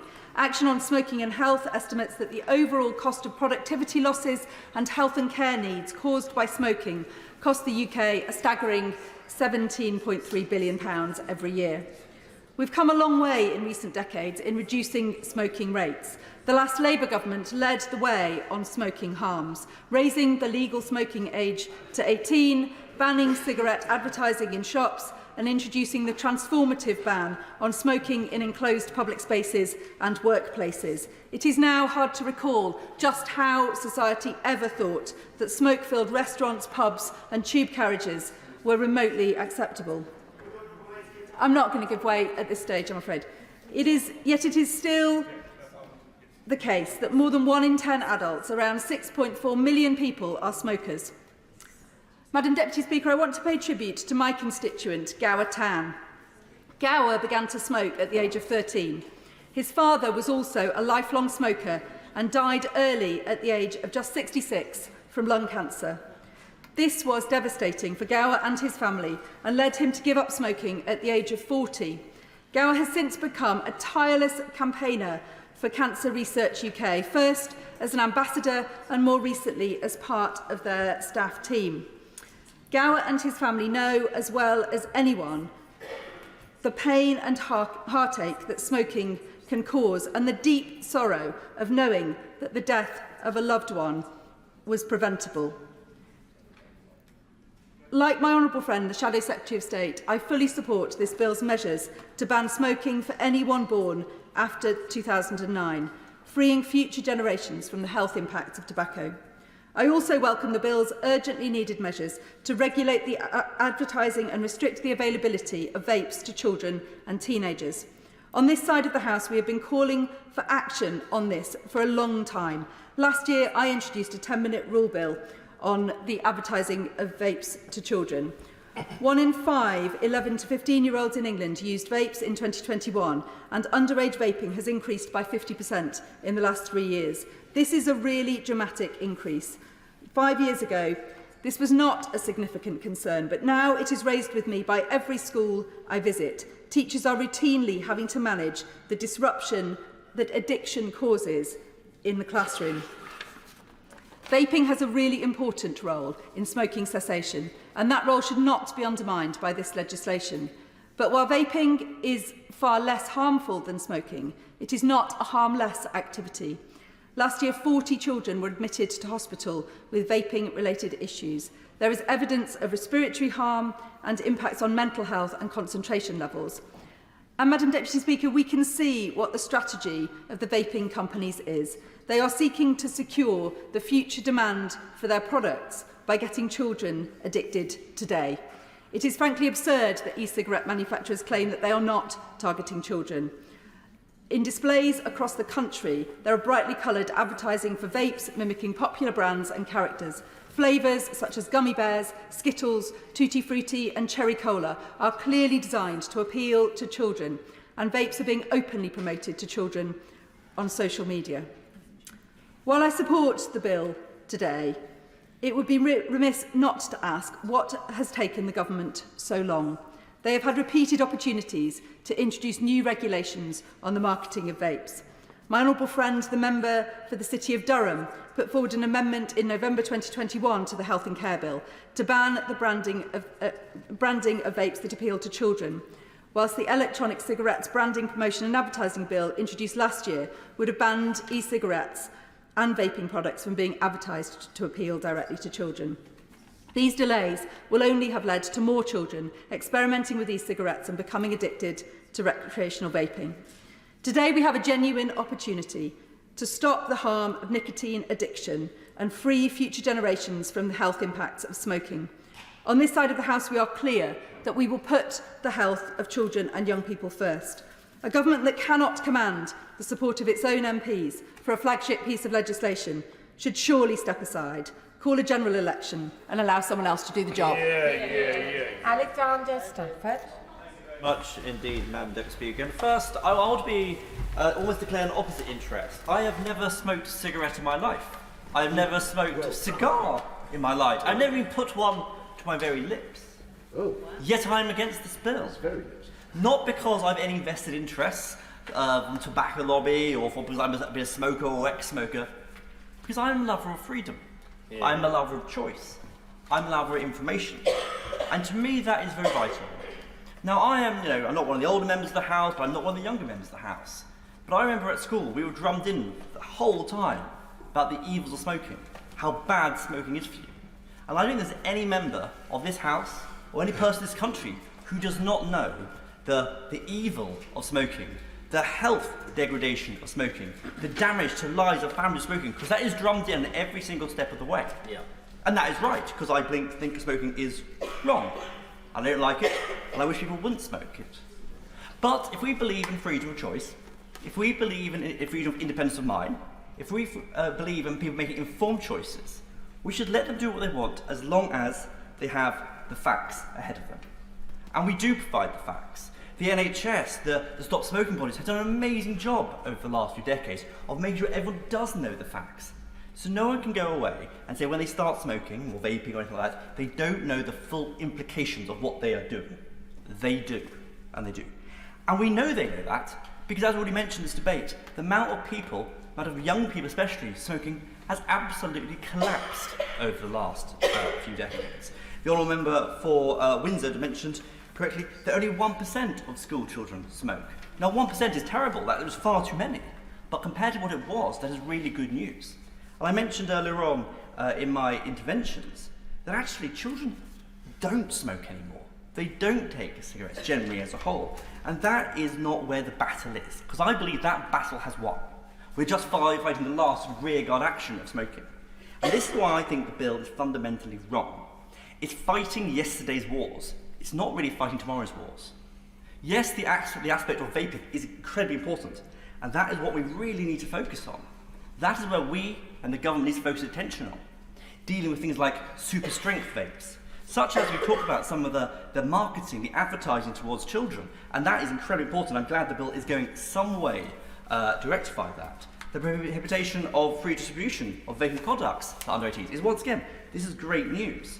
But instead of actually dividing our time between focusing on a dying industry, which frankly we are doing in a very bizarre, puritanical way, of stamping out some people's choice or freedom. Like, who is to say, why can't a 21-year-old in a few years' time celebrate their graduation with a cigar, if they want to? Why not? Why can't someone celebrate, the birth of a child with a cigar in the future? Or maybe the pinch of snuff? Who are we to say that isn't their choice to make? Who are we to say you shouldn't celebrate that way? I have many vices, Madam Deputy Speaker. I like a glass of beer or a pint of wine or something like that every now and again. And I know in my heart and heart it is wrong for me and probably limits some of my health. I know that. I drink that. I eat burgers and chips, and I accept that it is fundamentally sometimes life-shortening. But does it make my life better? Do I enjoy doing it? Yes, I do. I enter into these with the full knowledge of what I am doing. And then this is the crux of the matter. Now we're talking about cigarettes, cigars, snuff, shisha. Why are we not going to say tomorrow or next day that burgers are bad for you, that red wine is bad for you, that all these little things that you sometimes enjoy in moderation which make life worth living. And sometimes people do want that bit of enjoyment. We are saying no. We're going to sit here and say, you cannot have that choice. We know better than you. We are taking that choice away from you. Now, as long as everyone has the knowledge about what tobacco products does to you, then yes, we should give them the choice. And that is terribly important. And I was also confused, but once again, this is a sledgehammer to crack a nut. We're banning all tobacco products. How many people in this country, let's say, do snuff? Not many. So why are we impinging on their liberty? There's not an epidemic of children taking snuff at schools, so why are we banning that? There's not a massive health risk for huge vast of impact of the NHS on snuff, yet we are banning it. This is crazy. We are banning things that are not having a huge impact on the economic and the health of our nation, and that concerns me greatly. Now, one country that has gone through this motion is New Zealand. They banned it, but then they overturned it. If it was such success, why is New Zealand not double downing on it? Why is it not going farther? And fundamentally, the biggest issue I have over all of this is this rolling age of consent. Because fundamentally, this is discriminatory. Adults are adults, but adults make their own choice or failure. A 28-year-old does not know better than a 29-year-old. A 28-year-old in one day or an 18-year-old in one day does not know any better than a 17-year-old and 364 days. And we are creating in law, and creating cases that people are unequal in the law. And that is wrong. But also, let's not kid ourselves. We know that having a rolling age of consent is completely impractical and workable, and it will be got rid of. Let's be honest, we're not going to have a situation in 10, 20 years' time where a 34-year-old is going to be ID'd as a tobacconist or a newsagent and say, oh, you look, sir, 33, well, thank you very much for flattering me. It's going to be banned outright. We know this. This is the thin end of the wedge. It creates inequality in the law, it cuts down our freedoms, and fundamentally does make life that bit harder for everyone. Now, this place many years ago people described was a bastion of Puritanism. There were so many Roundheads fighting the king many years ago in the Civil War. But I say once, there's too many Roundheads at the moment in this parliament, too many naysayers, too many people banning things. What we need is a few more Cavaliers, a few people trying to enjoy bits of life and making those informed choices. For that reason, I oppose this bill. Although it has got some good bits about vaping, what we should be doing is fighting the next battle, which is against vapes, fully against vapes, rather than wasting our time fighting yesterday's battles. Liz Twist. Thank you, Madam Deputy Speaker. And I'd like to start with some figures from my local authority and area and my constituency. Smoking prevalence is currently 9.9%. That's 6,600 people in my constituency who are smoking. The total cost of smoking to the constituency is estimated at £73.2 million. That's a productivity loss of 42 million, social care costs of 28 million and healthcare costs of 2.9 million. The constituency spends 22.4 million on tobacco annually, and the average smoker spends £3,000 on tobacco a year. And across Gateshead, smoking in pregnancy in 22-23 is 10.9% compared to 8.8% nationally.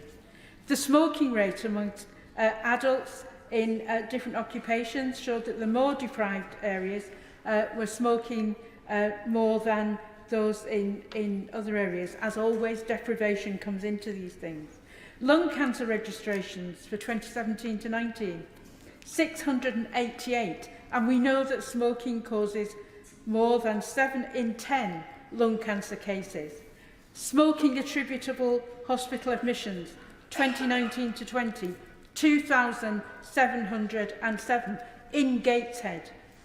Emergency hospital admissions for COPD 825, and we know that smoking is a key determinant of COPD cases. So, Madam Deputy Speaker, I welcome the measures in the Tobacco and Vapes Bill, which will take us one step closer to a smoke-free future. And I'm pleased to see that my party has pledged to support these efforts. Creating a smoke-free generation will radically level up the health and wealth of our nation, especially in regions like my own, the North East. Now, the North East has traditionally had higher prevalence of smoking than the rest of the country, although we have made very significant gains through many efforts in narrowing this gap.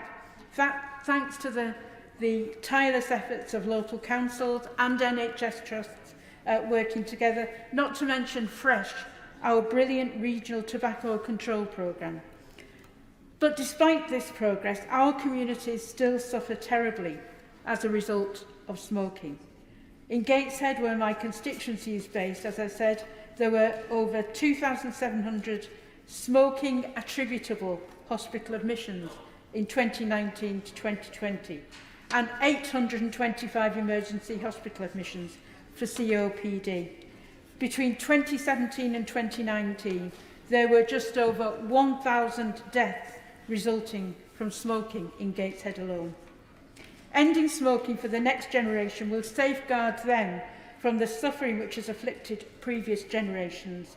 However, we need to do much more to ensure that smokers in the most deprived groups are not left behind as we move towards a smoke-free future.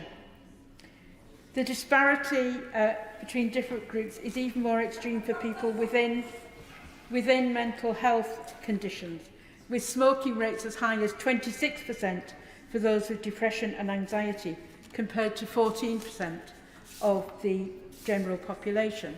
And calculations by Action for Smoking and Health show that at the current rate of decline, smokers with a mental health condition will not achieve smoke-free status until after 2050, around 20 years later than those without a mental health condition. This bill is a major step in the right direction and will have a profound positive impact on the health and well-being of the next generation. But we must go further to tackle the health inequalities which continue to afflict the most disadvantaged in our communities. Hear, hear. Brendan Clark-Smith. Madam Deputy Speaker, I think I will start by saying that I believe this is a noble cause to try to encourage people to give up or to not take smoking up in the first place. We know it's a very unhealthy habit, it's very costly, and I do appreciate the good intentions that are behind this bill, and there are some things in it which I do agree with, but unfortunately it is something I cannot support, and I'm going to outline why now. And it is basically about trusting adults to make their own decisions in life and to choose their own approach. I believe that should be our approach. There's been some very good contributions so far as to why that should be. And of course, all societies do have rules. We have to live by those rules, but I believe these rules are unnecessary. And this legislation will not stop children from smoking per se. They're aimed at them once they reach their adult life. So it takes me back, I think, to when I was a teenager, and we remembered at a local supermarket. I think an elderly lady on one of the tills used to accept, seeing a set of car keys as an acceptable form of ID. And then, unsurprisingly, a lot of my friends actually started to own a set of car keys many years before they actually owned cars at the time. But I think we all appreciate the importance of preventing underage sales, and we need the robust enforcement of that, and of course of the illegal tobacco trade, which not only deprives the Treasury of funds, but can also put people at risk with some very dangerous products. And the same applies to vapes, and I've been working with the authorities locally to clamp down on the places selling this. And I remember as a pupil and then as a teacher, once upon a time, it would be the pupils hiding behind the bike shed smoking, and then after the ban came in from the staff rooms, it would normally be the teachers hiding behind there, trying to crash a cigarette. But the Labour members opposite, they mention some of the bans that have come in the past and some of the actions that they've taken. Of course, I'm old enough then to remember the time of the ban on tobacco advertising, when that came in, and of course there was an exemption then for Formula One, and we've spoken a lot about vested interests. Of course, the boss of Formula One was a major Labour donor at the time, and they did secure that exemption. I would ask them whether they believe it was right to take that cash, or whether it was right to give that exemption or not. So I'd be very interested to hear the Shadow Health Secretary's view on that later. But I take the point the member for Calder Valley said. Would a cut-off date for all cigarettes or smoking be easier to enforce than this proposal that's here at the moment? And why is it that some adults should have less rights than other adults? And of course, we've got to also appreciate the role of vaping. And again, as has been pointed out, Sweden is a world leader with this. They're down to about 5.6% now. If you get down to 5%, you're classed as this smoke-free target. And yes, they've used things such as snus, because that was outlawed throughout the rest of the European Union. They had special exemptions there. There is an opportunity, I believe, over the years that has been missed to use that to actually cut down on the number of smokers. But vaping has, of course, provided a highly effective alternative. But it's the principle that is at stake today. And that's what I'm going to really speak about, the principle of one group of adults having different rights to other sets of adults. Now, we can compare this over the years to the right to vote, whether that's the Representation of the People Act in 1918, or the Further Act in 1928, or going back to 1884, when only 40% of men, 40% of men, mainly the poorest in society, did not have the right to vote.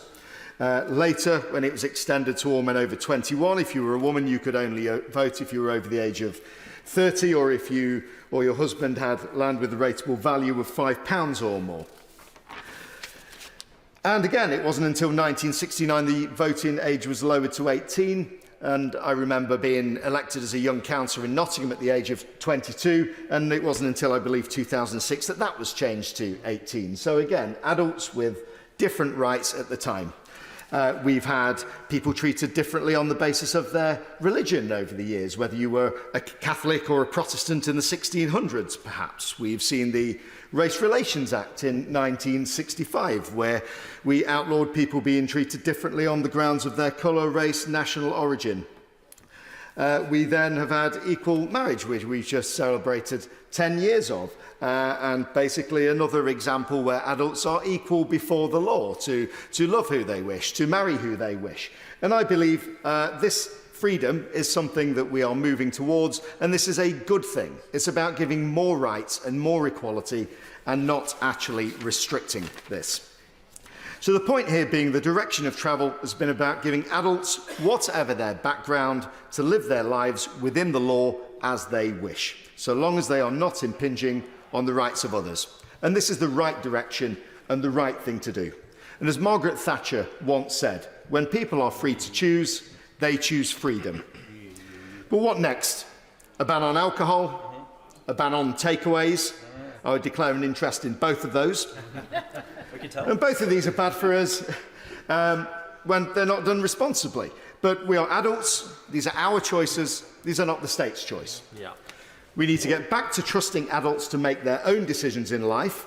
I don't like banning things as a rule, and yes, there are always cases that you can make. I don't believe the case has been made here yet.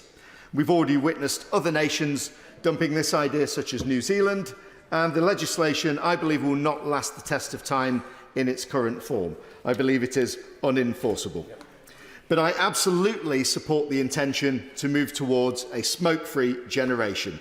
But I believe there is a better way, and it is for this reason that I'll be voting against this legislation. Yeah. Sir Simon Clark.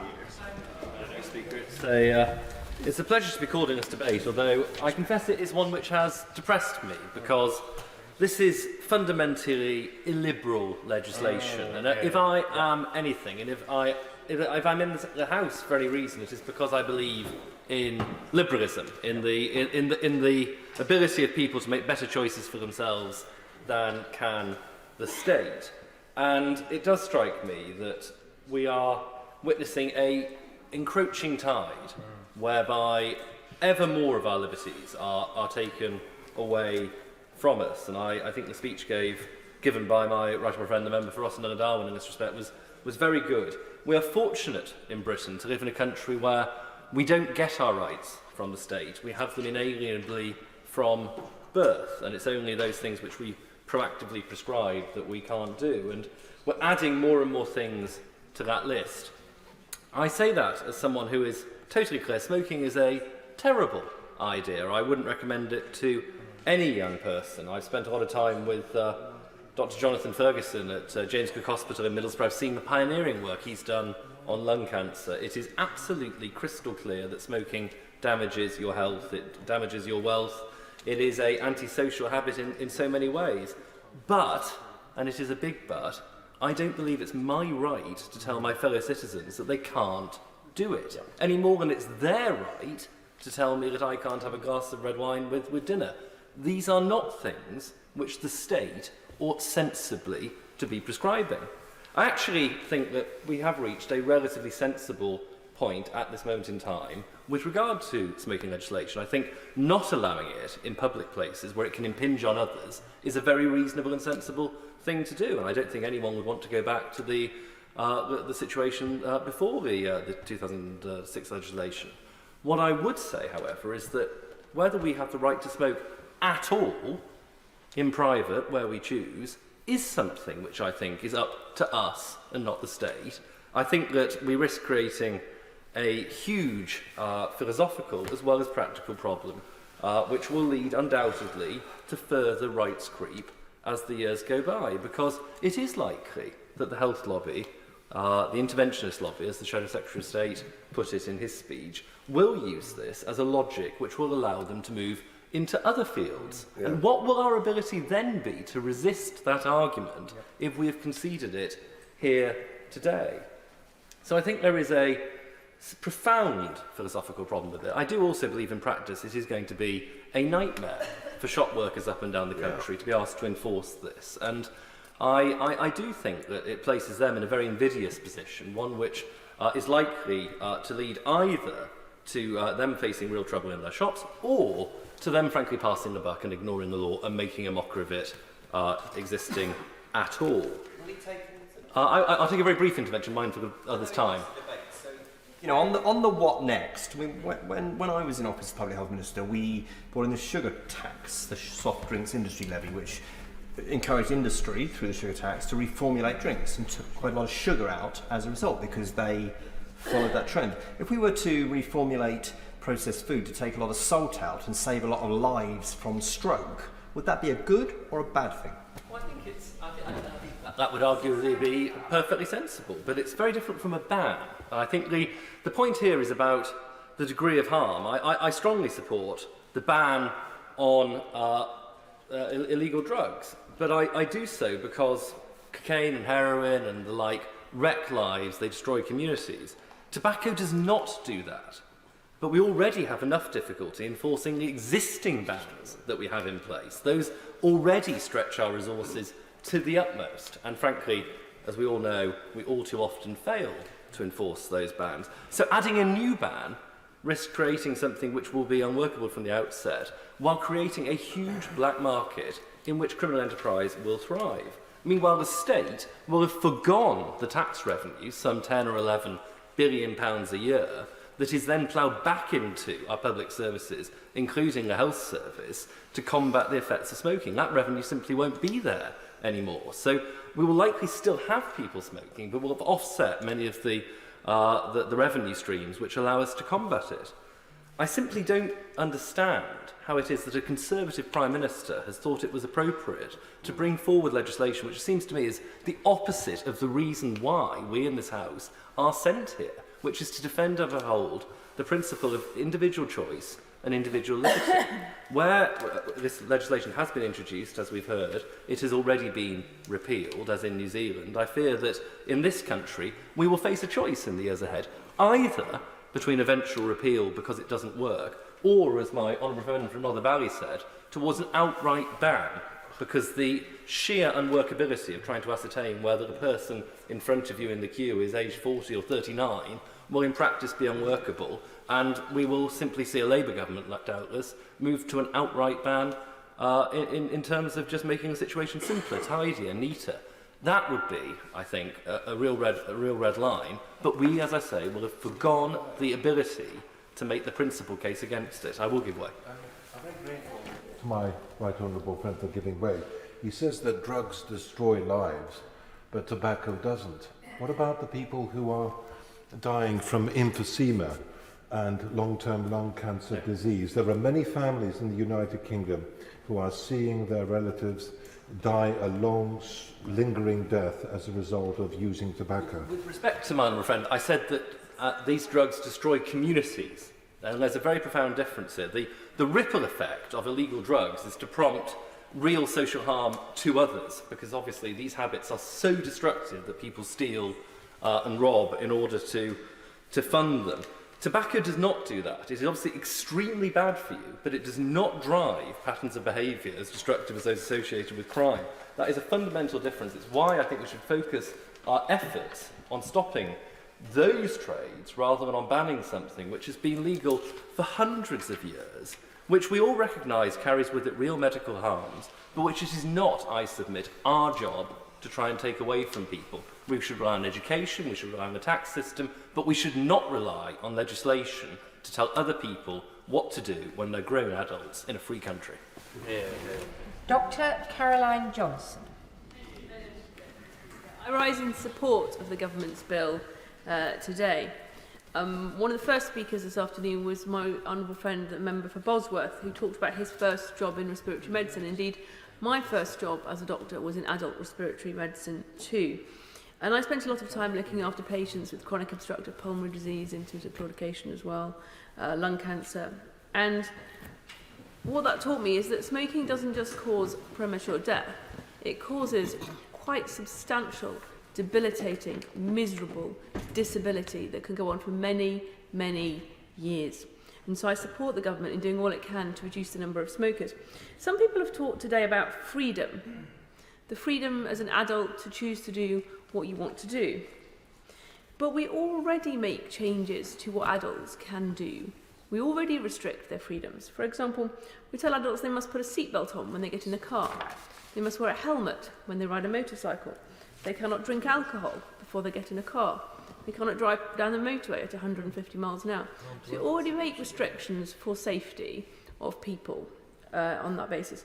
I do think that gradually increasing the age is inelegant, as the Select Committee Chair put it earlier on. And I do think that it will be challenging to enforce it.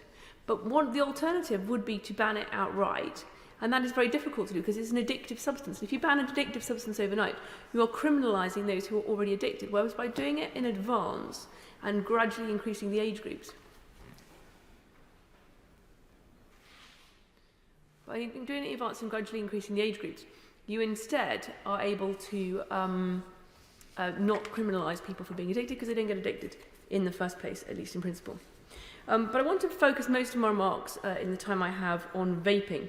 I've been campaigning on the issue of vaping for some time now because I've been very concerned about the number of children, snowballing numbers of children being very addicted to it, and indeed brought a 10-minute rule bill through last year to try and ban disposables because they've been the most attractive to children and provide the most environmental damage. At the time I did that, there were 1.3 million vapes being used a week. It's now up to 5 million. They're almost impossible to recycle in practice because their lithium batteries are difficult to recycle and the nicotine gets soaked into the plastic, which makes the plastic difficult to recycle too. I do understand the need for adults to have something to stop smoking, but what this is not just a stop smoking device. We should look at it as an alternative addiction. And I spoke to the industry earlier on in my campaigning, and I said to them, what is it with all these flavours? And they said to me, well, the thing is, if someone stops smoking, they're using nicotine gum, what they do is they use the nicotine gum or something as a stop smoking device. So they go from smoking to gum to nothing. If we give them vapes that taste of tobacco or are bland, then what happens is they go from smoking to vaping to nothing. If we give them cherry cola flavoured vapes, they go from smoking to vaping cherry cola, to vaping mango, to vaping blueberry. And they remain one of our customers and they continue to use our product. So what they're doing is they're trying to create a new generation of addicts to make them billions of pounds. And I can understand why they want to make the money, but the way they're doing it is, in my view, immoral. And in particular, the way they're marketing these things at children is immoral because a grown-up may wish, perhaps, to have a cherry cola flavoured vape, but he or she does not need to have a unicorn milkshake flavoured cherry vape shaped like SpongeBob SquarePants. And that's why the flavours are important, and I welcome the government's measures to deal with flavours, colours, shapes and packaging. What are the risks of vaping? Education is really important on this, and others have talked about this. In the short term for our children, it causes problems with concentration. It causes a powerful addiction that causes children to have to leave lessons because they can't cope at the end of a double lesson without vaping. And in some cases, as we've heard, it causes chest symptoms and can cause collapse. In the long term, the simple answer is we just don't know. A recent UCL study showed that DNA methylation, i.e. modification of DNA, occurs in people who vape. Now, does that show that it causes cancer? No, it doesn't. Time's going to tell us that, but it at least suggests that it might. And that is why we must be extremely careful with our children. Children will always experiment, adolescents will always experiment with substances, because that's the nature of adolescence, experimenting against boundaries. But we need to make sure that we take as much care of them as we possibly can. I'd like to particularly welcome Clause 10. This allows extension to other nicotine products, because this industry is making millions and billions of pounds, right? And they're going to continue to flex to try and keep people addicted to nicotine, in my opinion. And we can see that today. A search today on the internet showed that Tesco are selling nicotine pouches, £6.50 for 20. These are little tiny pouches of nicotine, up to 12 milligrams. It's about 10 packets of cigarettes, 10 cigarettes, that you stick under your gum and releases that 10 cigarettes of nicotine over an hour. They sell them in flavours of ice cool, bergamot, wildberry, mocha, elderflower. Do you see a pattern here? This is going to be the next thing, and that's why I welcome the government's clause, which allows it to flex into new forms of nicotine use if it wants to. I do have some questions to the Minister, though. The Health Act of 2006 prevents smoking in enclosed public spaces and on public transport and certain other areas. Ask the Minister why that has not been extended to vaping as well. Also, as I was walking through Westminster the other day, I saw a bus, a big TfL red bus, something I've written to Sadiq Khan about before, advertising vaping. And I'm wondering whether the government plans to extend vaping regulations not just to the packaging and what the package looks like, but whether it's willing to extend it to the advertising as well itself. I won't give away because I've only got a minute. The Honourable Member for York said earlier on about the advertising at Blackburn Rovers, and again, sports advertising, children watching, I don't think that's very helpful. And then my final question for the Minister would be, given that this is really urgent, given that we are seeing so many children starting vaping, and we want to stop people smoking as soon as possible, why are we waiting to bring these regulations in? Why not bring them in to affect children more quickly? Thank you. Giles Watling. Thank you, Madam Deputy Speaker. And I'd like to say that, like my honourable friend from Windsor, I was a smoker for many a year, and I gave up some 30 years ago, and it was, as I said earlier, in an intervention, one of the hardest things I ever did. And I wish to God that vaping had been available to me then to help me off what would now be a £45 a day habit. So I slightly disagree that people do steal to support such a habit, I imagine, as it is extraordinarily expensive. And banning things, as we all know, tends to drive things underground, and nobody today, as far as I've heard, has mentioned the prohibition of alcohol in America, and look what that led to. Now, I consider myself a libertarian conservative, and I think the best government is one that interferes in the market least, and only spends our taxpayers' money when we really need to. And as always, the growth of the state is something little more than good news for bureaucrats. No one in Clacton has ever looked at issues locally and told me that the solution was new taxes and overly convoluted legislation. However, this isn't about dogma, it is about practicality, not about ideology, but about pragmatism, science and economics. There are a number of measures in the bill which I feel I can support. The banning of disposable vapes seems timely, given the ecological damage they cause, going to landfill and strewn across our streets in countless millions. Revisiting the legal age of vaping and smoking seems to be a logical response to the worrying fact of underage people navigating their way towards addiction through these vapes. And I'm pleased that the government has listened to me on the subject of nicotine pouches, just mentioned by my honourable friend. However, let's consider what the science of public health and the recent economic facts have taught us. Vapes are cheap, available and attractive to many. And that's why smoking has dramatically decreased. The recent tax on vape liquid may well be regressive if vaping costs starts to gain parity with normal cigarettes. The free market has done its job and given the public a cheaper and healthier alternative. And I'd be deeply worried about the unintended consequences of monkeying around with that. I feel we also need to step out of this space and consider what actually works on the ground. No one currently needs a licence from their local authority to sell vapes or nicotine products. This means that trading standards teams are often a skeleton crew. And yet, do we think a complex and incremental age-increasing ban is enforceable with such weak enforcement? It isn't. Yeah. I certainly don't buy the argument that you pay for expanded teams via increased fines. You don't increase the headcount of staff based on speculative and one-off cash injections from fines. If we want to clamp down on the very real issue of illegal cigarettes and underage sale of cigarettes and vapes, then we need a licensing scheme, in my view, which properly funds trading standards teams and rewarding those responsible business owners and going after the villains. Now, I could support a ban on selling these products to those under 21 or under 18 or whatever. This could hit the government's laudable goal of killing off underage consumption by getting the sale out of teenage years entirely. That is simple and impactful. This, in my mind, is preferable to a law which puts the shopkeeper in the firing line for having to interrogate people in line, turfing out the 22-year-old whilst questioning the 24-year-old and supplying the 25-year-old. This is clearly nuts. I've spoken to retailers in Clacton, and the generational nature of the ban is frankly quite frightening for many. It seems like a charter for confusion and confrontation to many, and it also might criminalise people inadvertently. So I'm going to be very quick here, and I want to conclude. There is a way forward here. There are bold steps we can take with underage addictions and not damaging the health advancements the free market has allowed us to make. And I believe that licensing is the answer. Thank you. Chloe Smith. Thank you very much, Madam Deputy Speaker. 15 years of experience here leading and scrutinising complicated legislation tells me to be cautious with this bill.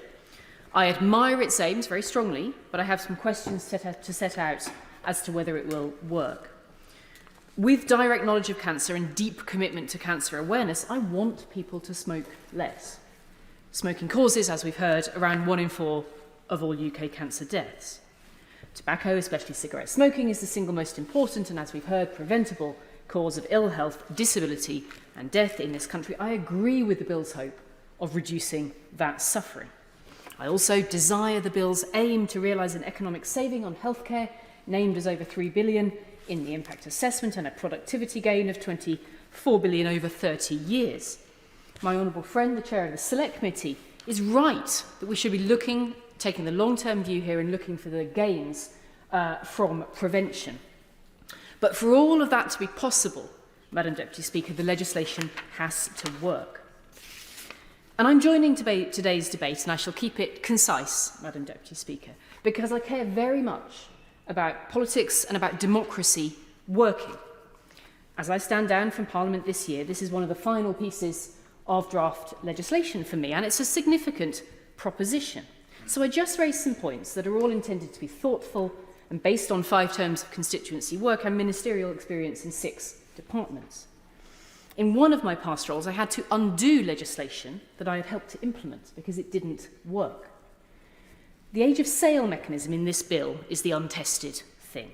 It would be the first of its kind in the world, but that accolade is only because a few have tried and failed to carry support. The whole bill, or the bill as a whole, has an imperfect evidence base. That's clear throughout the bill's analysis, particularly because we don't yet have the full data picture about the effects of vaping. So what's in front of us today is inherently risky and theoretical. I think it is also possible that it may be divisive by asking one group of adults to live under different rules than another.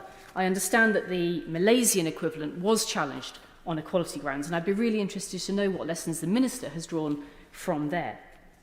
I think it is also legitimate to be worried that something so novel may be unfair on retailers. The British Independent Retailers Association in particular points out that the quite sophisticated enforcement needs of this mechanism falls on their members. As the Association of Convenience Stores adds, and I quote here, proxy purchasing of any age-restricted products is extremely difficult for retailers to detect and prevent. And indeed, the deterrent in this bill for proxy purchasing is just £50 if caught and paid promptly. And now that is, after my right honourable friend, the Chancellor's efforts at the latest budget, that is actually only the cost of about 3 or 4 packets of cigarettes. So I'm concerned that the design of the proxy buying deterrence in this bill could be fatally impractical, actually, for what is trying to be achieved. And let's just put that in really super practical terms. Your friend, a year older than you, may well be able to go into the shop or indeed online, get 2 packets, let you have one, and actually the cost of doing so in the end adds up to only 3 or 4 packets to themselves. That is something we ought to give considerable thought to. Going on, the British Retail Consortium says that a better policy is needed on ID in this bill, and I do agree with that point. I was surprised to see that the impact assessment says nothing about the impact of individuals needing to provide ID throughout their life, instead of just up to the age of adulthood. Now, the document, of course, does deal in the costs to retailers of checking ID, but it is silent on the burden of asking a particular group of adults to have to prove their date of birth for life. I'm talking about those who are, or who look, and who would continue to be, or to look, just above the age that is stated in the bill. Healthy or unhealthy, right or wrong, they have every right to buy cigarettes and would remain in possession of that right, but they'd have to prove it for life under this bill. When I led the Elections Act 2022 through this chamber, we were quite rightly questioned very hard on the nature of asking adults to bring identification to a polling station. We acknowledged up front that not everybody holds a driving licence or a passport, and we made sure that other forms of ID were available given the importance of one's democratic rights. Now, in retail, it's a slightly different point. I'm not making a direct comparison, but free ID is already available. I'm thinking of the citizen card, for example, but it does need to be renewed every few years, and it is a new requirement created by this bill that it would need to be used for life. And I think the government ought to have more reassurances than silence to give to those law-abiding people. Madam Deputy Speaker, I said I strongly admire the aspiration of the bill, and for the sake of all those who are entangled in a lethal addiction, I would like to see smoking stop in this country. I'm not standing here on ideological grounds. I'm making sensible points about whether it is going to work. We've had, quite rightly, a wide-ranging, reflective, constructive debate. Good intentions and heroic ambition is not enough. If we are going to do something very novel and use the power of legislation to do so, we need to have sufficient confidence that it's workable. So I do hope that fellow legislators will rise to the challenges that are presented by this idea and scrutinise it very carefully. Gareth Johnson. Thank you, Madam Deputy Speaker. There's actually quite an amount of agreement in this House about what we're trying to achieve here. Nobody is suggesting that smoking is anything other than very bad for your health. Nobody is suggesting that we should be encourage anybody to smoke. And we know that there are specific dangers to children. So there is a common ground, a common goal, if you like, as to where we want to end up with this piece of legislation. However, I believe that the generational ban is completely the wrong approach. There is a general assumption in this House that we ensure that laws apply equally to all adults. And this piece of legislation turns that general assumption completely on its head and creates this bizarre, absurd situation where you will get people within a year of it, or day of each other, in fact, unable to have the same rights as someone a day older than them. And no other country in the world has implemented this. Many countries have looked at it. New Zealand's been mentioned, Malaysia's been mentioned, Australia's been mentioned, and every other country in the world has come to the conclusion that they're not going to implement it. So either they've all got it wrong and we've got it right, or that's not the case. I doubt that that is the case. And it is a classic case of a kind of nanny knows best approach to politics, which is incredibly patronising to adults and will be increasingly patronising. It is, as I say, a very absurd piece of legislation. It has actually one absurdity which hasn't really been mentioned in this House before, but the snuff box that we've got out there by the doorkeeper's, the principal doorkeeper's chair. He pays for that snuff for members of Parliament who wish to partake in that, in taking snuff. That right. And in the future, Madam Deputy Speaker, any MP who comes into this House, who's currently 15 years of age or younger, won't be able to have it. In fact, the doorkeeper will be committing a criminal offence if they provide snuff to that Member of Parliament. These are the absurdities that are being created by this piece of legislation. Because actually, this bill is not the way to reduce smoking rates. We all want to reduce smoking rates, and this bill is not the way to do it. The way to do it is through education and providing alternatives such as vapes. The Swap to Stop programme that was implemented by the government was a brilliant scheme. Thousands of people have given up smoking as a consequence of that scheme, and many other initiatives that the government has brought in have been tremendous in helping smokers to quit. And I pay tribute to the government for all of those achievements. If you look, though, at specific countries, it's a shame the member for Calder Valley is not actually in his place, because he mentioned Sweden. And actually, if you look at Sweden, because they have been enthusiastic about allowing people to have alternatives to tobacco, they currently have the lowest rate of smoking in the world. And not just that, they have the lowest rate of lung cancer in the world. And it's not a coincidence that it's Sweden that has the lowest rate. It is because they have embraced alternatives to tobacco. And whilst I accept that there are difficulties in having comparisons between different countries, when you look at Turkey and Indonesia, whose smoking rates are increasing, they are also two of the countries that have completely banned vaping. The Secretary of State, quite rightly, in her opening speech, mentioned Australia and how the smoking rate amongst young people in Australia is currently going up. In Australia, vapes are banned, and that is not a coincidence either. Vaping helps adult smokers to quit, and thereby it saves lives. And so we do all want the same thing. We do want less smokers, and in order to achieve that, we need to ensure that the legislation that we have is flexible. I'm very grateful to the Secretary of State for agreeing that a consultation will take place on the flavourings. I think that is very, very important. I was going to table an amendment to make sure that was happening. There's no necessity to do that now because of her commitment to the House.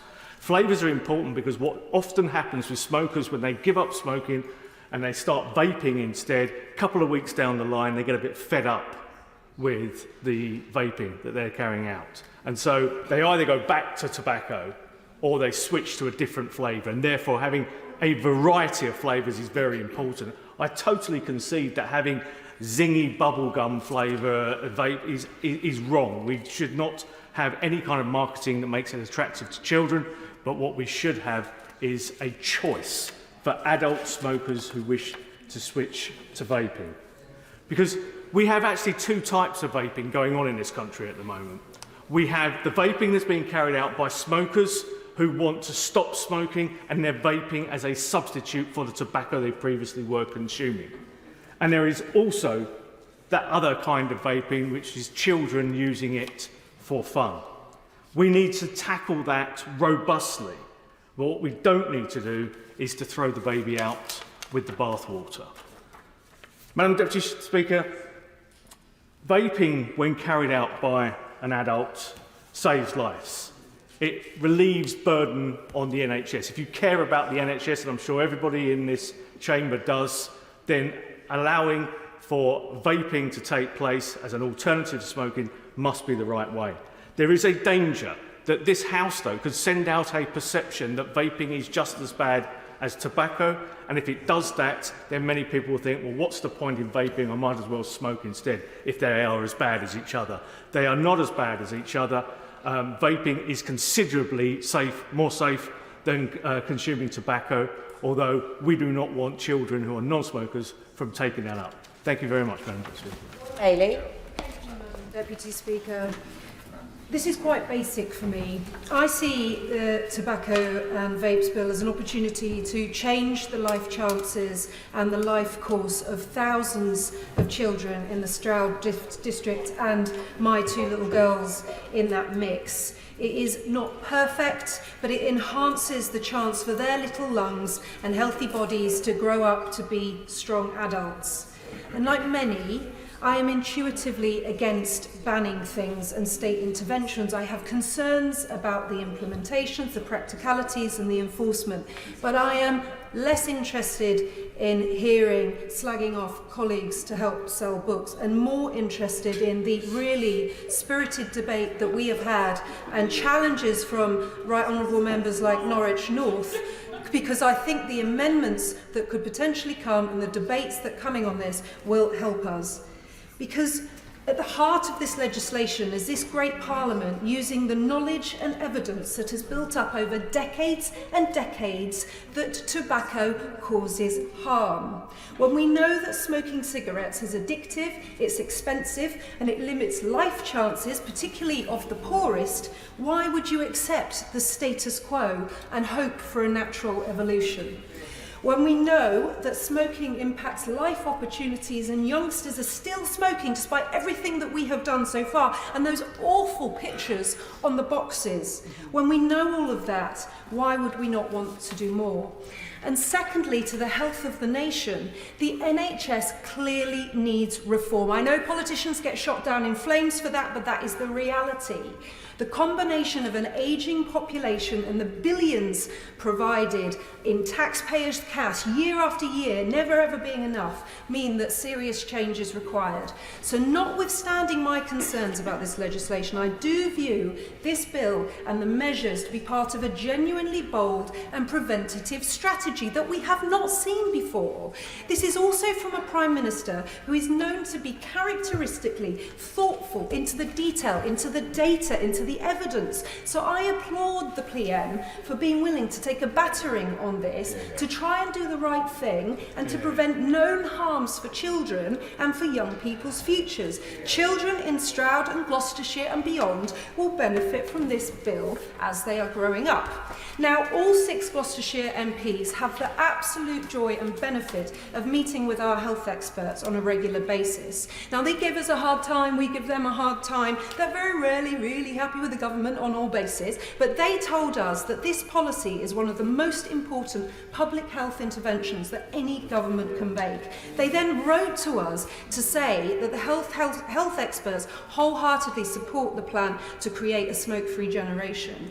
They said that the legislation is needed and proportionate. Smoking is the leading cause of preventable ill health and death and the major driver of differences between the rich and the poor. In Gloucestershire, the smoking prevalence of the most deprived quintile of the county is 22%, and as many as over 30% of those in routine and manual employment. 25,000 people in our little county. Furthermore, smoking is the leading cause of the 10 to 20 year reduction in life expectancy in people with serious mental health illness, of whom 38% of those in our county are addicted to tobacco. Now, progression towards a smoke-free future, the doctors say, will significantly improve the health and well-being of those currently in the most adverse circumstances, with nearly 26,000 people, tobacco-dependent households in our county. And a note to the self-proclaimed freedom fighters: we all love freedom, but addicts are not free. They have very limited choices too. 2/3 of those who try smoking will go on to continue to smoke for the rest of their lives. That was my bit, by the way, the freedom fighter. That was not our learned doctors. But the doctors did say that the legislation have the potential to avoid 4,653 hospital admissions and 690 premature deaths in Gloucestershire, which occur as a result of smoking. They said that while this is a novel policy, Madam Deputy Speaker, there is no reason to think it cannot be successfully implemented, and I do not accept that the UK cannot do this. The legislation will have a profound impact on society, as transformative as smoke-free legislation did more than a decade ago. It is possible to conceive a future where smoking no longer addicts and kills thousands of people every year. I'd like to thank Dr. Charlie Sharp, Deborah Lee, our former Chief Exec, Dr. Richard Makins, Shima Raymond and Professor Mark Pietroni, amongst many others, that gave me the most structured and sensible part of my speech, because they know, they see this stuff every day. My mum's a nurse, they see it. We can do this. Let's not talk this Parliament and this country down in terms of implementing tricky things. And I'm looking forward to the next stages. Thank you. Matt Warman. My dad used to smoke 60 John Player specials a day.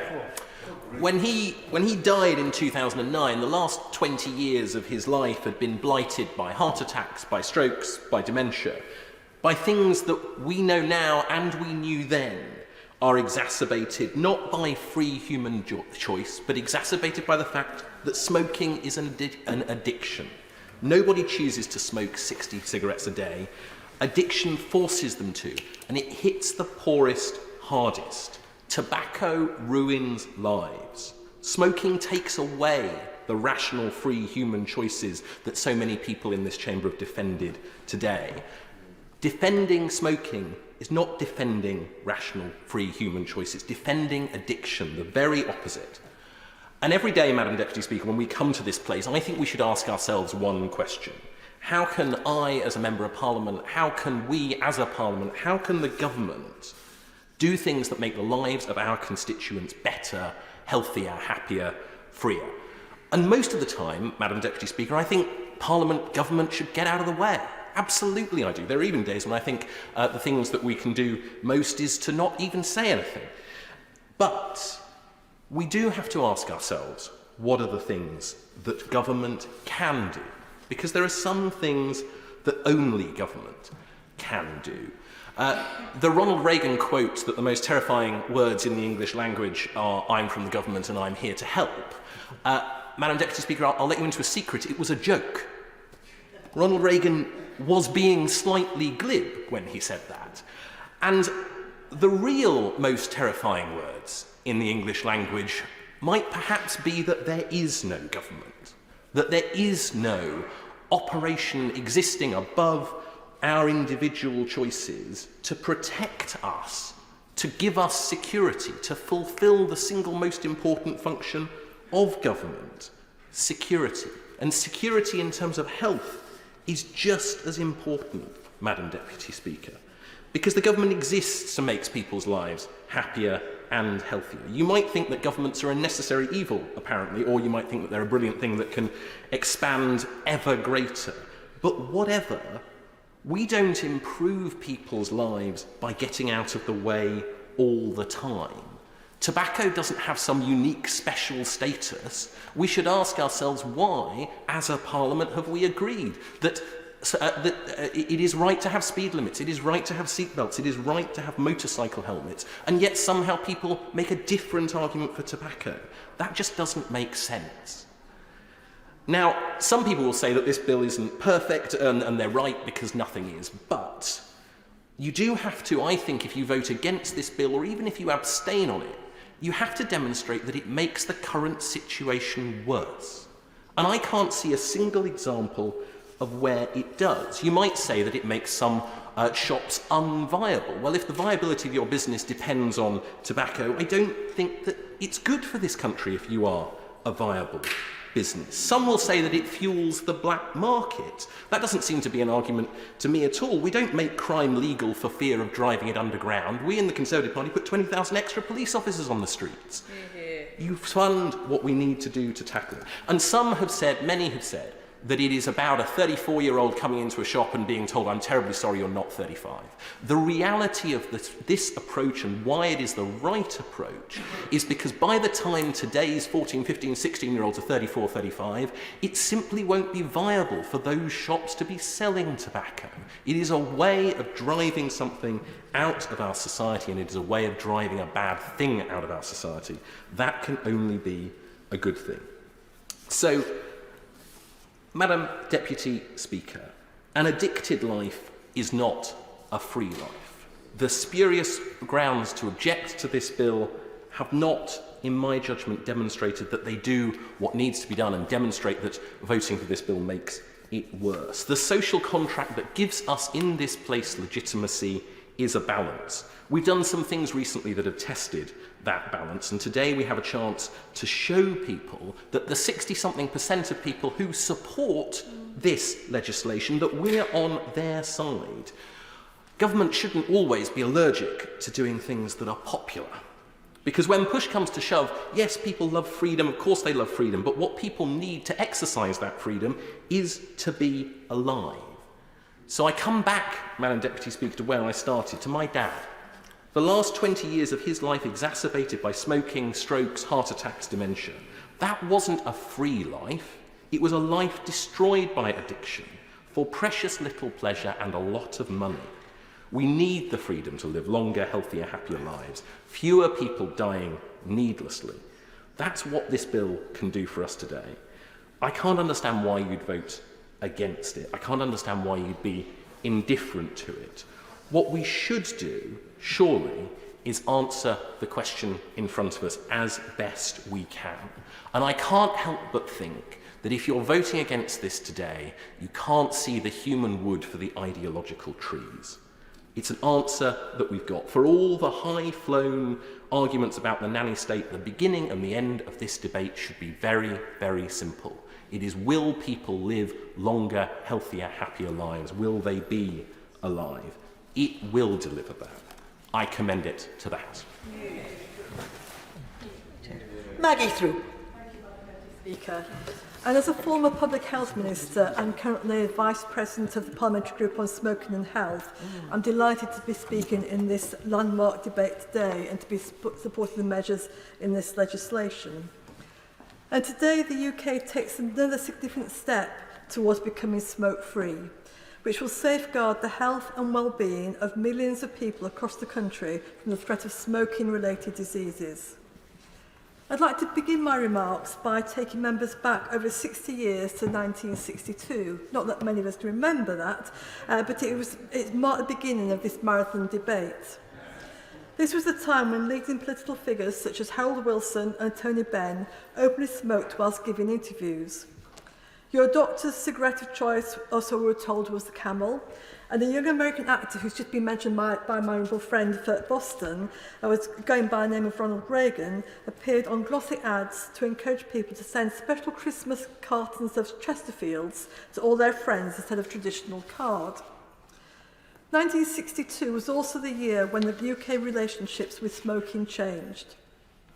A crucial report published by the Royal College of Physicians shed light on the devastating consequences of smoking and urgently called for the government to tackle smoking. This seminal report paved the way for numerous groundbreaking reforms, including health warnings on packs and the ban of smoking in public places. And government policy to tackle the rise of smoking over more recent years has largely focused on increasing the duty on tobacco. However, while a packet of 20 king-size cigarettes may have risen from £1.68 in 1990 to around £17 in 2024, taxation alone has not solved the problem, with 12.9% of the population still continuing to smoke, and that percentage in my constituency of Erewash is 14%. The impetus for the government to act now through new legislation to create a smoke-free generation cannot be clearer. Smoking is the UK's single biggest preventable killer. It causes 15 different types of cancer. It's linked to cardiovascular disease, strokes, diabetes and dementia, as well as reducing the life expectancy by an estimated 8 years for those living in Derbyshire. Smoking puts huge pressure on the NHS, with someone admitted to hospital with a smoking-related condition almost every minute in England, resulting in 400,000 admissions every year. Tobacco use costs billions of pounds in England in lost productivity and health and social care costs. Within my own constituency of Erewash, Ash estimates that the total cost of smoking, including productivity loss, social care costs and health costs, is £91.8 million. The Tobacco and Vapes Bill represents a bold and necessary response to this public health crisis, and is a direct result of Javed Khan's review carried out whilst I was Public Health Minister. The measures proposed by Khan will without doubt save tens of thousands of lives and the health system billions of pounds, and it will save an entire generation from a smoking and tobacco addiction, including an error wash. As was alluded to by my honourable friend member for Boston, we all entered this place, regardless of party politics, with the honourable intention of making life better for the people we represent. I recently met with students from Dovedale Primary School in my constituency, during which we discussed the idea of increasing the age of sale of tobacco by 1 year every year. The students unanimously backed this measure. By supporting this legislation and ensuring that children turning 15 or younger this year, including all those of the Dovedale Primary School students, will never legally be sold cigarettes, we have a golden opportunity to deliver on that promise of making life better for our constituents. And if we do not, then how can we ever go into schools in our constituencies again and look those children and young people in the eye? Another objection put forward by critics of this bill and tobacco manufacturers is that the cost of smoking to public finances is far less than tobacco tax revenues. This is just not the case. Lost productivity, healthcare costs and social care expenditures paint a stark picture of the true cost of smoking to public finances. Calculations by Ash estimated that in 2019, lost productivity due to smoking in England cost £14 billion, in addition to £3 billion costs to the NHS and social care. Tobacco excise tax revenues for the whole of the UK in 2019 were under £9 billion. The financial burden imposed by smoking far outweighs any tax revenues gained from tobacco sales. Moving on to other aspects of the bill, as I've already mentioned, the Khan review outlined that vaping is an effective tool to help people quit smoking. Whilst I agree with this analysis, many young people are being given these products containing nicotine and are becoming addicted. This is all down to clever ploy by tobacco manufacturers. Today, the vaping industry is applying similar tactics to those used by Big Tobacco in 1962. Vapes are increasingly being marketed as fashion accessories, and this bill will tackle this directly by regulating the packaging of vaping and nicotine products, and also will reduce the appeal and attractiveness of vaping and nicotine products to children and young people. But can the Minister confirm whether the government has considered a total ban of sale of tobacco and vaping products with a defined radius of schools? I'm sure this will have a huge impact as well. The final point I would like to make is on the illicit vaping market. Our efforts to combat smoking and vaping must also extend beyond the legal market to tackle this side of things. We've all heard stories about criminal gangs exploiting the market and selling vapes containing synthetic spice. And just last week, the King's College London study published a report by Dr. Karen Copeland that outlined the fact that so-called zombie drugs have been found in fake vapes. So once again, can I ask the Minister what she's doing to tackle this dangerous aspect of the vaping market? To conclude, this is our 1962 moment. We as parliamentarians have an opportunity to end smoking once and for all, ensuring future generations are protected. Some may argue now is not the time to legislate on this matter. I say, if not now, when? The Tobacco and Vapes Bill is the single biggest public health intervention in a generation, and 66% of adults across Great Britain already support this legislation. Now is the time for colleagues from across the House to back this bill for the sake of public health, the economy and our NHS. Thank you, Madam this position, and as with most things in life, the more time we spend doing a job, the better we get at it. I feel that is true in this place, and I hope the whip sat on the front bench will agree. My understanding of what it is to be a legislator has been a steep learning curve. However, I have looked at policy has changed over my time here. I have concluded for now that as an MP who is guided by his Christian faith, that I should apply to all policies 3 simple tests. They are, is it conservative, is it needed, and is it enforceable? I applied these tests to this bill. Is it conservative? On this first test, sadly I think not. I understand banning drugs. I understand banning drinking and driving. I understand banning smoking in pubs. But to ban a legal product from someone born in 2009, but not for someone born in 2008, seems a little too far overreaching for me. It is also creating that nanny state I and many others speak about. This has so many implications. Where does it end? Obesity is killing as many people as smoking. So are we to ban McDonald's, KFC, Dunkin' Donuts, chocolate? Alcohol is another killer. Do we ban that too? Driving accidents. Do we ban motorbikes, fast cars? Fires. Do we ban candles? What about Scotland's law on supposed hate speech? Someone's words offend, so we ban free speech. So on the first test, is it conservative? Sadly, I think not. Next test is it needed? I believe the Prime Minister's intentions are honourable. Smoking kills so many people, many years before their time, often a slow, painful death. I am campaigning hard for a new hospital in Doncaster, therefore I visit DRI infirmary fairly often. And one of the saddest sights is seeing patients stood outside the hospital, often in their dressing gowns, in all weathers, smoking. It's a bizarre sight. There to get better, yet sadly killing themselves at the same time. And I'm sure this is replicated across the country. Smoking is not a nice habit.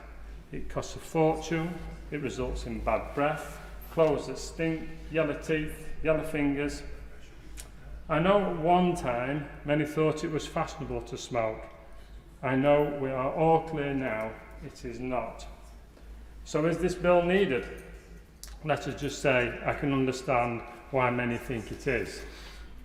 Thirdly, is it enforceable? Another difficulty with the bill. I often say here we are quick to make legislation. However, often the problem is we are simply not enforcing the legislation we already have in place. Many of our streets have issues with the use of banned substances and illegal activities. The use of cannabis is often ignored, even though we can smell it on many streets. Prostitution, again illegal, but often ignored. Quad bikes on our streets, maybe not ignored, but often so difficult to deal with. So are we going to spend time prosecuting shop assistants for selling cigarettes to a 35-year-old when their 36-year-old friends can still buy them? I think not. I understand the hope that by then the 35-year-old will not want to smoke. But like most things, when something is banned, an unregulated black market is created, often turning law-abiding citizens into criminals. Never a good thing to do. So as far as my three tests go, this legislation only really passes one. This bill, therefore, is a struggle for me to support. I also want to go back to my first point. Is it conservative? And more importantly, is it more evidence of the creation of that nanny state? I believe so. If we take more and more decisions away from adults, then more adults will continue to rely more and more on the state to make decisions for them. This is not a good thing, and sadly will only create more powerful governments and weaker individuals. This thought reminded me of a video I watched recently, and I want to read what the gentleman said. His words, not mine. He said, "My grandfather walked 10 miles to work every day. My father walked 5. I'm driving a Cadillac. My son is in a Mercedes. He said my grandson will be in a Ferrari. But he said my great-grandson will be walking again." I asked him why. Why is that? And he said to me, tough times create strong people. Strong people create easy times. Easy times create weak people. Weak people create tough times. Many will not understand, but we have to raise warriors. Nanny states do not raise warriors, they create weak individuals. And as the man said, weak individuals create tough times. I want a society to help raise warriors, as I believe going forward we are going to need as many as we can find, smokers or not. Just finally, is it Christian to support or not support this bill? I am sure there are arguments on both sides, but we start each day in this place saying the Lord's Prayer. We ask our Lord, lead me not into temptation. We do not ask him to take temptation away.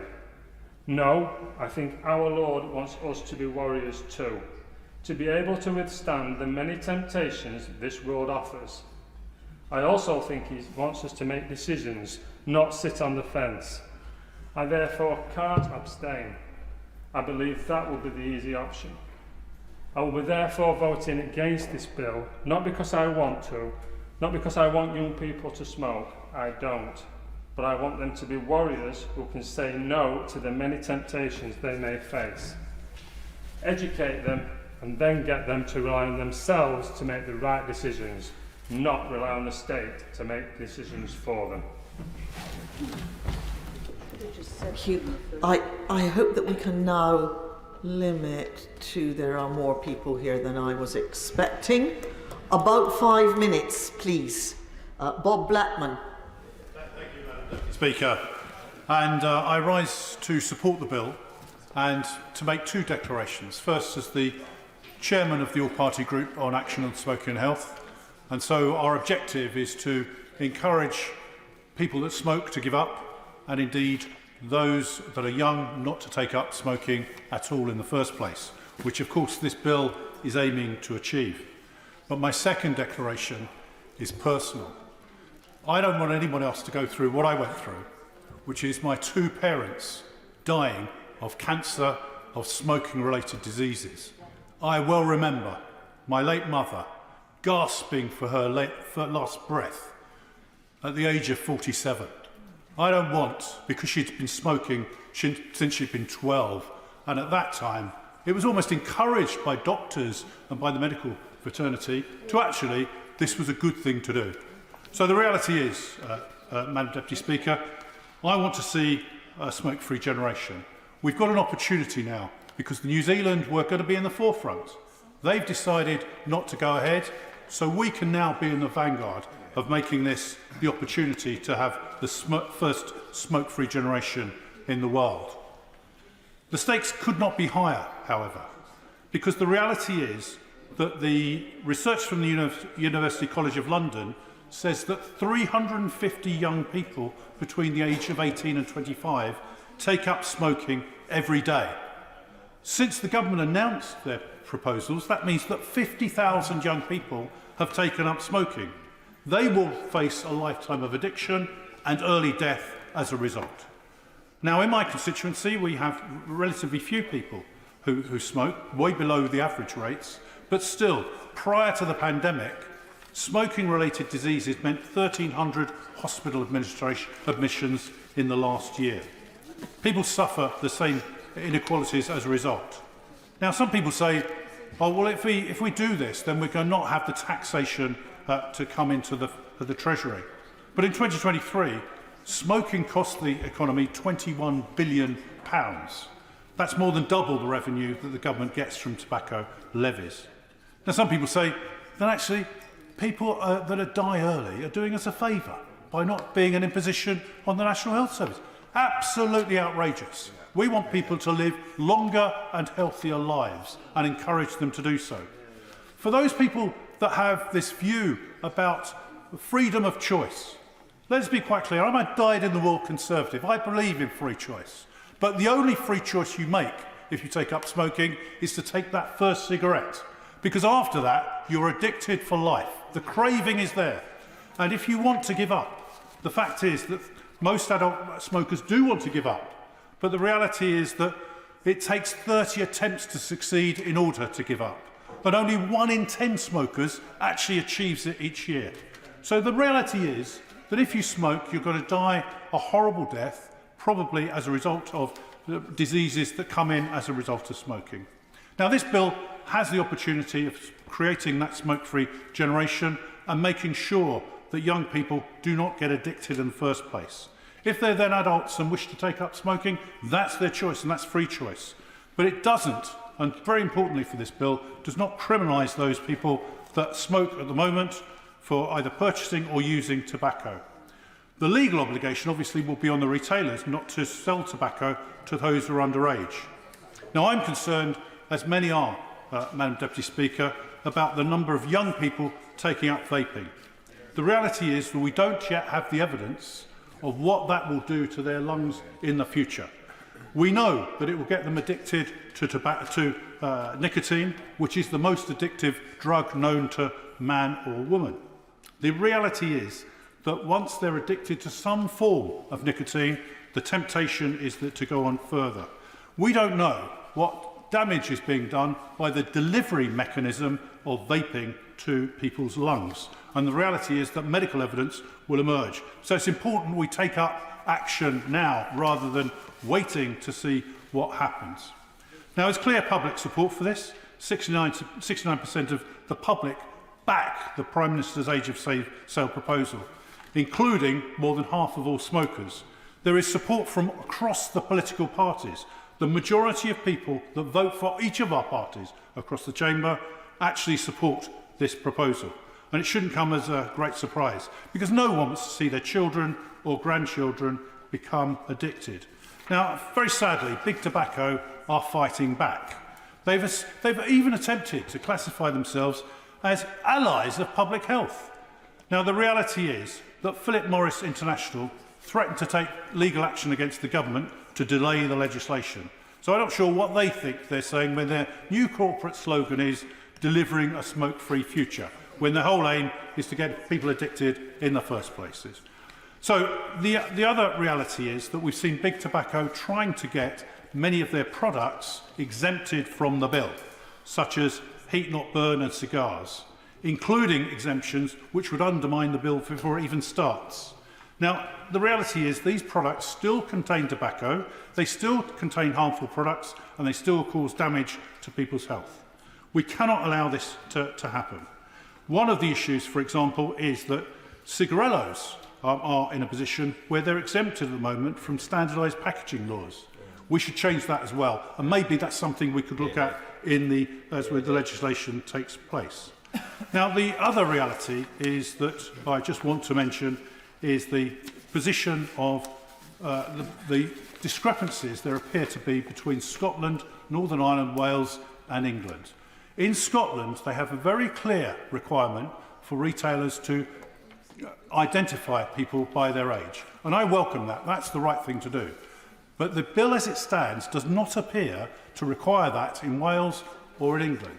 And I hope that we can amend the bill as it goes through Bill Committee to allow that same provision that exists in Scotland, and we should support what they've done in Scotland, to apply in England, Wales and Northern Ireland.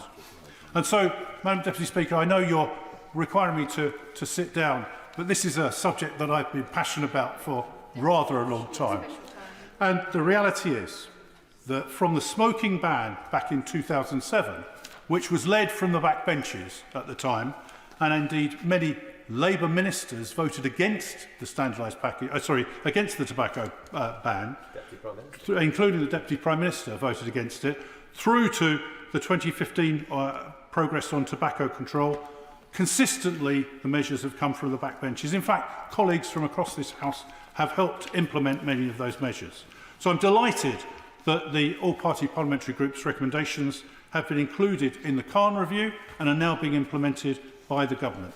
And I'd like to thank the Prime Minister for going even further when we asked for, which was a raise in the age of sale to create a smoke-free generation by raising the age of sale by 1 year every year. The reality is that tobacco control measures have consistently passed this chamber and others every single time they've been proposed by overwhelming support from a cross-party basis. I'm confident that this will be no different. Okay. To impose a time limit of 5 minutes. Vicky Ford. Thank you. This bill sets two really important principles crashing against each other. On one hand, the principle of personal freedom. On the other hand, the responsibility of a government to act on public health. We're really lucky to live in a country that treasures personal freedom, and we should be very careful of bans that take those freedoms away. But smoking is the biggest killer, the biggest preventable killer, costing the NHS and the economy billions every year. And most people who smoke wish they'd never started in the first place. They wish that they'd ever had that choice. I agree with them. Madam Deputy Speaker, I've lost weight. I took a decision 6 months ago to give up alcohol. Giving up alcohol is far easier than giving up nicotine. But people value that choice to make silly decisions. When they were told they shouldn't bumper an Easter egg all in one go, there was a public backlash. And given that this is about personal choice, I think it's right that this is a free vote today. But when I thought about this free vote, I realised that this vote doesn't really affect me. It affects young people. And young people have a right to be heard. That's why I wrote to secondary schools in my Chelmsford constituency and asked young people for their views. And I'm really grateful for the very detailed feedback from 3 of those schools. I won't mention which schools because they gave me their confidence and I don't want them to get in trouble with their peers. One group reported back that the general consensus was a ban was a good thing. Another said they had mixed views, and a third sent me detailed comments from every single Year 12 and Year 13 studying politics. In this group, the number of students supporting the measures in the bill was more than double those who did not. The majority is even greater when you look at the proportion of the bill about vapes versus the proportion of the bill about tobacco. The children commented that the brightly coloured flavoured vapes are targeted at young people. They also worry about the environmental impact, especially of disposable vapes. They'd like to have stronger limitations on disposable products than reusable. They recognise that vaping can help adults to quit smoking. They raised the concern that stronger restrictions on vapes may cause some adults to return to smoking. But they also are concerned about the lack of knowledge of the long-term impact of vaping, especially for young people. Other students pointed out that fixing a set date of birth for those who are able to buy tobacco seems somewhat arbitrary, it feels unfair, could be difficult to enforce, especially as the people get older. Some raised the concerns that younger people will still obtain products, both from vapes and cigarettes, from older people or from illegal sources. All the groups comment on the need for enforcement measures. They wisely point out that just passing a law in this House doesn't necessarily change behaviour. I was pleased that the Health Secretary said that local authorities will be able to keep the proceeds from fines in order to enforce this. Some of the students were also concerned about the challenges enforcement will have for retail workers, and the government's new proposals to introduce a specific offence for assaulting a retail worker may go some way to address this. And one important final point, which I thought it was really important to mention, was that some of the young people are concerned that if these items are banned, then other potentially even more dangerous items will take over the usage of these products. Now, all of these points have been mentioned individually by many colleagues in this debate today. And every single one of those points was considered by the young people in my constituency. I was deeply impressed by the thought they gave to it. They value freedom. They value choice. But when asked for their views, the majority of the young people of Chelmsford who responded said they would support the measures in this bill. It was not a unanimous opinion, and I respect those who did not agree. But in a democracy, majority views are those that prevail. Therefore, out of respect for the majority view of the young people in my constituency, whom this bill will affect much more than any of us, I am going to vote for this bill today, because it is their views on this bill that I think will matter. Thank you. Mr. Graham. Speaker, what a fascinating afternoon of different speeches, and of course, as my right honourable friend for Chelmsford has just indicated, there are two very different ways of approaching the bill before us. It is very much a personal matter. It's not whipped, and therefore all of us will have our different perceptions. But I would start by saying that what all of us are here to do is not, as one member said, to try and prevent restrictions on human activity. I don't see that as the reason I was sent to this House. But I believe that we were all surely sent here to try and achieve a better future for the children and grandchildren of our constituents. And then once we've all agreed on that, we can then discuss whether a ban on children from smoking now that will in time mean a restriction, a ban on everyone, is either a wonderful way of preventing not a liberty but an addiction, or whether taking away that freedom is something that is just a slippery slope towards taking away all other freedoms. And of course, although we can't measure precisely what the future damage will be of allowing people to carry on as we have, being able to do ourselves considerable damage, we do know that the NHS calculates the financial cost currently at £17 billion a year. So for those of us who are also concerned about the size of the state, the use of resources, the productivity of the NHS, the ability of our constituents to have elective surgery when they want to have it, to see doctors when they wish to, surely this is a huge opportunity to make a massive difference, not just to the potential for future generations to avoid that addiction to tobacco, but also to be able to get the health services that they want at a cost that this country can afford. That, I think, is really the crux of what we've been discussing today. And it's very interesting to me, Madam Deputy Speaker, that all the doctors in the House and all the health professionals in our constituencies, as my neighbour, the wonderful MP for Stroud, has highlighted in Gloucestershire, are absolutely united that this is one of the single most important and useful interventions that this House could do.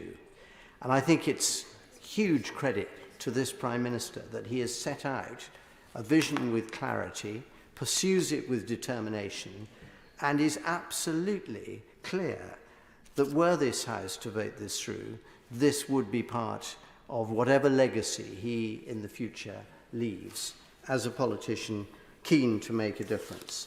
So I believe that the idea, on the contrary, that actually encouraging worse health outcomes should continue because it somehow benefits people's freedoms is only a valid one if the whole business of smoking was harmless and largely cost-free. And we know that simply isn't the case. We've heard the data, the cause of 75,000 GP appointments a month, 690 premature deaths in Gloucester Royal Hospital alone, and a new patient every minute of every day somewhere in a hospital in the UK because of smoking.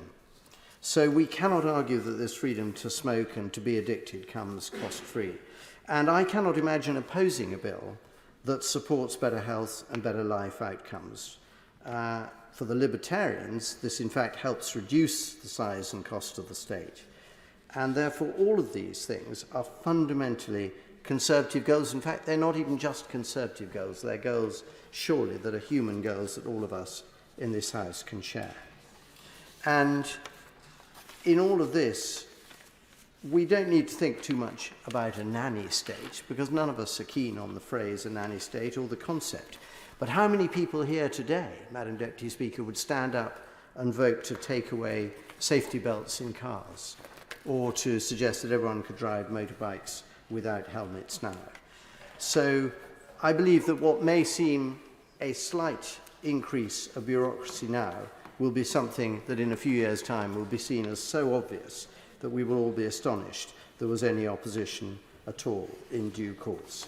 So I believe very strongly, Madam Deputy Speaker, that protecting children, just as we banned children from being chimney sweeps in generations gone by, banning them from smoking for future generations is exactly what a progressive Conservative government should do.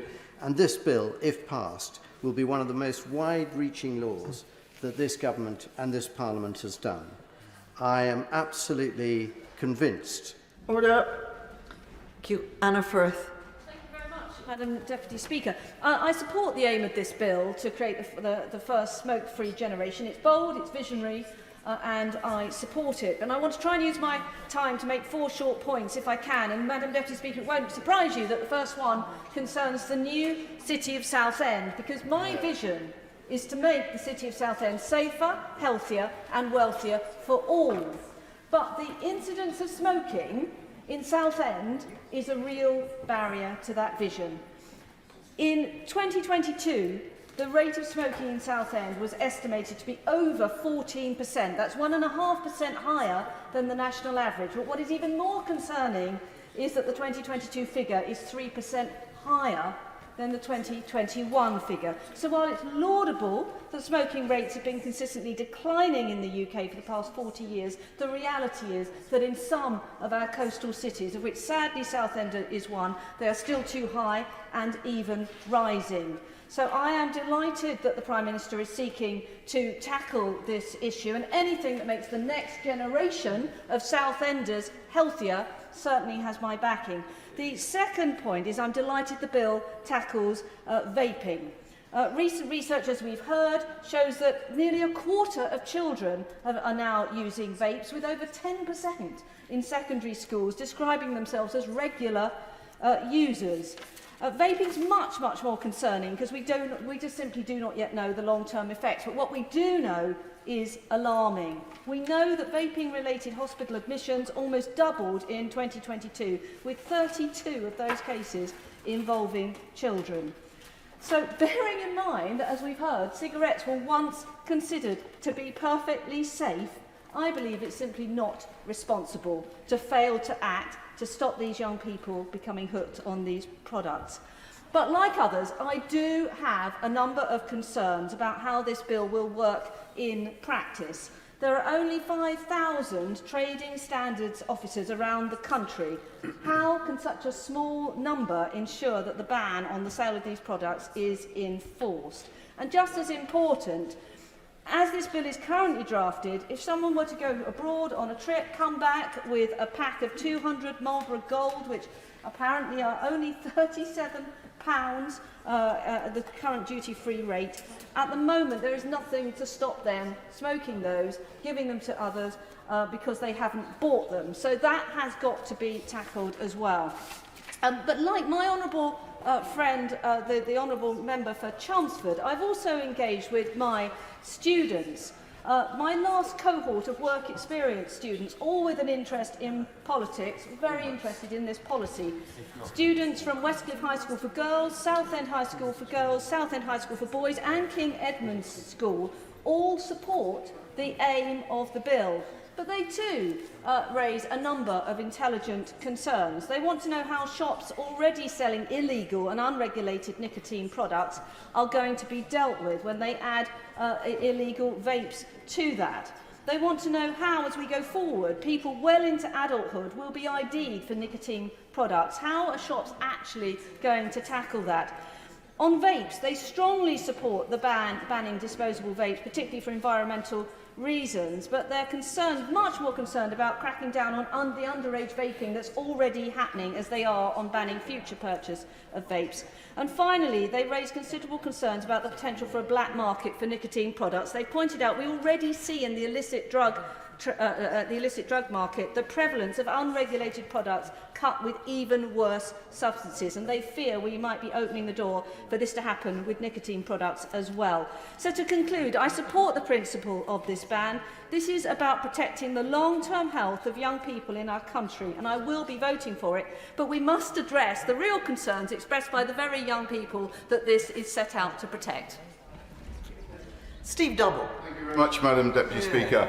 I'm not naturally inclined to be someone who likes to ban things. I certainly lean towards the government intervening as little as possible and only when absolutely necessary. So I have thought long and hard about this bill and whether I would support it or not. And I've come to the conclusion that I will be voting for the bill tonight.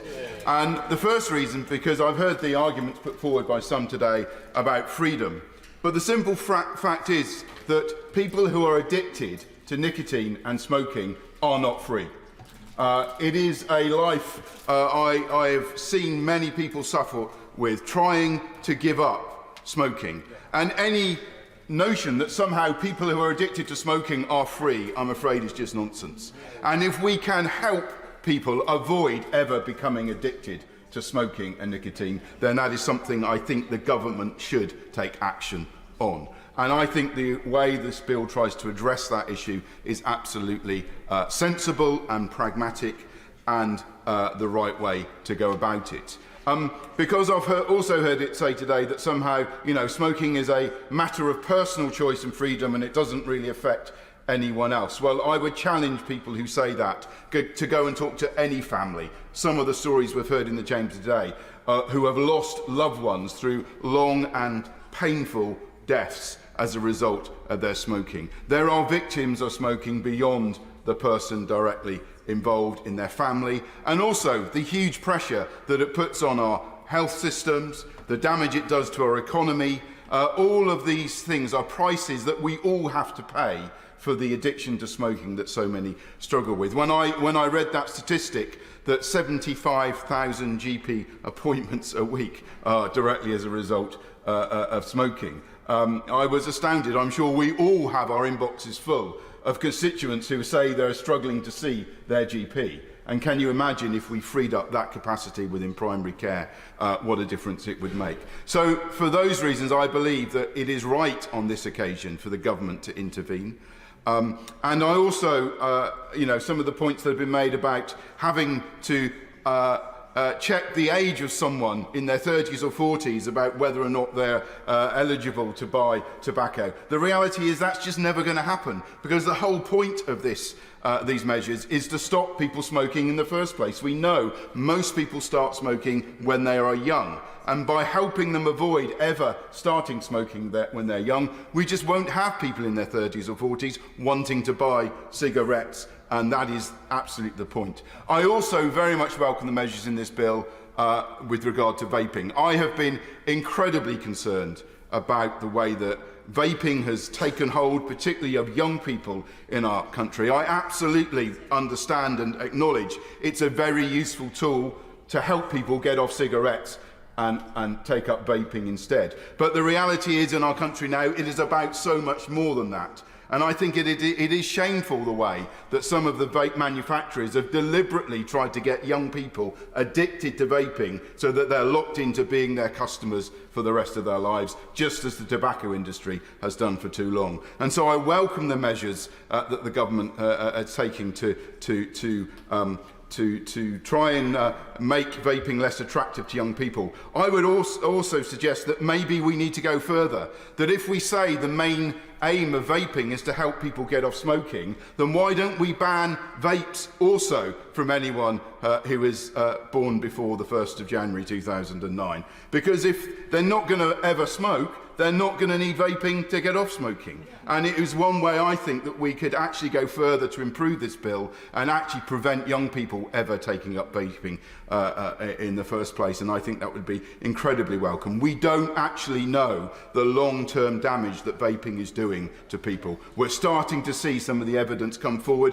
of the number of young people who end up in hospital as a result of vaping. And I am deeply concerned that just as with tobacco, if it was being licensed today, with all that we know about the damage it does to people's lives, we would probably not license it or approve it for sale. I am concerned that the long-term impact of vaping we don't yet understand, and it is going to reap a damaging effect on our young people's health. So this bill isn't perfect, but I absolutely acknowledge and respect the Prime Minister's aims in coming forward with something that is bold, that is really going to address this important issue in our society, and I am happy to support the bill this evening. James Grundy. Thank you, Madam Deputy Speaker. I rise today in an unusual position because, as people know, I smoke like a chimney, but I'm going to give the government the benefit of the doubt tonight, even though I have concerns about the enforceability of some of the measures in this bill. And the reason is this. For those of you who are regular readers of the Lead Journal, and I realise my audience might not include too many of those, I have written repeatedly about the problem of illicit and illegal tobacco and vapes in Lee.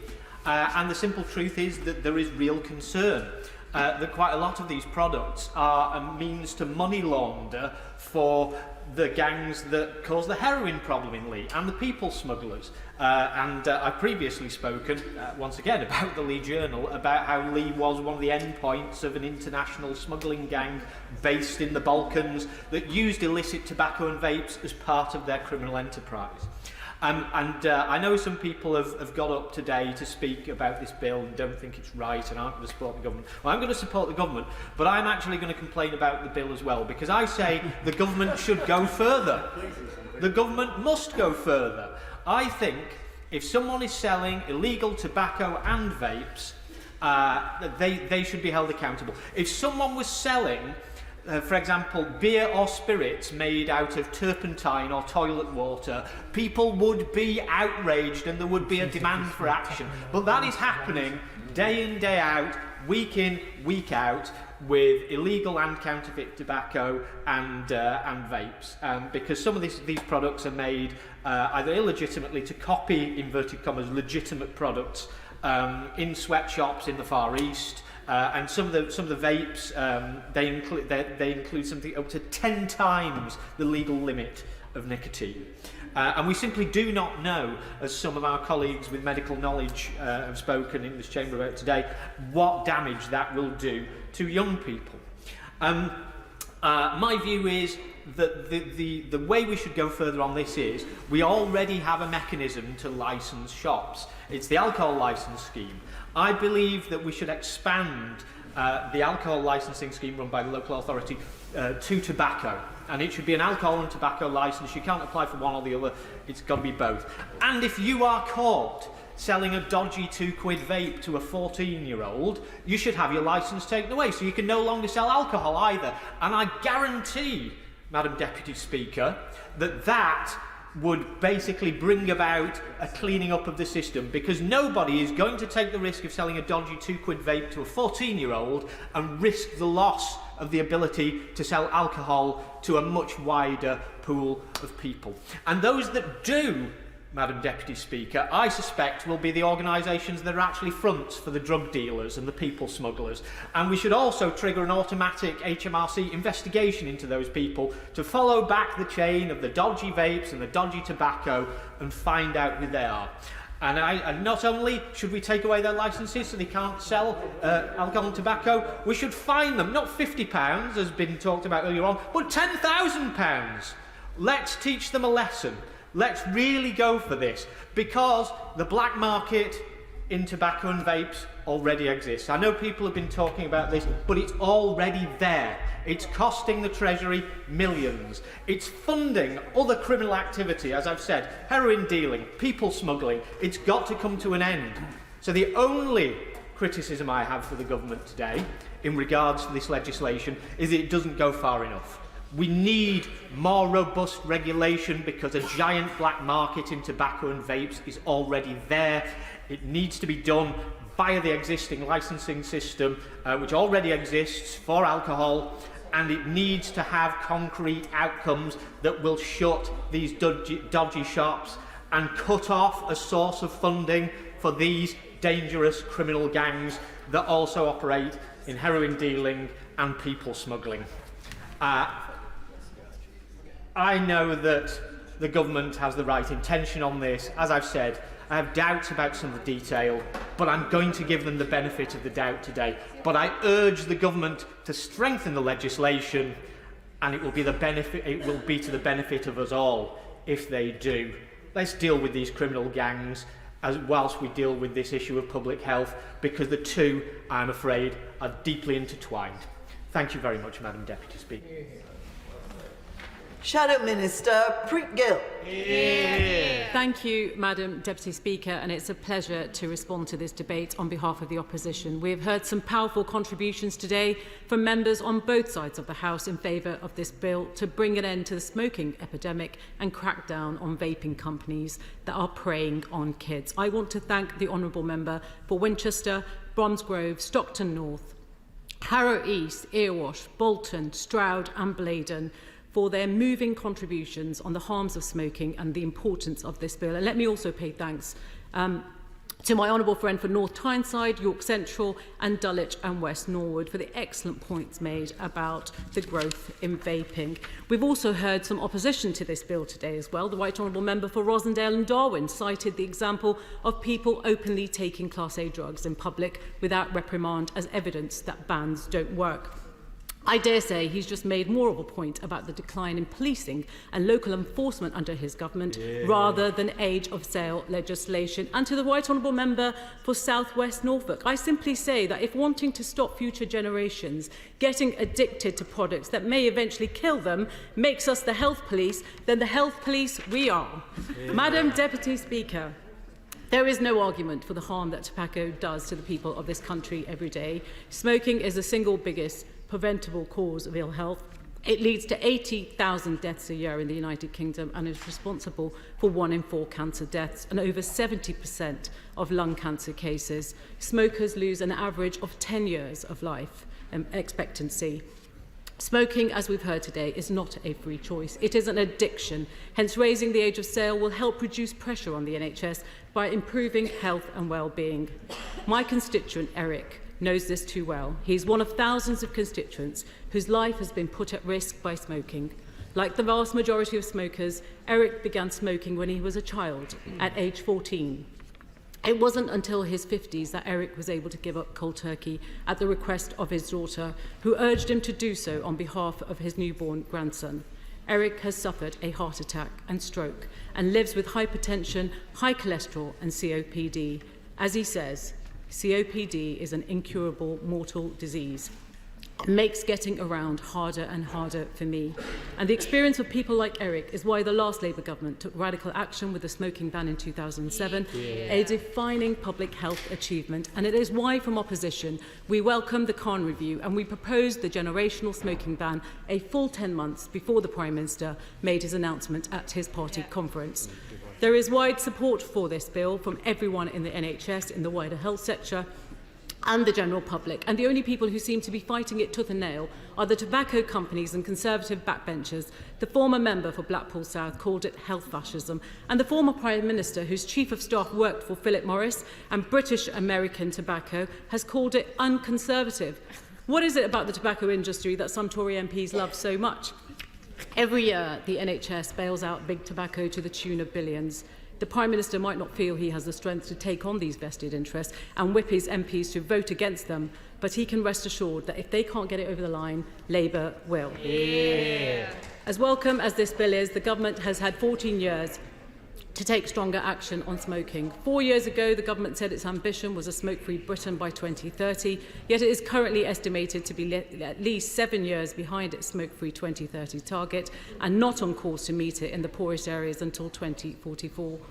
The generational smoking ban will help us get there, but it will not help the 6 to 7 million adults who already smoke. And as many members have raised today, stop smoking services have faced savage cuts.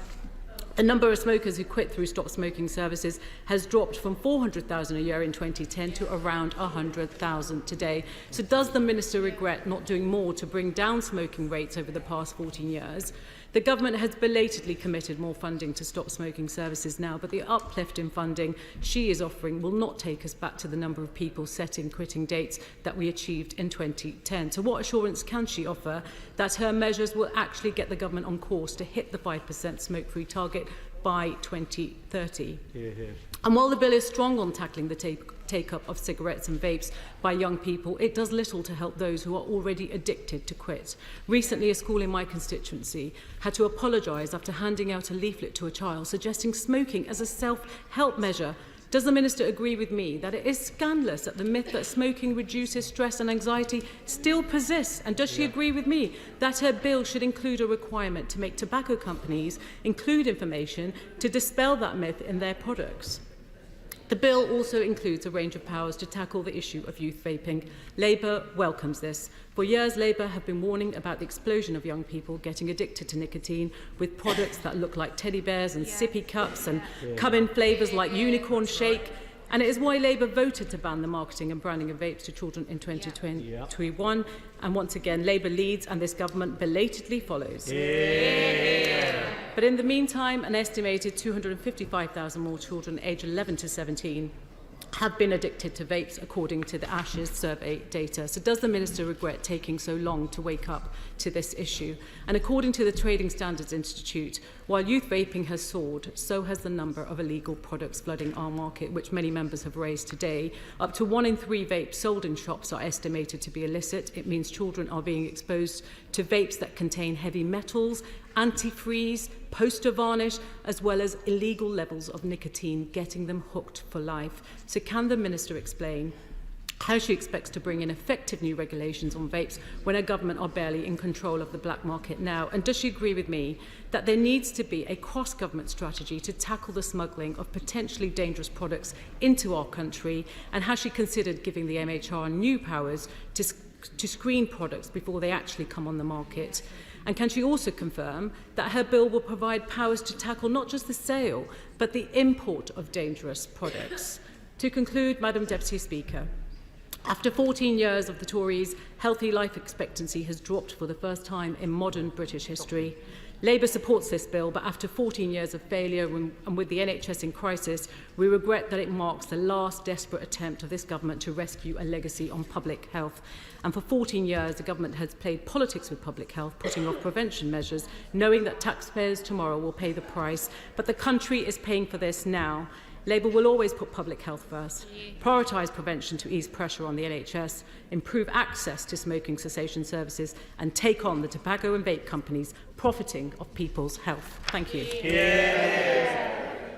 Minister, Dame Andrea Ledson. Thank you, Madam Deputy Speaker.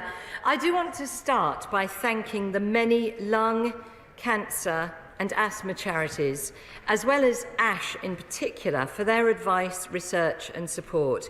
And I also want to personally pay tribute to the Chief Medical Officer for England for all of his commitment to making the strongest possible case for this life-changing legislation, and also to the health ministers right across the United Kingdom for their collaboration in what will be a UK-wide solution for future generations.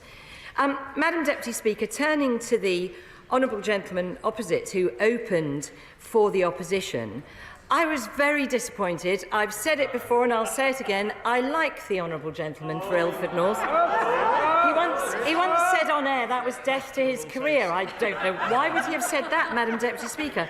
But I'm really disappointed today because he wasn't listening. He had some very sensible questions from my honourable friends about consultation.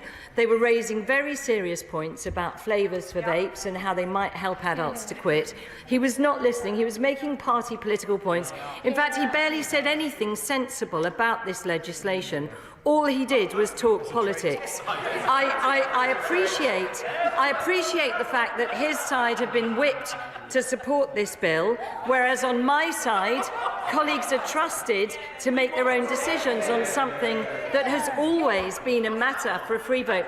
He sits there shouting from a sedentary position on political point scoring yet again. And I'd like to turn to the honourable member for Birmingham Edgbaston, who did raise a very serious question about stop smoking services. I can tell her that the government has allocated £138 million a year to stop smoking, which is more than doubling.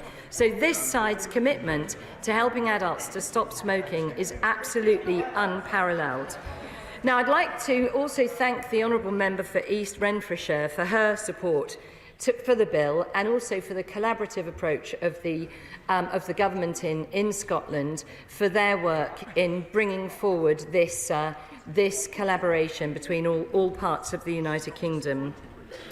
I also particularly want to pay tribute to my right honourable friend, the chairman of the Health Committee, for his excellent speech and his strong case for long-term policies that will prevent ill health and thereby reduce the pressures on the NHS, something that is so important. He raised the question of when will we see the regulations and the consultation on vaping flavours and on packaging and location in store. doors, and I can tell him that it is our intention to bring forward that consultation during this Parliament, if at all practicable. I also want to thank my right honourable friend, the member for Bromsgrove, for his tribute to Dr Javed Khan, for his excellent report into the terrible trap of addiction to nicotine. He made the point that it's simply not a free choice, it is the total opposite. And I'd also like to thank the Liberal Democrats and the spokesman for the Liberal Democrats for saying that they will support the bill at second reading. I'm not quite sure where they're going on the smoking legislation, but I'm grateful for their support for vaping. And I do hope to be able to reassure them during the course of the legislation. Now, Madam Deputy Speaker, the case for the bill is totally clear. Smoking cigarettes are the product that, when used as the manufacturer intends, will go on to kill 2/3 of its long-term users. That makes it different from eating at McDonald's or even drinking, what was it, a pint of wine? One of my colleagues was suggesting. Very, very different. Smoking causes 70% of lung cancer cases. It causes asthma in young people. It causes stillbirths. It causes dementia, disability and early death. I will give way on that cheering note. I thank the Minister for giving way and draw the House's attention to my declaration of members' interests as a practising NHS consultant addiction psychiatrist. Would she share my concern that what we've heard from the libertarian right today is a false equivalence between alcohol, bad dietary choices and smoking, and that moderate alcohol, moderate bad eating are very different from moderate smoking, because moderate smoking kills, and it means that people live on average 10 years shorter lives, and it means less healthy lives. And would she agree with me that this is not about libertarianism, this is about doing the right thing, protecting public health and protecting the next generation, and that's why we should all support this bill? I'm grateful to my honourable friend. He makes such a powerful point, speaking with such authority, and similar points to those made by my honourable friend for Sleaford and North Hykeham, who also, speaking as a paediatrician herself with great expertise on this matter, it's absolutely true. It's a false choice. It is not a freedom of choice. It is a choice to become addicted, and that then removes your choice. Now, Madam Deputy Speaker, every year, over 100,000 children aged between 11 and 15 light their first cigarette.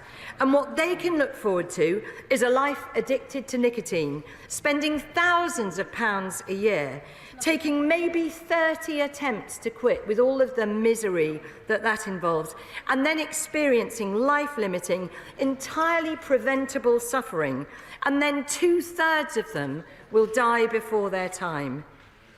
83% of people start smoking before the age of 20, and that's why we need to have the guts to create the first smoke-free generation across the United Kingdom, making sure that children turning 15 or younger this year will never be legally sold tobacco. It is the single biggest intervention we can make to improve our nation's health. Smoking is responsible for around 80,000 deaths every year, and Madam Deputy Speaker, it would be worth taking action if the real figure were half of that, or even a tenth of it. And not only that, but there's also a strong economic case for the bill.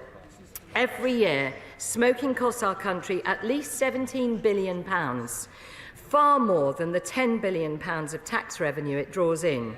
It costs our NHS and social care system £3 billion every year, with someone admitted to hospital with a smoking-related illness almost every minute of every day, and 75,000 GP appointments every week for smoking-related problems, a massive and totally preventable waste of resources. And for those of us on this side who are really trying hard to get access to the NHS, for more patients to be able to see their GPs.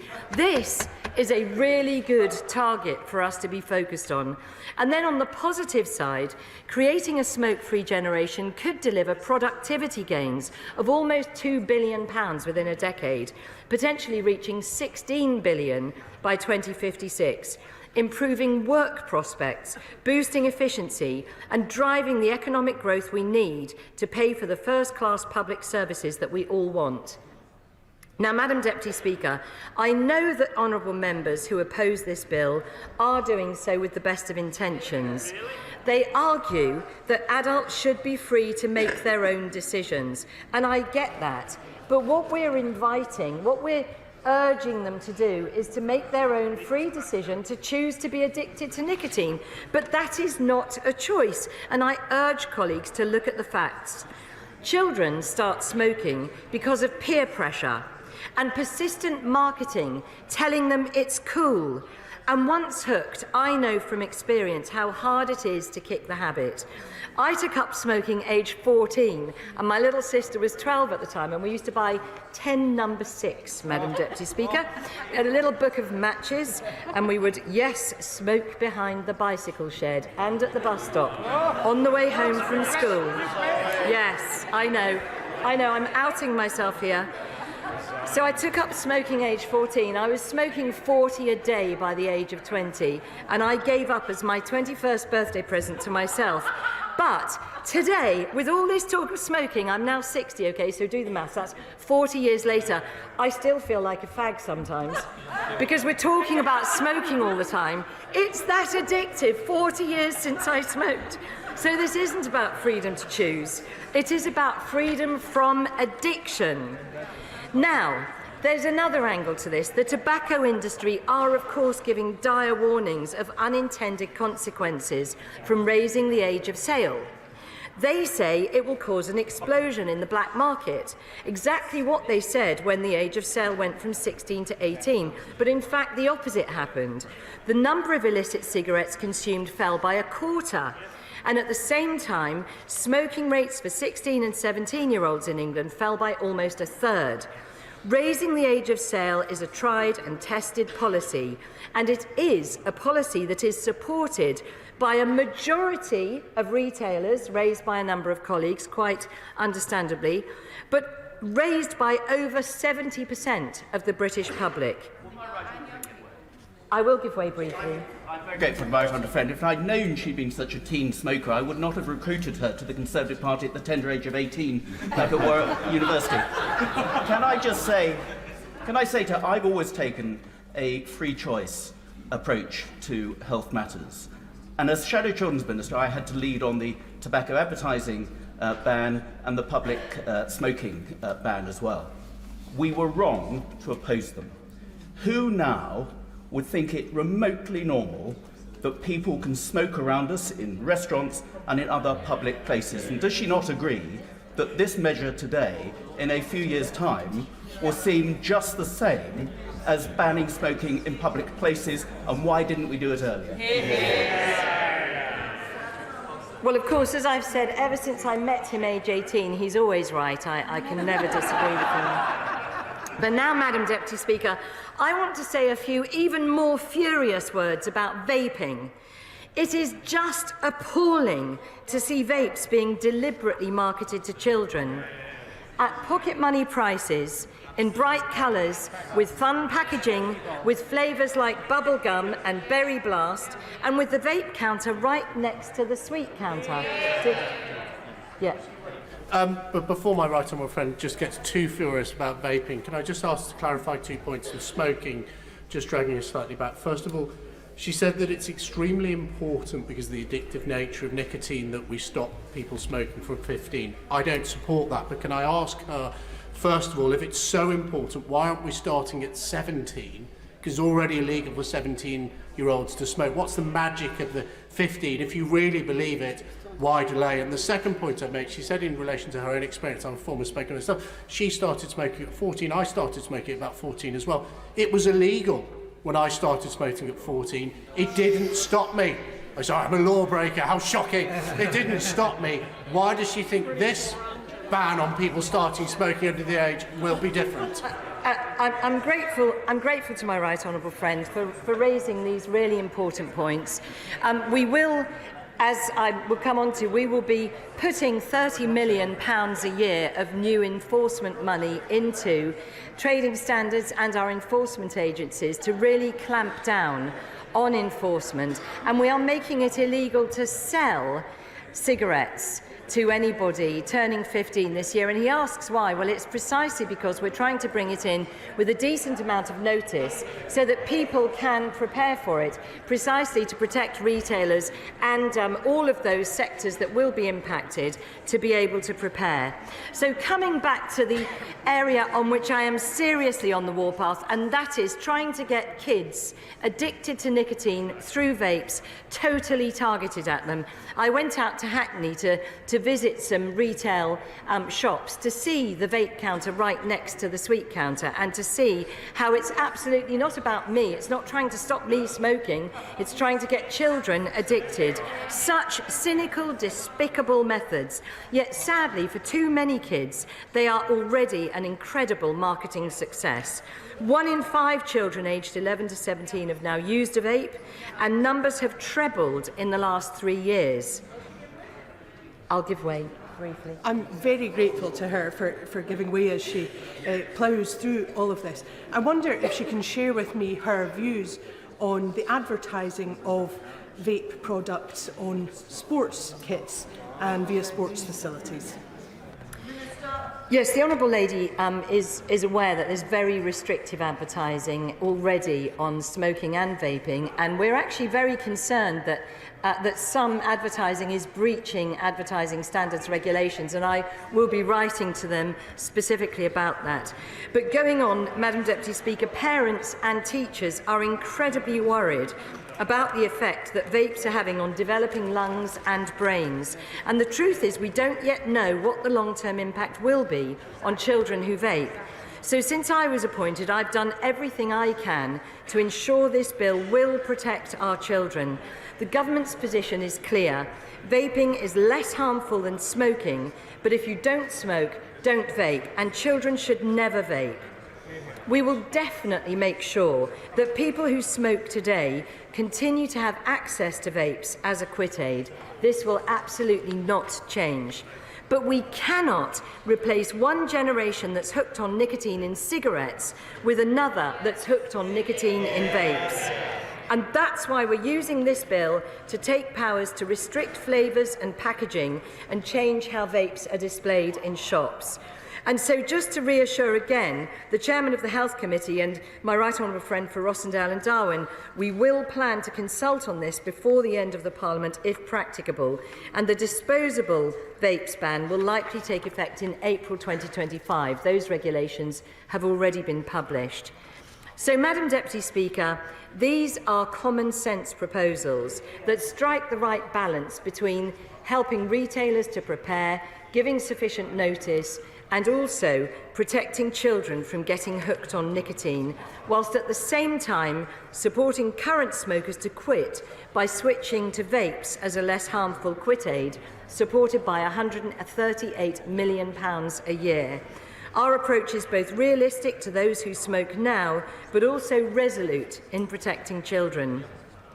And just like banning smoking in indoor public places and raising the age of sale to 18, I'm convinced that in 10 years' time these measures will seem commonsensical to all of us.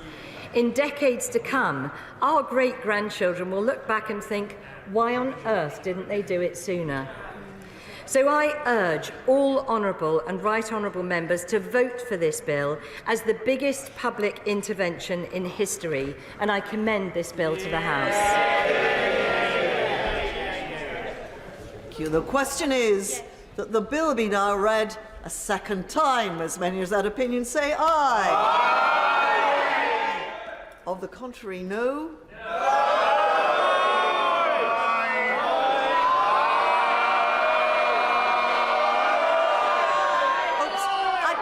I can't quite take it on the voices. Division!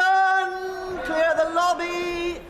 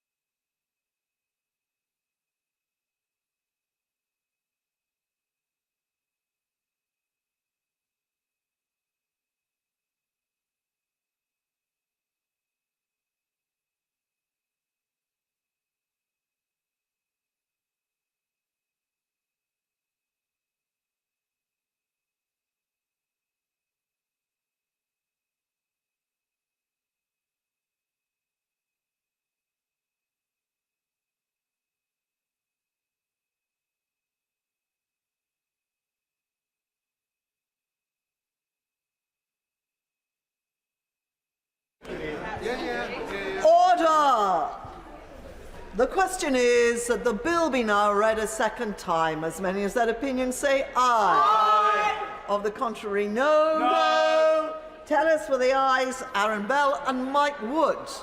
Tell us for the noes, Gareth Johnson and Craig Whitaker.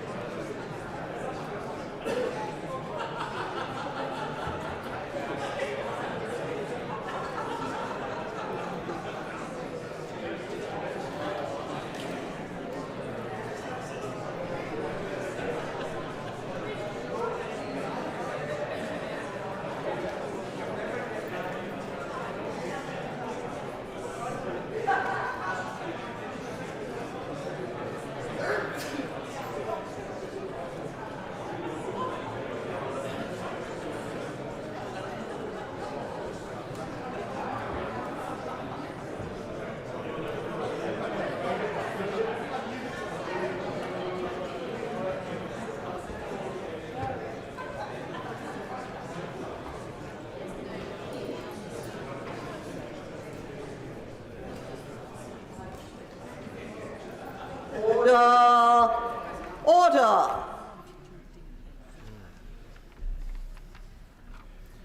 The ayes to the right, 383. The noes to the left, 67. Wow.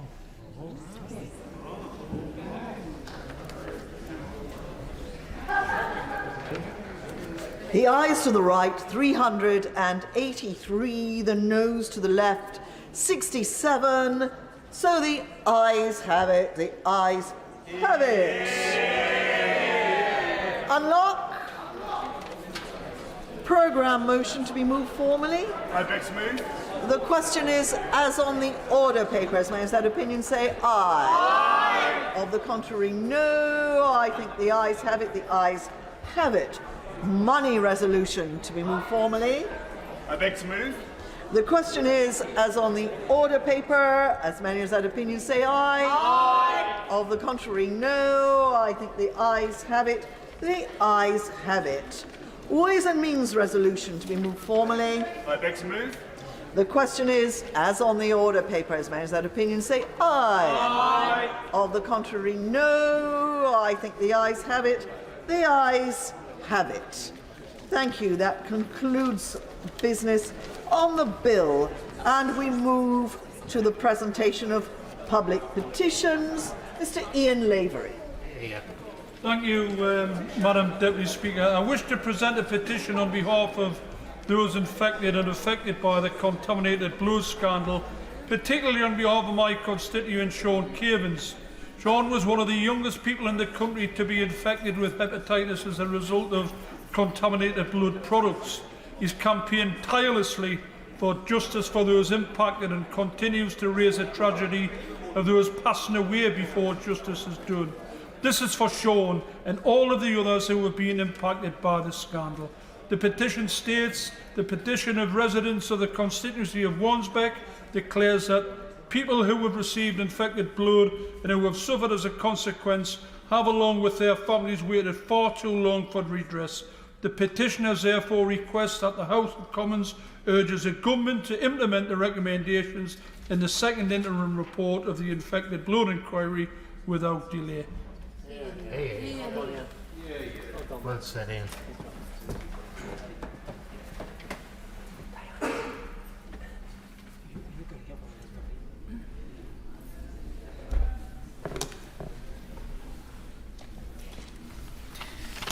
Petition recommendations of the infected blood inquiry. Thank you very much. I beg to move that this House do now adjourn. The question is that this House do now adjourn. Alicia Cairns. Thank you, Madam Deputy Speaker, and thank you for granting this important debate. The solar industry will play an important role in the government's net zero plans, with a target of producing 70 gigawatts of solar energy by 2035, a five-fold increase on our current output. Now, it is absolutely right that solar plays its part in increasing our renewable energy output, but the current rollout lacks national oversight of land use, sufficient consideration of food security issues and protection of agricultural land, and on protections against the widespread exposure of solar supply chains to Uyghur forced labour and genocide. It's very early on, but to my friend, I absolutely will. It's very early on. I thank the Honourable Lady for giving way and for bringing this debate. In 2022, I brought a bill to this House that would have prohibited the importation of products made by forced labour from Xinjiang. I'm sure that nobody in the UK would want to believe that the products that they were buying were the product of slave labour, and it would have put the onus on manufacturers to prove that they hadn't been made by slave labour. Does she agree with me that this would be an important step forward if the government were to adopt such a policy? I couldn't agree more with my honourable friend, and actually I laid a very similar amendment to the energy bill earlier this year, which I will touch on later, because he is absolutely right. And in 2021, Sheffield Hallam University published a report called In Broad Daylight, Uyghur Forced Labour and the Global Solar Supply Chains.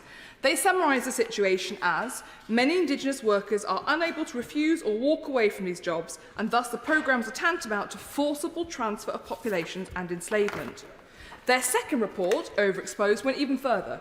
It created a ranking system for solar companies based on exposure to Uyghur slave labour, which I'll come to later in more details. Now, these two reports were funded by the Foreign Office, and yet their findings do not appear to have been enacted. I will happily give way to my friend.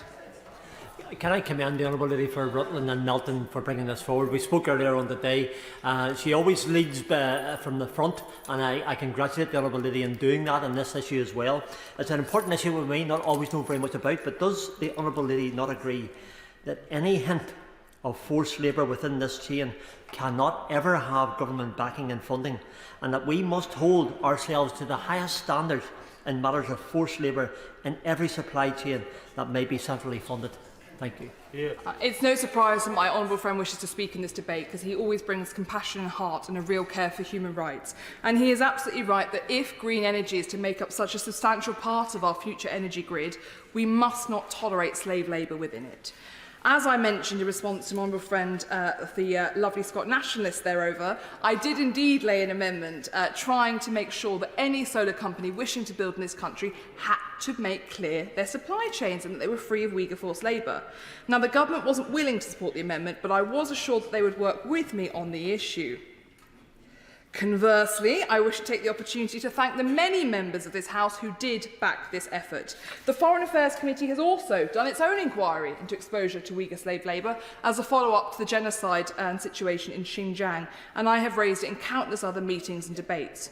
And yet we still see no action as dirty solar continues to flood and concrete over our fields and our rooftops, unchecked and unaccountable. That's why last month 43 members of this House and 32 human rights organisations sent a joint statement to the government requesting 3 simple policies that could be enacted to insulate the UK solar market from Uyghur forced labour. The first was to introduce import controls on high-risk industries to insulate our markets. It's not unreasonable, and I don't think it's too onerous, to expect solar developers and manufacturers to demonstrate their supply chains are clean of slave labour before not only operating but profiting in the UK. The second request was targeted sanctions to ban the worst offending companies so they cannot operate in the UK. And the third was complementary measures to diversify solar supply chains away from Xinjiang and Uyghur forced labour. By adopting these, the government could clean up the UK solar industry and ensure our green transition does not come off the back of slavery and genocide. Now, we've yet to... I will indeed. I thank the honourable member for giving way and also congratulate her for bringing this very important subject before the House. The US and EU are passing laws to ban solar products made by Uyghur slave labour in Xinjiang, which will leave the UK with an abundance of morally compromised solar panels.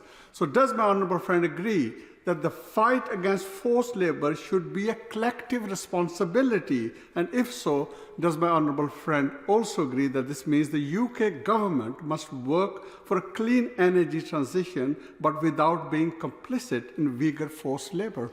Madam Deputy Speaker, the Honourable Gentleman is correct. The UK is risking becoming a global outlier because our international partners have taken action. As he says, the USA passed the Forced Labour Prevention Act in 2021. The EU is in the process of passing legislation to block the imports of goods made with forced labour. And this means that we are becoming a dumping ground for these solar panels. Since June 2022, the US has seized thousands of shipments of solar with links to Xinjiang. And yet we are yet to seize or block a single import ever. The US's import controls are working, with the second Sheffield Hallam report showing that many companies have started creating new supply chains for exports to the US that are clean. But without our own import controls, the UK will continue to welcome dirty solar. Sheffield Hallam's report also offers an assessment of the largest solar companies' exposure to forced labour. Now, whilst the Chinese Communist Party seeks to cover up the genocide it's committing in Xinjiang by banning independent audits and investigations, hiring PR firms and issuing lies on a daily basis, the researchers were able to use open source research to rank the culpability of companies from a scale of none to very high. So let's look at some of those companies, shall we? JA Solar, very high exposure to Uyghur forced labour, yet has continually ranked as the biggest supplier of solar modules to the UK. Jinko Solar, very high exposure, panels widely available to buy in the UK. Longi Solar, very high exposure, panels widely available to buy. Q-Cells, very high exposure, panels widely available to buy. REC Group Twin Peak 4, very high exposure, again widely available to buy. Tongwei Solar, high exposure, partnered with the UK company Polysolar to distribute their panels nationally. Trina Solar, very high exposure, they have an office in Derby. And finally, Madam Deputy Speaker, that brings me on to Canadian Solar, the company behind the proposed 2,000-acre Mallard Pass solar plant in Rutland and Lincolnshire. Now, I wish to put very clearly on the record that anyone who wishes to look at my history in this place knows that I have raised issues around the genocide against the Uyghurs since 2016, long before I came to this House, and specifically again about slave labour with supply chains long before this proposal came to my constituency.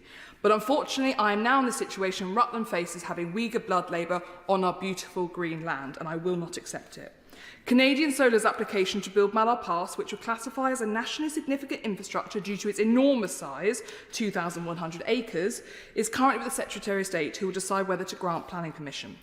I've lost track of the number of times I've raised Canadian Solar, whether it be at the Foreign Affairs Committee or whether it be in this place or in Westminster Hall. Now, people say that the definition of insanity is doing the same thing over and over and over and expecting different results. But I would argue that in this case, Madam Deputy Speaker, insanity would be allowing a company so linked to the oppression and genocide of the Uyghur people to build key energy infrastructure in our country. The name Canadian Solar is what I will call maple washing, to distract from its true origins and operations of the company. As of December 2022, 86% of their annual solar module manufacturing capacity was in China. 78% of their solar cell manufacturing capacity was in China. And 100% of their annual wafer and ingot manufacturing capacity was in China. And 85% of their employees are based in China. Canadian Solar has letters of credit worth $150 million and short-term notes worth $1.4 billion with Chinese banks. Now, whilst their operating in China is of itself not a concern, it does offer some context as why Canadian Solar supply chains are so intricately linked to human rights abuses in Xinjiang. Now, in 2021, 4 shipments of Canadian Solar panels were seized by the US government. Why? Because of their links to slave labour from the Uyghur Xinjiang region. Canadian Solar previously operated a solar plant in the Xinjiang Production and Construction Corps' 3rd Division city of Tamshuk. The XPCC is a Chinese Communist Party-controlled paramilitary organisation in Xinjiang, heavily implicated in the Uyghur genocide. In fact, 4 of their senior officials were sanctioned by the UK in 2021. According to the Sheffield Hallam report, Canadian Solar likely benefits from this relationship with the XPCC. They also have a joint venture with GCL Poly, one of the largest suppliers of polysilicon. GCL Poly was, yet again, sanctioned by the US. Why? For participating in the practice of accepting or utilising forced labour in Xinjiang and contributing to human rights abuses against Uyghurs and other minority groups in Xinjiang. Now, Canadian Solar, after I launched my campaign to expose them, has of course removed all references to their partnerships with GCL Poly from their website. But of course, archive form and press reports means that we still have the evidence of it. As of December 2021, Canadian Solar's primary suppliers are Longiet Green Energy, Honghua New Material and Tongwei Solar, all companies with subsidiaries operating in Xinjiang with links to Uyghur forced labour. I have provided full written briefs on each company's links to the forced labour to DESNES in the past. Now, in June 2022, Madam Deputy Speaker, Canadian Solar's own shareholders attempted to deselect several board members. Why? Inaction over forced labour in their own supply chains. In December 2022, the US Commerce Department found Canadian Solar guilty of tariff dodging. This means that they took their solar panels from China to Thailand, tried to disguise them, and then shipped them to the US. But they were caught out. Sadly, the attitude of the company is best discerned by a leaked email from their CFO, Chang, who faulted human rights organisations for their work when he said, "They mistakenly regard any employment of Uyghurs as forced labour, which has caused severe harm to the Uyghurs we all love." There you have it, Madam Deputy Speaker. According to Canadian Solar senior management, the responsibility for the genocide and the use of slave labour does not lie with the Chinese Communist Party and the companies who use their labour for profit. It lies with the brave NGOs and human rights groups who dare to highlight their plight. All the evidence is there. I have raised it countless times, and so I want to ask the Minister directly, will we now change the MSIP rules so that the links to forced labour are finally considered? Because I don't believe there is any other form of procurement in this country, particularly public sector procurement or for the national good, where we don't take forced labour into consideration. Will the government act against blood labour-made products polluting our shores? And if not, why? I want to preempt rather cheekily, what I think the Minister may raise here, which is the Solar Stewardship Initiative. Anyone who's followed my interventions again will know that I've been very sceptical of an industry-led solution to this problem. The Solar Stewardship Initiative, led by Solar UK, was published last September. Its ESG doc, however, does not mention Uyghur forced labour a single time, despite it being set up to prove that there is no slave labour within their chains. In fact, it devotes only one short paragraph to forced labour, but doesn't set out how it will be identified in supply chains, consequences for companies who are proved to have found to benefit from it. If we go back to the list of companies I gave Madam to speak to, and I recognise it was long, both JA Solar and Jinko Solar, companies ranked as having very high exposure to forced labour, are already certified as SSI members. Apparently there isn't a problem with slave labour in their chains, despite the Foreign Office report saying that there is. I was also very disappointed when Solar Energy UK, when I met with their chief executive, refused to remove Canadian Solar as an industry lobby group, despite the overwhelming evidence against them. I fear we will now see a similar attitude from Solar UK as they come forward, and it does seem, I'm afraid, illogical to allow an industry so tainted by forced labour to be allowed to create its own certification programme with zero, and I mean zero, external oversight. So can the Minister please set out what active mechanism will exist to examine the supply chains of SSI certified members and what the consequences will be for those found to benefit from Uyghur forced labour within their supply chains? And can the Minister confirm that he is confident the SSI will clean up the UK solar market of its connections to Uyghur forced labour? Now, whilst I believe that any solar company with links to Uyghur forced labour should be banned from operating in the UK as a matter of principle, it is also worth investigating what Chinese supply chains mean in practice for our environment and going green. The process of mining and manufacturing solar panels in China relies heavily on coal power. Professor David Rogers, an expert in ecology at the University of Oxford, estimates that due to these coal-dependent supply chains, solar energy produces 3 units of carbon for every 1 unit behind wind energy. Only biomass has a larger carbon footprint than solar from renewable forms of energy. In a study by the World Bank comparing 240 countries, the UK was found to have the second lowest potential for solar photovoltaic potential, with only Ireland less suited to solar energy. Explains why I'm so pale. There is not much sunshine in my English-Irish heritage. Solar installations in the UK, maybe I should talk about Scotland next, but I think I'll move swiftly on. Solar installations in the UK generate maximum power for an average of 2.6 hours a day. They fall to less than 1 hour a day in winter. Solar plants produce energy when we least need it, during hot and sunny periods, and contribute little to nothing during peaks in demand in the winter when it is dark and cold. Battery storage is carbon intensive and can only extend solar power supplies by 2 hours and not in between sessions. So an 140-acre solar plant can provide roughly enough electricity for 9,000 homes, whilst just one wind turbine in the North Sea can power 16,000. We are not blessed with abundant sunshine, as I am living proof. But what we do have is wind and plenty of it, and we have the Celtic Sea. So therefore I would ask the Minister why the government continues to sacrifice greenbelt and agriculturally rich land for inefficient, carbon-intensive solar made with Uyghur slave labour, when we should be investing in wind energy, a technology that we rightly lead in, and we should be so proud of our record in wind, where we have achieved enormous things. I want to finish by paying tribute to the member of Sleaford and North Hykenen for securing a debate in Westminster Hall on Thursday this week on solar plants. I hope the Minister will note how many debates are being held on this issue and that members' concerns are significant. Another area that has been increasingly raised is the need to protect best and most versatile agricultural land. Responding to a written question I submitted in February, the Minister for Nuclear and Renewables confirmed that DESNZ is not currently monitoring what types of land or how much land is being used for solar developments across our country and has no plans to do so. That, for me, is deeply concerning as someone who has over 400 farms in their constituency.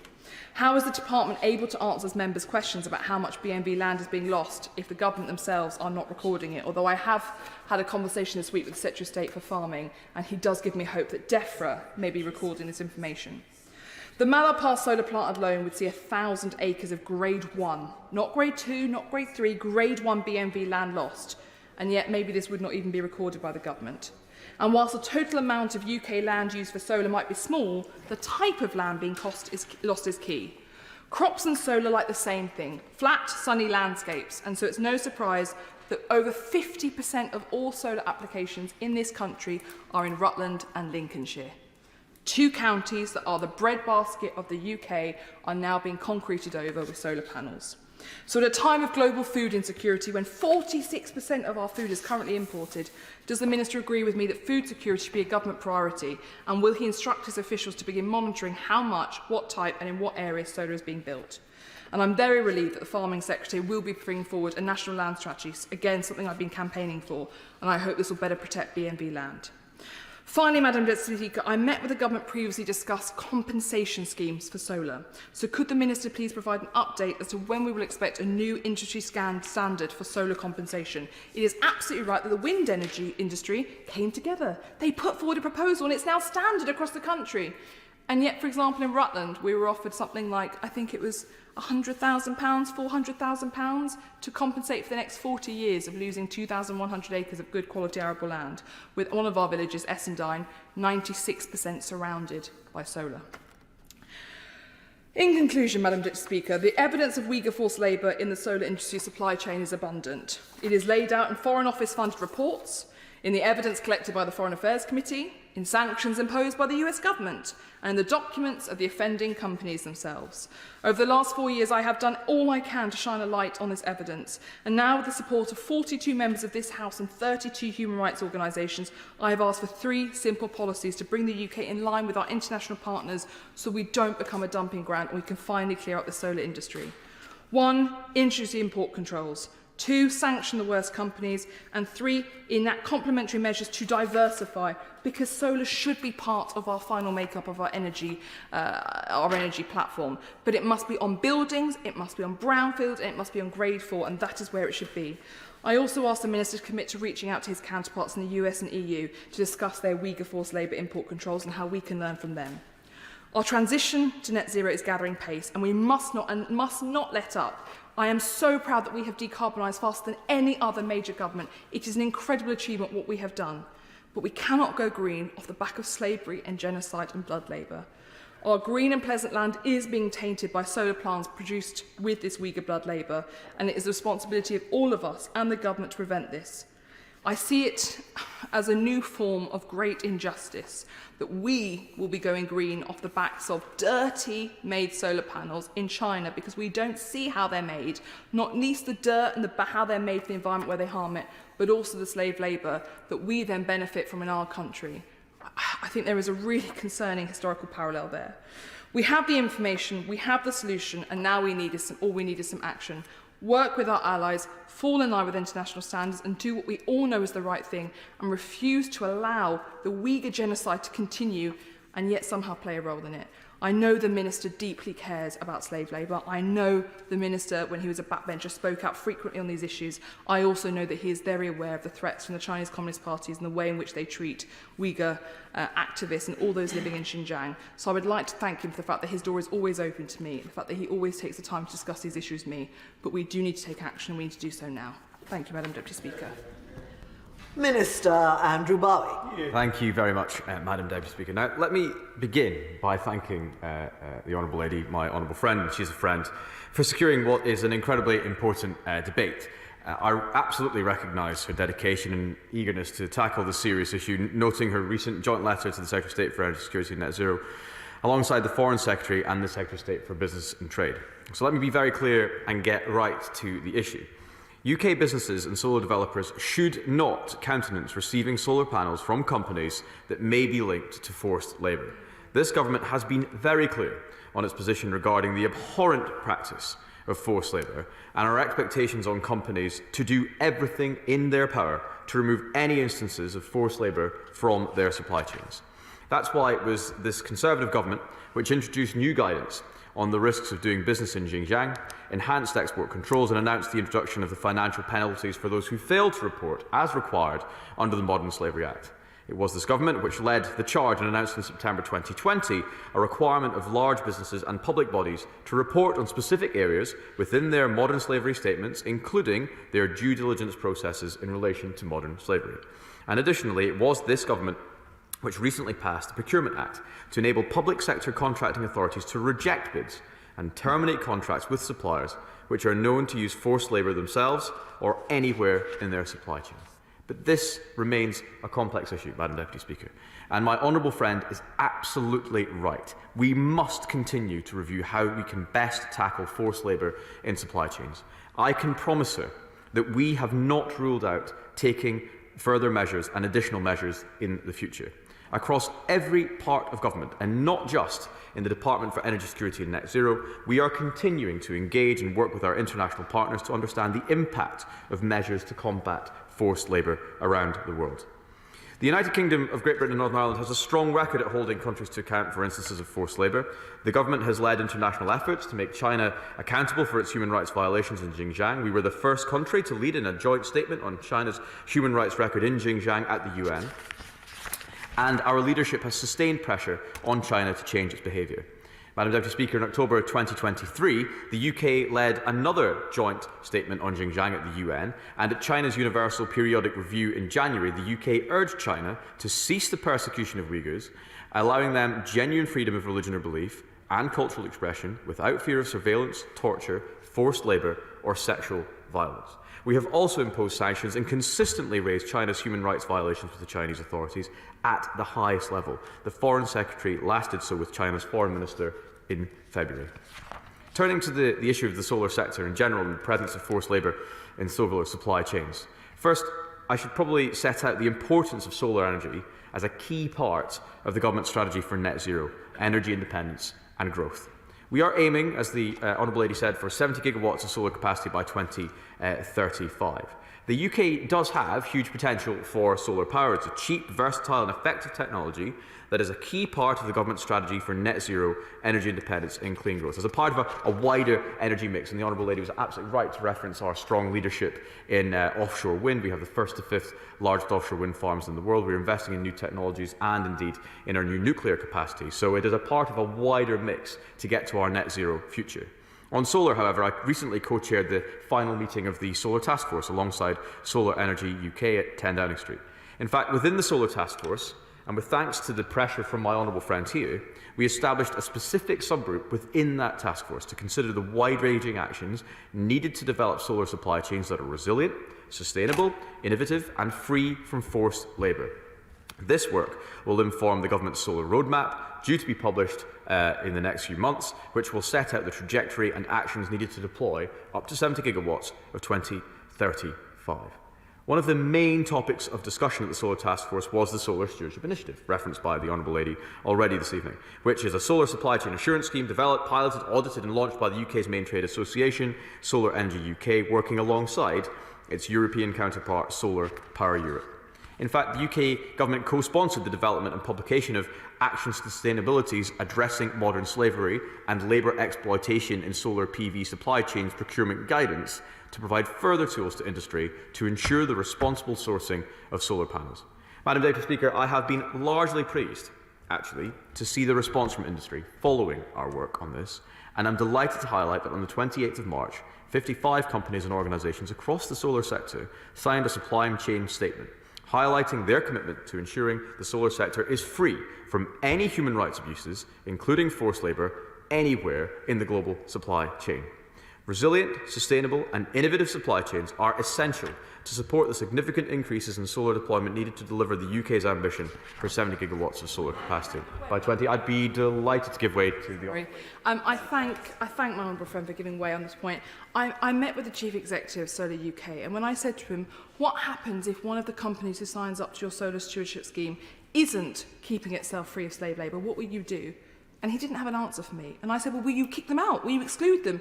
And he said, well, we don't have a mechanism to do that.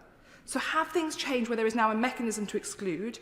And how are we making sure they are actually auditing? Because again, he said they're taking it upon the company's words when they sign up that they are free from slave labour. They are not having to provide any evidence that they are free of slave labour when they sign up for this initiative.